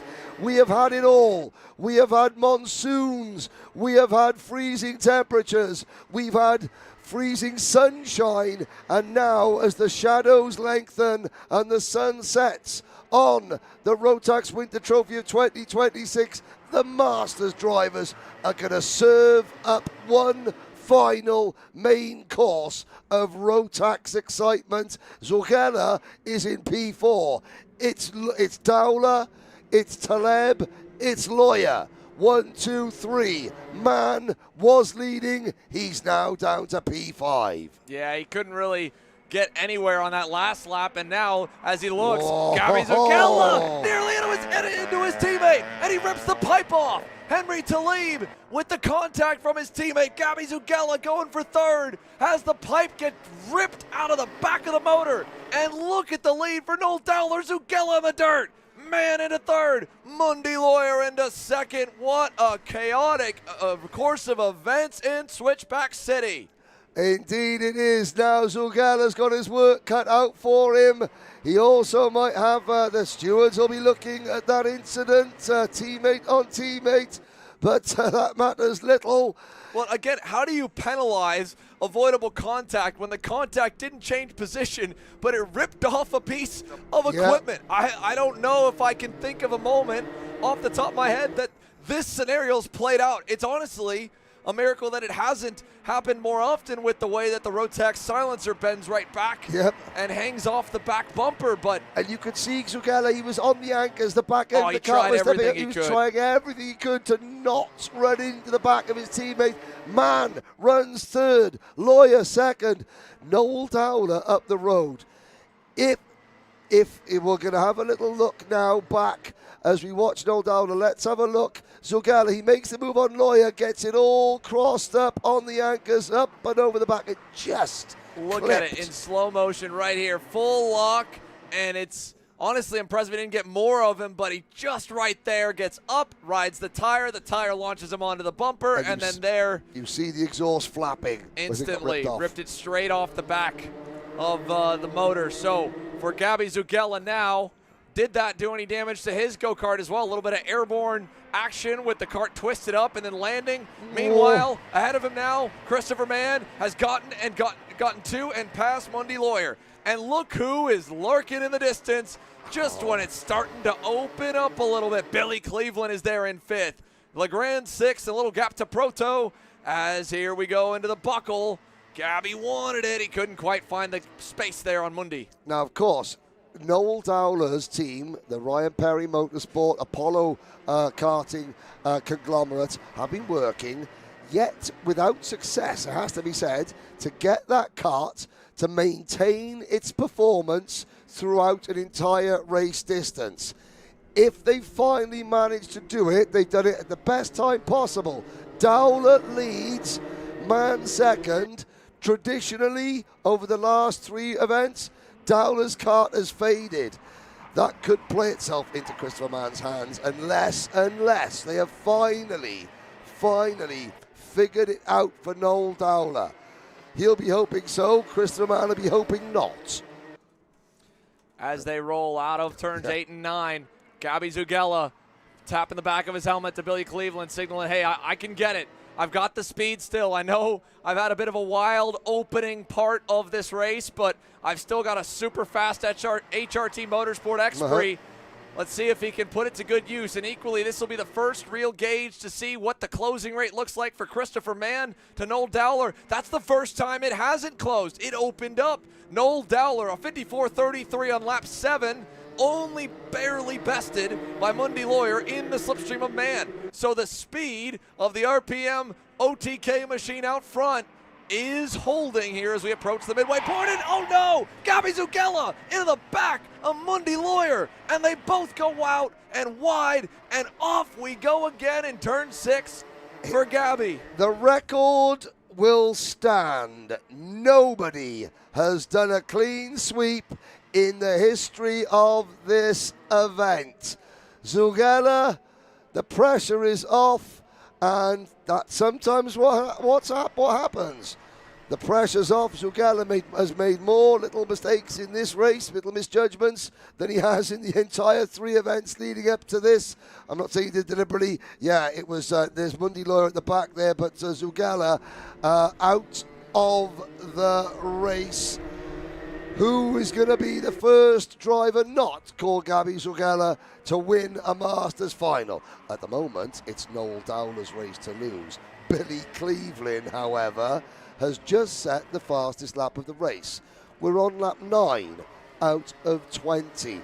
Dominic Legrand is there in 4th. 5th for Simon Pro Tour. 6th, Michel Legrand. Then Sylvain Chanon. Let's have a look at the replay.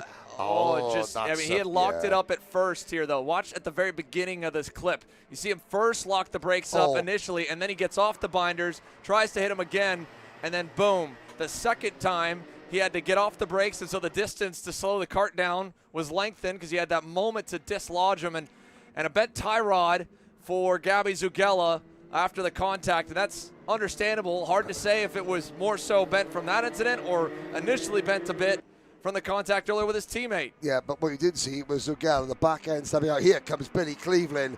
Billy Cleveland on his teammate Christopher Mann. He runs him deep, but takes the position.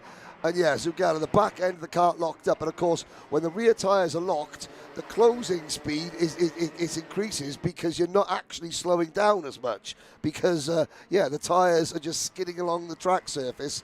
And by that point, he was a bit of a passenger. And speaking of skidding, Christopher Mann struggling here after that over-under battle with his teammate Billy Cleveland. Yesterday in the main, Cleveland struggled in the final couple of laps, but right now at the midway point, he's hitting his stride, and unfortunately for Noel Dowler, he is not. Last time by, a 54.5 for him. Even with the pass made on his teammate, Cleveland still closed by 1/10 of a second. Now with clean air, Billy Cleveland is moving, and he's got one more target, and you can see him. 68 years old, head down behind the NASA panel like a junior driver. He's got his eyes focused on the race leader. 5 laps, well, he's got 9 laps to go.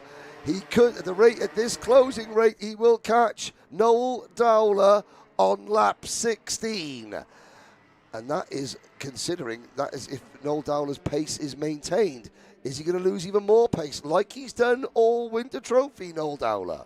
Behind him, 3rd place heating up as Christopher Mann continues to struggle. Also, Dominic Legrand is all over him. The younger of the two Legrands, the son looking for a podium to end off their run here in Houston. And could he have imagined that, lining up on the grid where he did for this final? Started 6th, hasn't really made much noise above into the top 5 through the course of these 3 days especially, but he's right there. Hardware is about a foot away. You can almost reach out and grab it with how close he is to the back bumper of Christopher Mann. And not to also be overshadowed by the battling that's happening about 5 seconds further down the road from them. Mundy Lawyer, albeit going way wide, is still ripping. He's cutting past Michel Legrand. He's working to Sylvain Chenard, Simon Proto for the 5th spot to at least salvage something here at the end of this Masters Max Main. Yeah, indeed.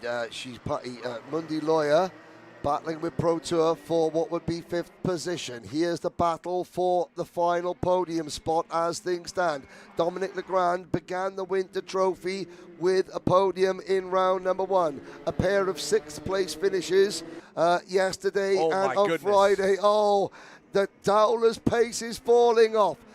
The first time Billy Cleveland sat in a go-kart, the sport of karting, in fact the history of karting, was only 15 years old. Art Ingalls built the very first kart in 1956. He ran it in a parking lot of a strip mall in Los Angeles, California, not far from where Billy Cleveland lives now. 15 years after that, a young Billy Cleveland sat in a kart for the very first time. Billy Cleveland has been in this sport for all apart from the first 15 years of its existence. And here he is, chasing down Noel Dowler, ex-NASCAR Pinty Series driver, for a win at an international race. You just don't get anything like that in any other sport. No, you don't. That's why this sport is so incredible. It's motorsports past, present, and future, all in one day's action, all in action-packed 20-minute or less mains. And here we are to close out the Winter Trophy. A mano-a-mano fight looming for the lead in the Win and Masters, Max. A little mistake there. First one in a moment for Billy. We mentioned as well, while Noel Dowler's speed has been better than the rest in the first half of every session, it has not been that equal ranking in terms of the second half of the session. It's not so much even that he slows down, it's the speed doesn't continue to improve. But comparatively, it plateaus, yes indeed. But he gets to that point much quicker, and that's where he built that gap up. 6 to go. Cleveland again behind him, and then still Christopher Mann hanging on for all he's worth right now ahead of Dominic Legrand. And Mundi Lawyer has gotten past Simon Proto. So pairs of 2 battling for the win and for the last spot on the podium with 6 laps remaining in this year's Winter Trophy. Billy Cleveland, well, the new Kart Chaser graphic was absolutely spot on. It said Billy Cleveland will catch Noel Dowler on lap number 16. We're about to start lap number 16, and the gap is about 3 kart lengths. So in 3 corners, we'll be in lap 16, and lo and behold, Billy Cleveland has just about, he's caught Noel Dowler. Dowler will start looking over his shoulder. Dowler will have to start adjusting his lines as Cleveland will, let's have a look. Yes, there's the look. Cleveland takes a look.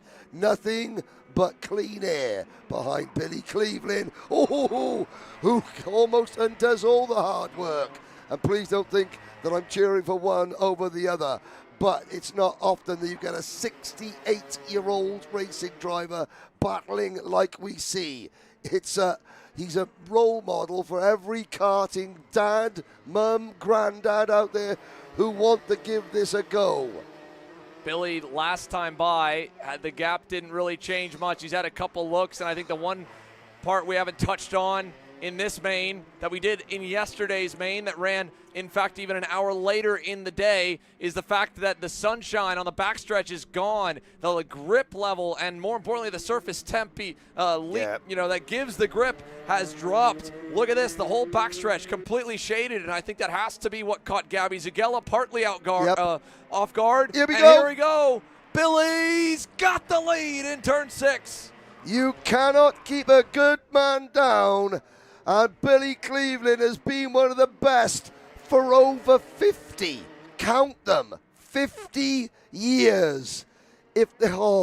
Half a century driving karts in the sport that we love, and he's still leading. He hasn't won yet. What can Noel Dowler do?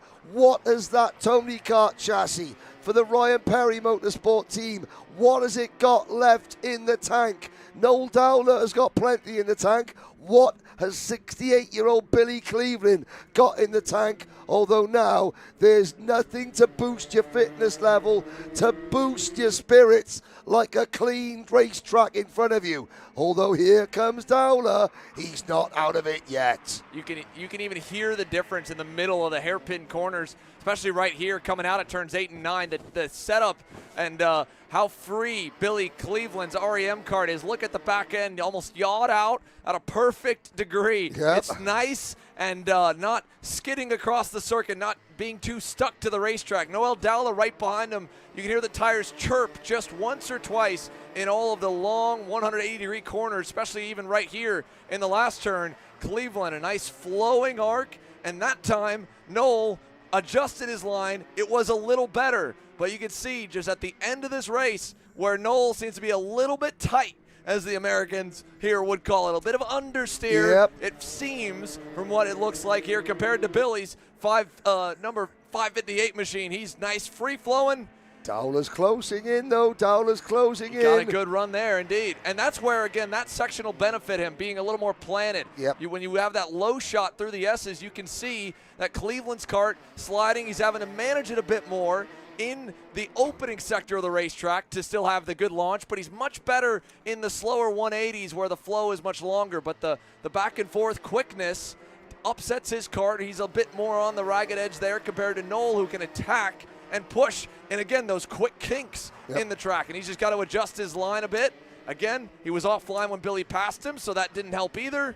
But now, one lap to go. Dowler, he is digging deep. He just went purple. He has found that last little bit. He can taste the lead. He's almost there, and he'll have a big run at him here. Cleveland's going to have to defend. He's going to have to muster all his years of experience. Dowler will throw the kitchen sink at Billy Cleveland.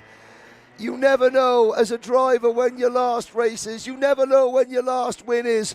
You never know when your last international win is. And it might not come now. Dowler to the inside. Cleveland holds him off. All I'll say, Xander Clements, is that it's a privilege to be able to call Billy Cleveland home as a winner of an international kart race. Whether it's his last one or not is irrelevant, but it's a pleasure. Xander Clements. And it absolutely is, and he knows it's only secure when you're on that final turn. Billy Cleveland wins round 4 in Masters Max, and behind, Dominic Legrand gets it done and holds off a hard-charging Christopher Mann. But Billy Cleveland, 68 years young and as spry as ever after a lengthy, bloodthirsty 20-lap final that had it all. Masters Max delivers on the final race of the weekend. No better way to send off the Rotax Max Challenge Winter Trophy with a touch of chaos, a dash of aggression, and what you saw there on the backstretch, the sign of respect, Henry. A touch of class. We call it the Rotax family. One of the oldest, longest serving members of the family ends the Winter Trophy as a winner.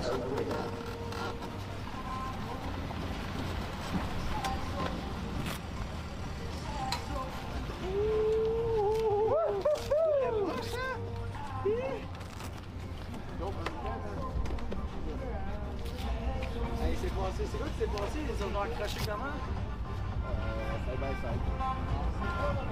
We'll give Billy a second here to take his helmet off and catch his breath. What a race. There was not many people on the fence for that Masters race, but there definitely should have been. That was definitely one of the top races of the day today. Billy, Henry likes to mention that you're 68, but you looked young out there. That was an amazing drive. That was some work. Talk me through that race. Just hanging on, not having a senior moment.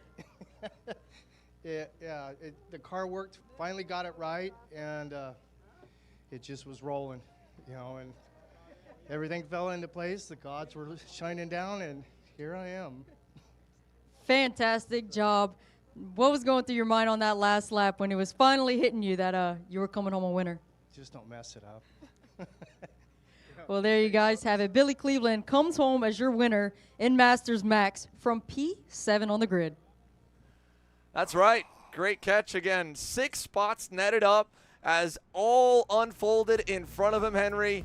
He waited, he played it smart, and like you said, he didn't mess it up. He was flawless on that final run to the line. Look at the emotion and in Billy Cleveland's eyes. You know, you talk about this being a young sport. It's a stepping stone for Formula One and what have you. It's not. It's a sport in its own right. One of its longest servants has that win means just as much, if not more, than any other of Billy Cleveland's hundreds and hundreds of wins. He's raced in the World Championships in karting. He's raced against the amount of F1 drivers, IndyCar drivers, NASCAR drivers, Le Mans 24-hour, Daytona 500 winners, Daytona 24-hour winners. Billy Cleveland has raced them all. He's still winning, and it still means so much to him. Well, ladies and gentlemen, what a pleasure it's been to join you here, Henry, once again for the Rotax Max Challenge Winter Trophy. We take a look back at some of the craziest moments. Wouldn't have it any other way. Oh, it's just been phenomenal. All the way through the day. DD2 kicked it off, and a first-time winner in Theo Kakati. And for us, another year of the Rotax Max Challenge Winter Trophy in the books, a historic one for numerous reasons. And we were tested in the craziest of ways over the last 9 days. There's your junior Rotax winner going off track on the first lap, and here he is 16 laps later. Unreal. Alex Chandler, first career national win in the most adverse of conditions. And then here, Senior Max had a lot to live up to after that. Boy, did it. What a move here on the last lap. Championship on the line, race win on the line, and Cameron Nelson flips the script from October with a win and a stunner on one of the most decorated drivers in the pro divisions, Oliver Hodgson. And Mini Max with a new winner. Dutch Westbrook starts February on top. And finally, in Masters Max, boy, oh boy, did we have a show here. Gabby Zugella clinched the title. It was a throwaway race, and unfortunately, it truly was a throwaway for him with contact that sidelined him. Well, Billy Cleveland supreme, and for us, what a weekend for the Winter Trophy.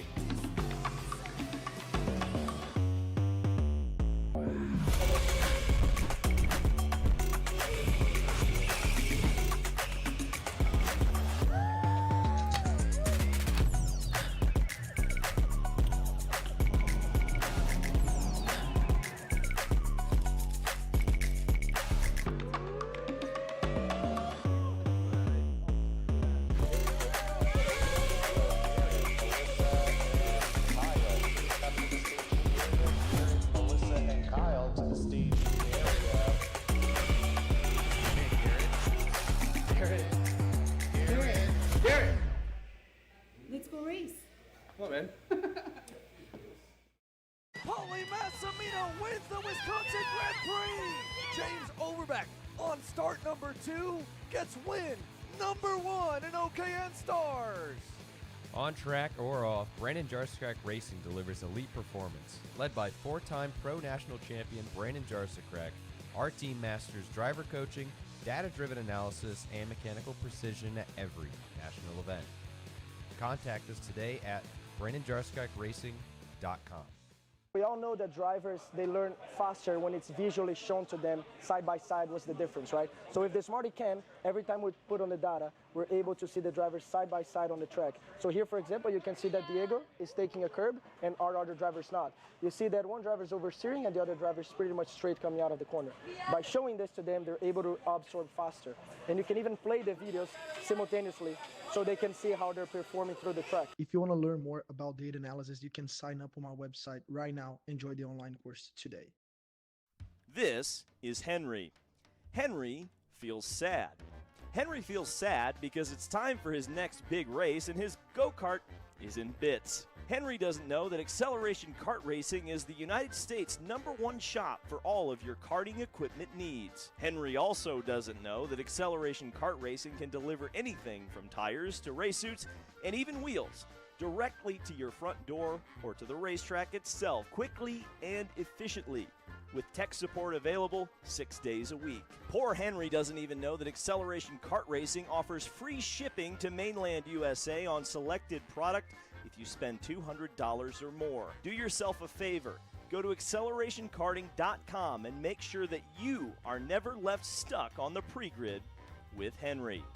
Be smart and don't be like Henry. Kyle, what are you doing? It's got my new Greyhound seat. You don't even have a cart. Doesn't matter. I have a Greyhound.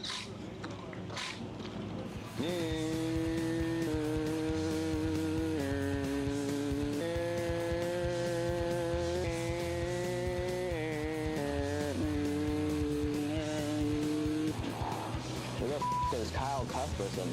Doesn't even have a go-kart. Doesn't matter.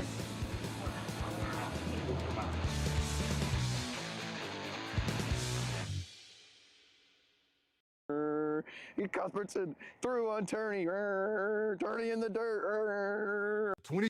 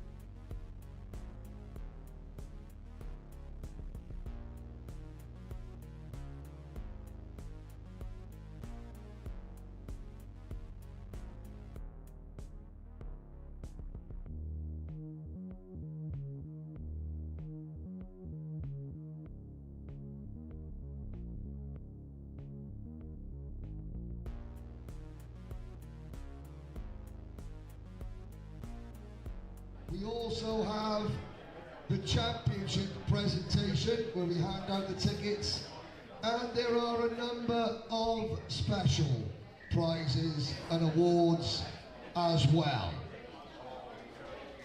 This is going to be broadcast live on Kart Chaser, so we'll need as much support as possible for the winners and the ticket champions.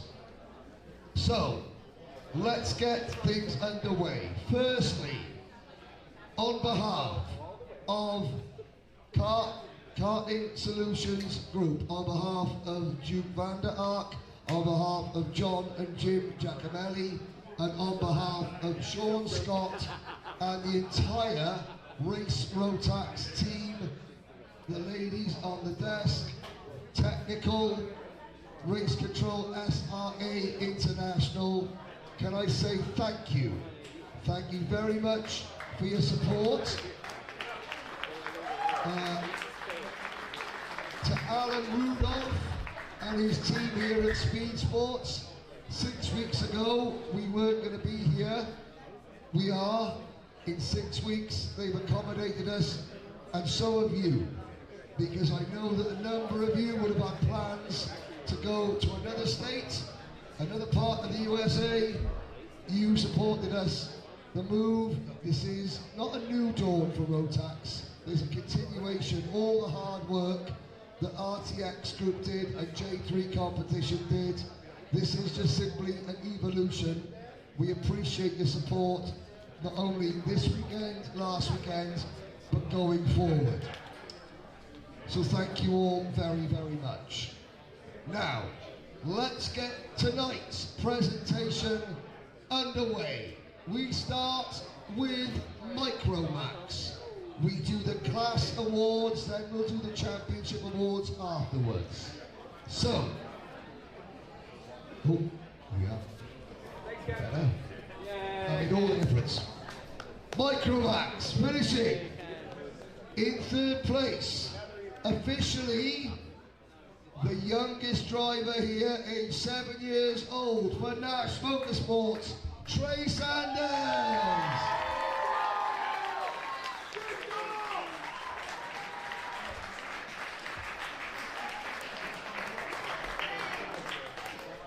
Well done. Finishing in 2nd position for Richardson Chassis Engineering, Arthur Rhodes.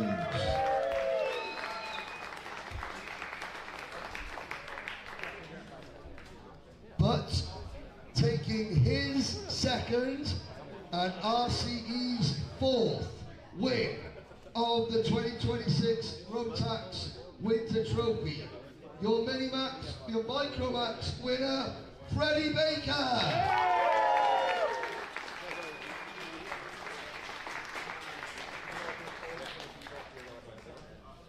So, 4 rounds, 2 wins apiece for Arthur and Freddie, trophies in the air. Ladies and gentlemen, your round 4 Micromax podium.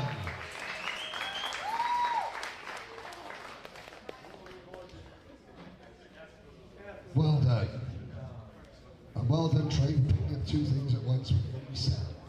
Good lad. Now we move on to Minimax.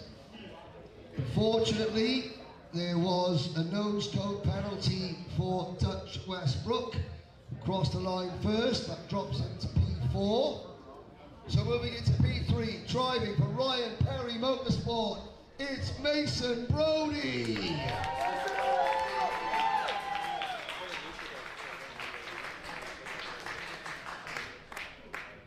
Finishing in P2, doing double duty in Micro and Mini. He gets a podium in Mini for the Prime Power Team, Lincoln Lima.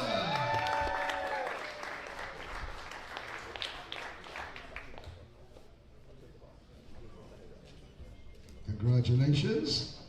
But your winner, I believe, first major national victory driving for J. Howard Driver Development, it's Yusuf Adi.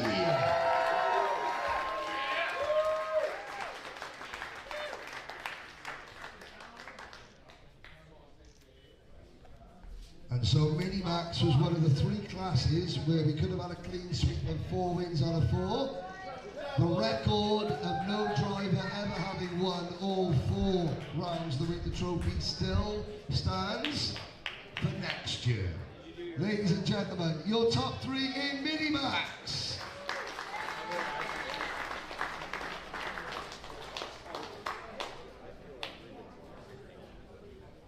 Congratulations, drivers.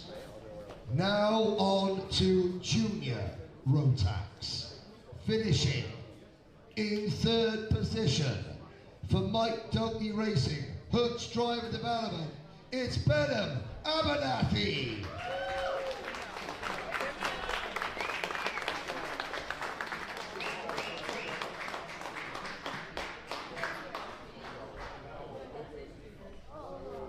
Finishing in 2nd position, a 2nd consecutive National Series podium for Mike Doty Racing's Darren Kidd.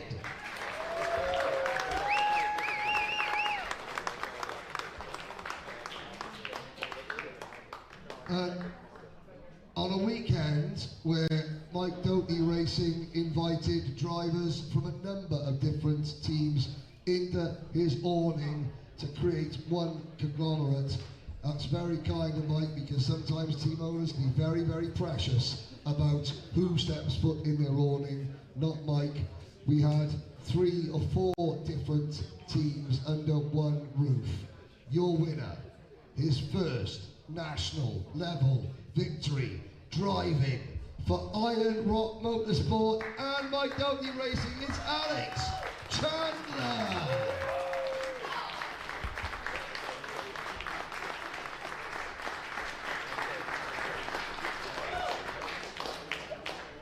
Well done.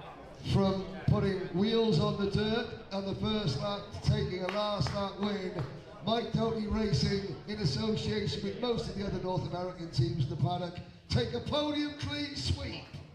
Well done, Junior Rotax.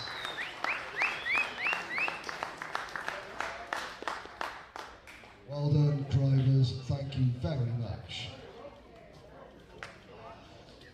Now, Darren, stop destroying the podium. Thank you. It's okay. No one saw. Now on to Senior Rotax. Finishing in 3rd position. Driving for the Prime Power Team, Ryan Maxwell. Who I don't think was aware there was a podium, there was a penalty for Oliver Hodgson and Diego Ramos that dropped them down the order. So Ryan, not aware that he finished the top 3, he's gone home. Lincoln Lima will accept it on behalf of his teammates. Finishing in 2nd position, his first podium as a senior driver for Racing Edge Motorsports, Ryan Gandel.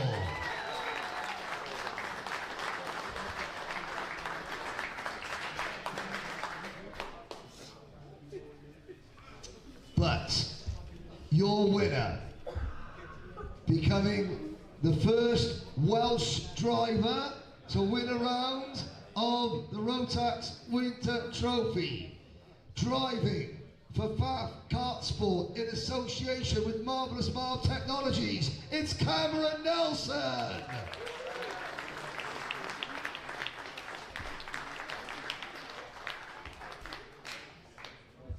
From one Welsh goat to the other.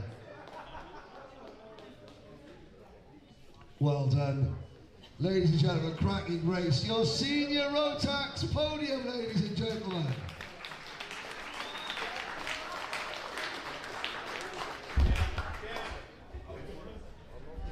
One more for luck. Go on, Dave. I got it. We all good there? Well done. Thank you very much. Just borrow that back. That's for Cameron. Well done. On to DD2.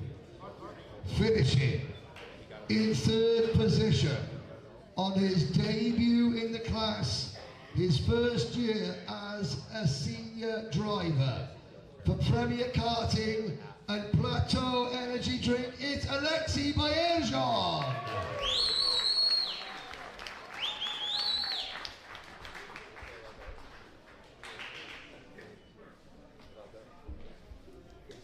But your top two, finishing in second position, driving for Factory Karts, Billy Musgrave.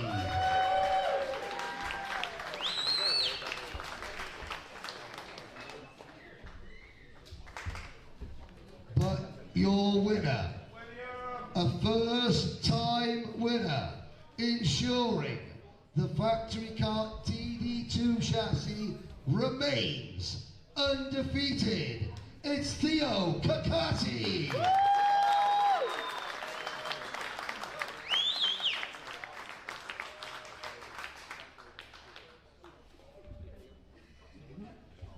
Rotax's Ultimate Class did not disappoint. Drivers, trophies in the air. Factory Kart bottle hats are available, reasonably priced. There we go. Ladies and gentlemen, thank you very much.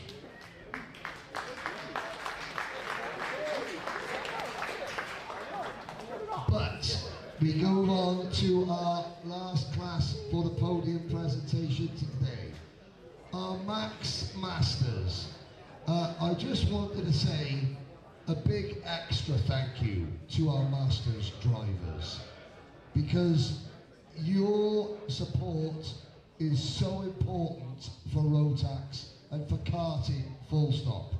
We fight a battle to create to have karting known as a sport within itself, not just a stepping stone for millionaire kids. Karting is a sport. Your career karters, and without you, the paddock would be a lot poorer. So thank you for your support, because you run the risk of hurting yourself and not being able to go to work on Monday morning. Finishing in third position, driving for La Maison du Roti, Dominic Legrand.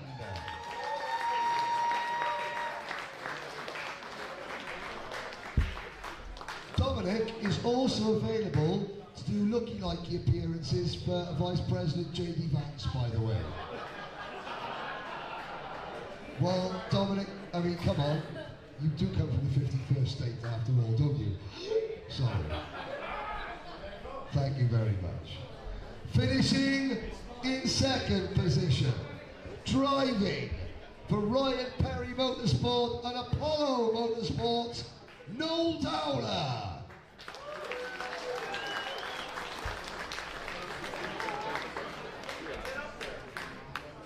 Oh dear. There's his aura, just by there. Come on, Mason, you can stand there for Noel. Right. Well, if Lincoln can do it, you can do it. But your winner. We talk about family in Rotax all the time. We've got the youngest member of our family this week, Trey, on the podium.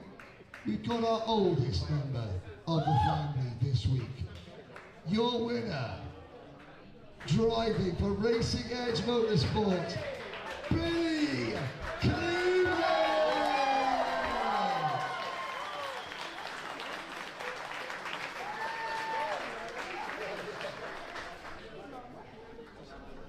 I said on the commentary, the first ever go-kart was built in Los Angeles, California by an American ex-serviceman, Art Ingalls, in 1956.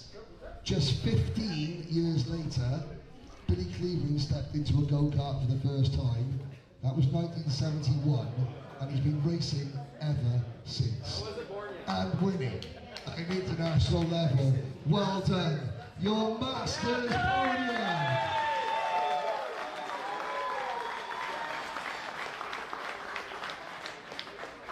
Congratulations.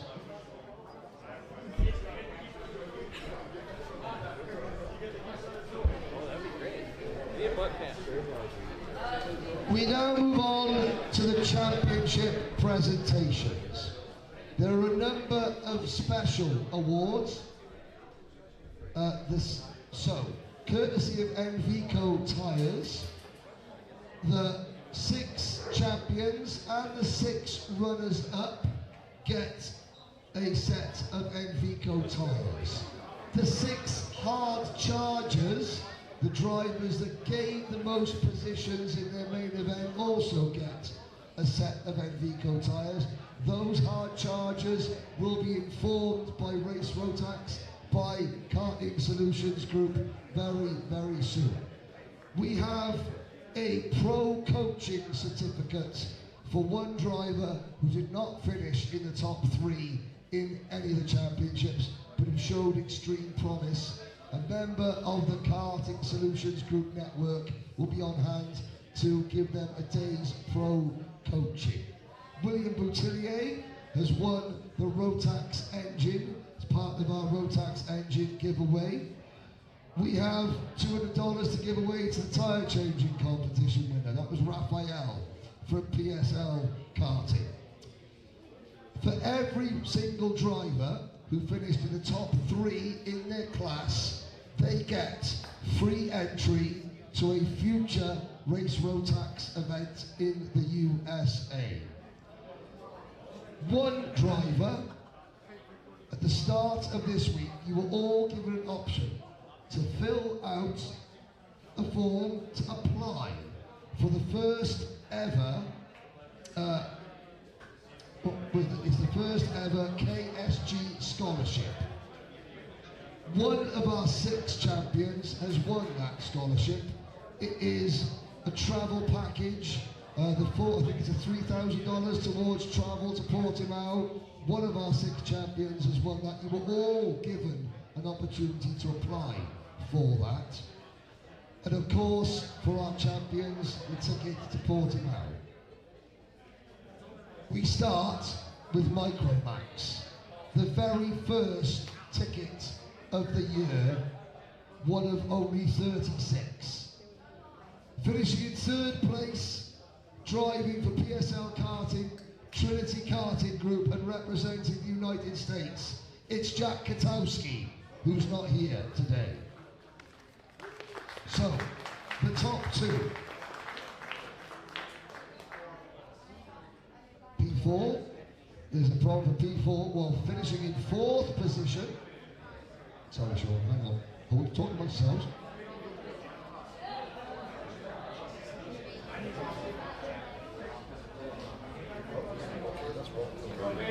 So, right. There's been a change. You cannot drop a round you're not present for. So, finishing in 3rd position in Micromax, representing the United States, it's Trey Sanders.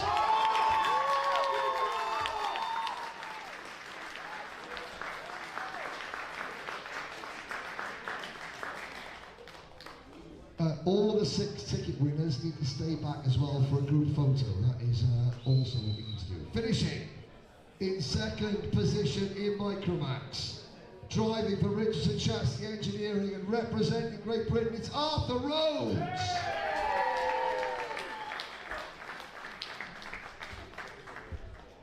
Like I said, free entry to a future Race Rotax event in the United States for all podium finishes. But your 2026 Rotax Winter Trophy Micromax champion. He is the first and currently only Micromax driver on the plane to Portimao, where for the first time he will represent the United Kingdom. It's Freddie Baker!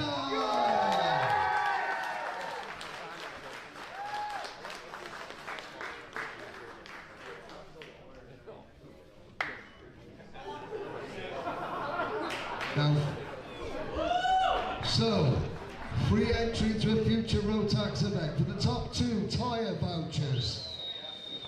Here are your mini tickets. Sean Scott, on behalf of Karting Solutions Group, hands out your free res. Richardson, that doesn't mean you get free entry to like Wanwell or Milton Mill. You've got to come back. You've got to come back. Sorry. Ladies and gentlemen, please put put your hands together for the top three, but, Sean Scott, please could you present Freddie Baker with his first ticket to the biggest party in world karting, the Rotax Grand Finals, Freddie Baker. Freddie, you need to put that one down. Congratulations, welcome to the 2026 Rotax Grand Finals.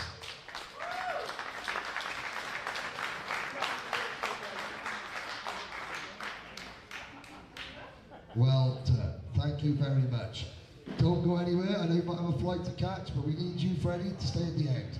If anyone wants to come in and help, we've got lots of bits of stuff there. Thank you, Reese. Well done. We now move on to Minimax. Finishing third in points, driving for Ryan Perry Motorsport and representing the United States, it's Mason Brody.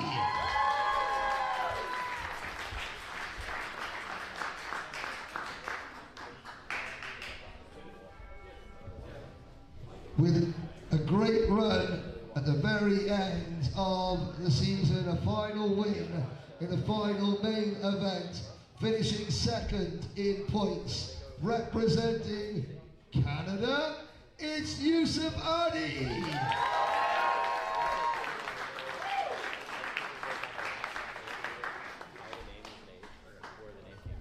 Congratulations, Yusuf. But with almost a perfect championship score over the first 3 rounds, your champion taking the second Minimax ticket, where he will go to his first Grand Finals and represent the United Kingdom, it's James Roots.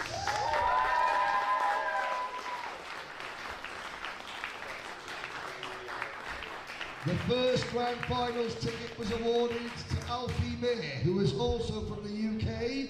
So far, 2 out of 72 Minimax tickets have been awarded, both to British drivers. Both drivers secured their tickets on foreign soil. So, Sean Scott, come in, Race Rotax entry voucher for all 3 drivers. And again, that means that Mike, you've got to come back.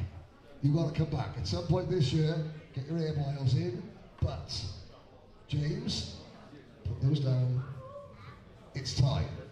Sean Scott, please present James Roots with his ticket to the 2026 Rotax Grand Finals.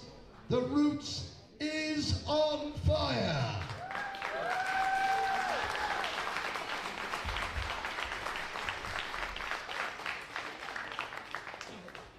Congratulations to all 3 of you. Well done.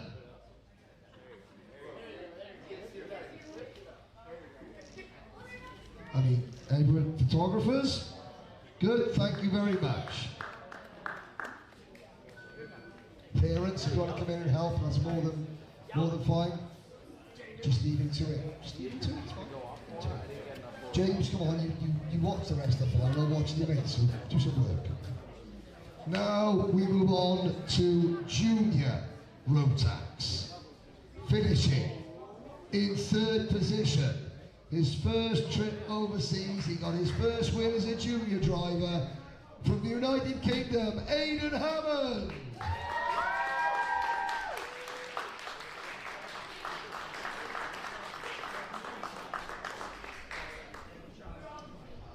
Finishing, and all be explained shortly. Finishing in 2nd position in points, representing Canada, Leo Da Silva.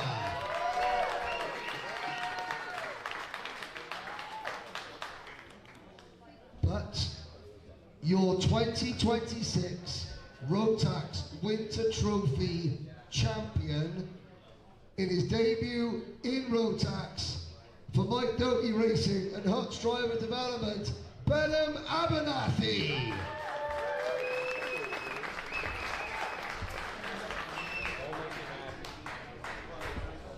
So once again, tyre vouchers for Benham and Leo, a free entry to a race Rotax event in the United States for all three. Now, there is an age anomaly with Rotax, or it's an age discrepancy with some other classes. Unfortunately, Benham, and you know this, Benham will be 15 this year, which means he is too old to race in the junior Rotax class. That means the ticket goes to the first age eligible driver. So, Sean Scott, please present Team Canada's, oh, no, Sean, Canada. Should we start again? Team Canada get their first driver of the 2026 Rotax Grand Finals. Please welcome Leo Da Silva.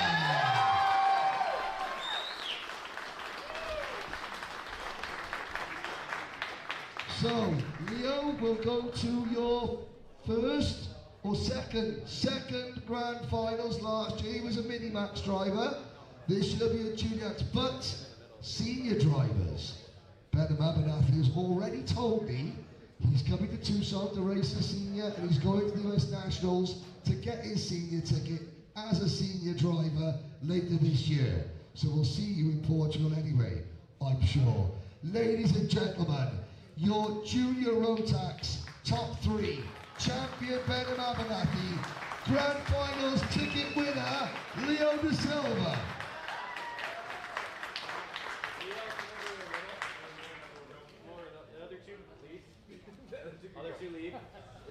Well done, and Benham, a special, what a professional way to conduct oneself. Well done, young man.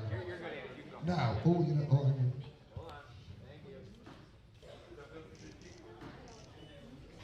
congratulations. Well done, Leo. I've already said all ticket winners will stay back. You will not leave. You will not leave. Here we go.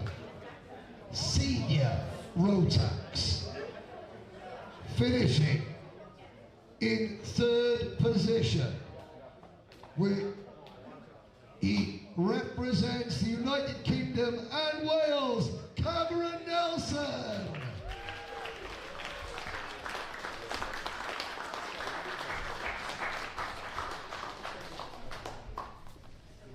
Your runner-up. In 2013, he was the Grand Final senior champion. Later this year, he will try and go for his 5th consecutive Rotax US Nationals Finals win. Please welcome Team USA's Oliver Hodgson.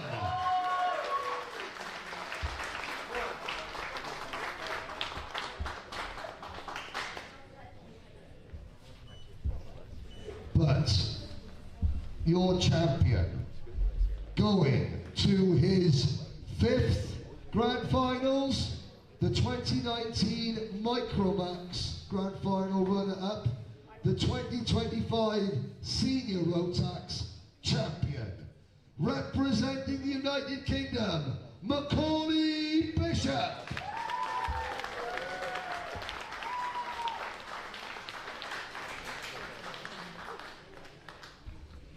So, and Vico tyre vouchers for the top 2. Race Rotax entry fee for the top 3. Sean Scott from KSG hands out the entry voucher. But it's time to present last year's champion, who will officially defend his title in 2026. Your ticket winner, Macaulay Bishop.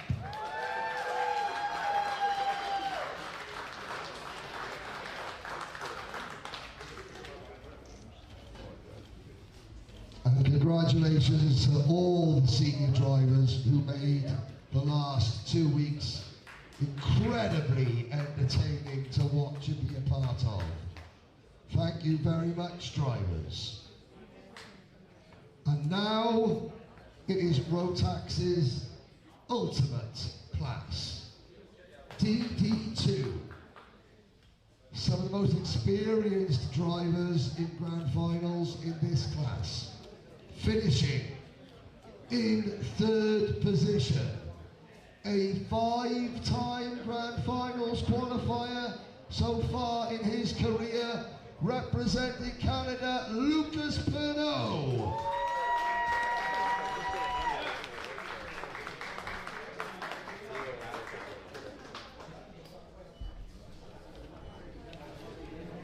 Just beating Lucas to P2, another 5-time Grand Final qualifier who has finished in the top 10 on 2 occasions. Representing Canada, Gianluca Savaglio.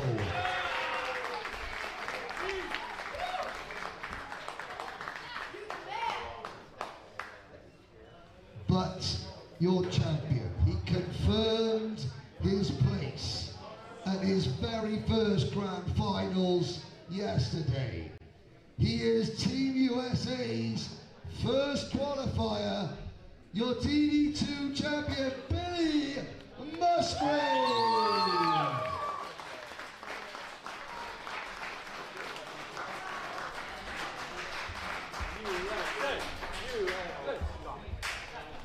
And as we said yesterday, the first person in 20 years to earn a ticket to the Grand Finals driving an American-built go-kart. The first since Mike Rollison, who's done a little bit in the sport, back in 2006. 20 years ago, Billy Musgrave was only 30 years old as well, so it's been a while. But Team USA have got their talisman and their team leader. Over the course of the next 6 months, a lot more American drivers will join Billy for Team USA. Ladies and gentlemen, your DD2 podium.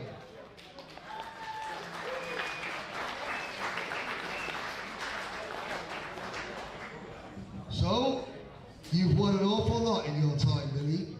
You've never won a ticket. Sean Scott, please present Billy Musgrave with his first ticket to the big dance, to the Grand Finals.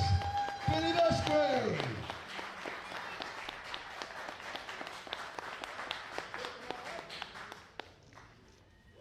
I want to ask a serious question to Billy. When was the last time you drove a kart that wasn't a factory kart that you didn't design yourself?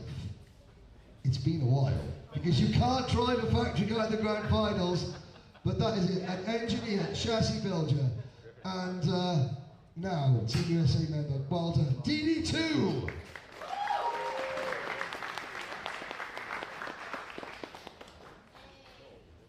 Now on to Masters.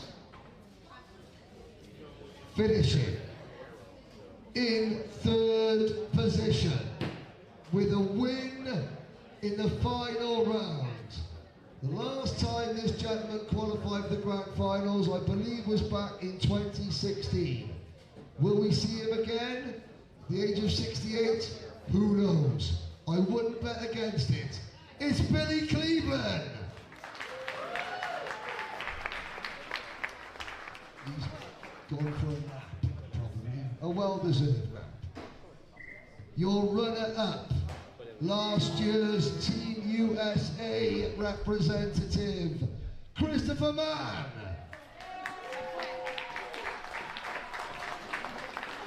He had to fly back to Vancouver. And that's okay, because he's going to have the stage all to himself. Your champion, going to his 7th Grand Finals, a podium finisher in 2015, a podium finisher in 2025. He will represent Argentina, Gabriel Zugela.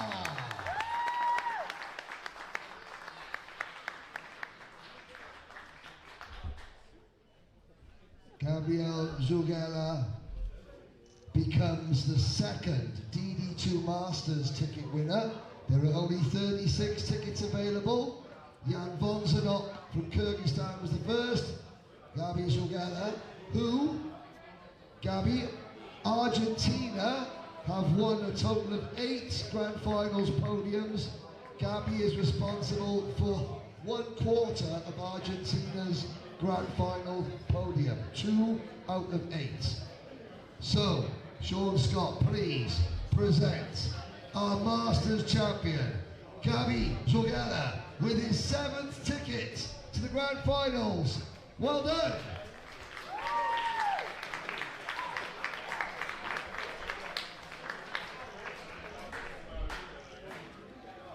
Now, well done. So, our ticket winners, please stay back. Our ticket winners, please stay back. We do have a couple of special prizes to award. Thank you, Gabi. If we'll just ask you to move aside for un momento, por favor.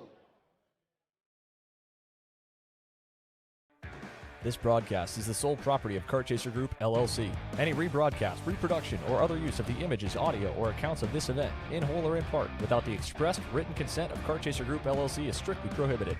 Thanks for watching.